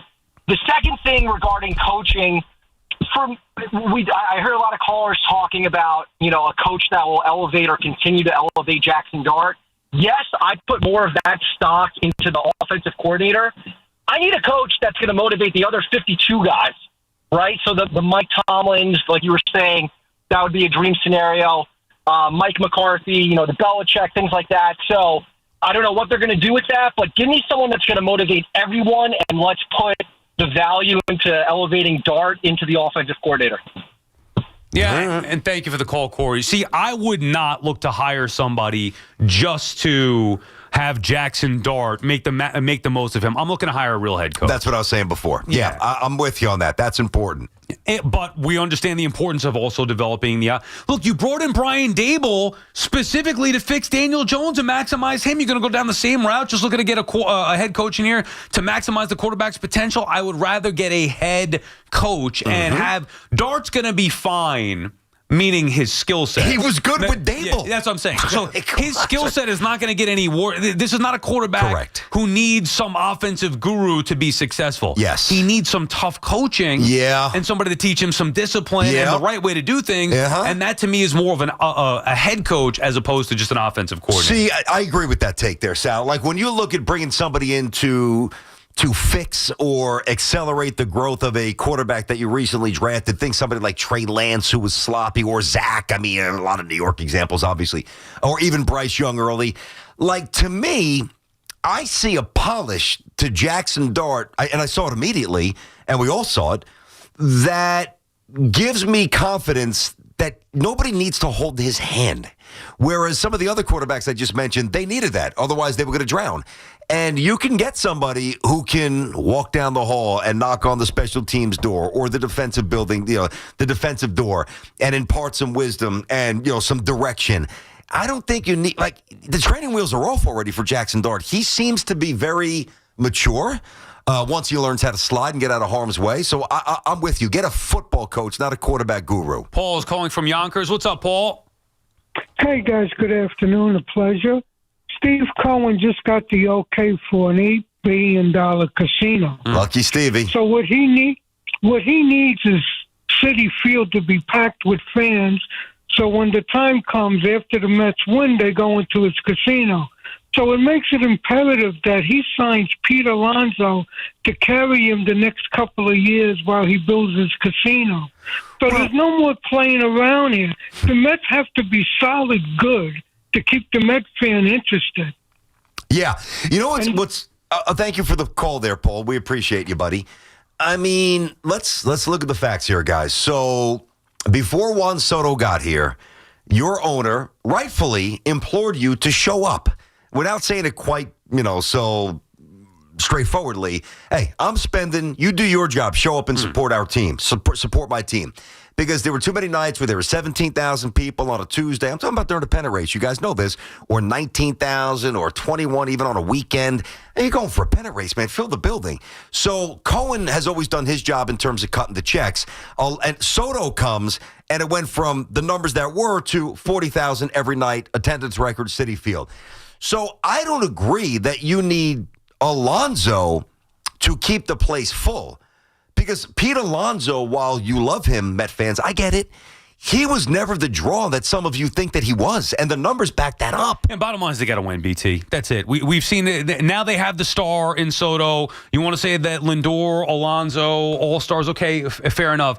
They've gotten that. They need to win. That's the bottom line. They have to win consistently. It was supposed to be sustained success from 2022 on. They failed in 2023. Then 2024, they make the postseason. And last year, how could they not make the postseason? And yet they fell short even after signing Juan Soto to the biggest deal ever. So to me, it's not about getting fans in the seats. I know that that's the business part of it. Sure. If you win, the fans will come out. So they already went out last year, saw a miserable losing season. Not losing, but the 83 wins, falling short of postseason. They need to start winning some games. So I don't care who they bring in, just build the best baseball team and people will come out. That's always going to move the needle more than not, but they won the previous year, 89 games, and they didn't really fully fill the building. You still need that massive star power. Lindor's good. Pete's going to hit some bombs. Soto's different. Rob is calling from Morristown. What's up, Rob? Hey, what's going on, gentlemen? How are we? You guys having to catch the kick from old Young Ho Koo last night? I'm surprised that guy didn't break his ankle trying to kick that thing. Dude, that was ridiculous. That was like me. I was telling Sal, I used to play lefty golf and then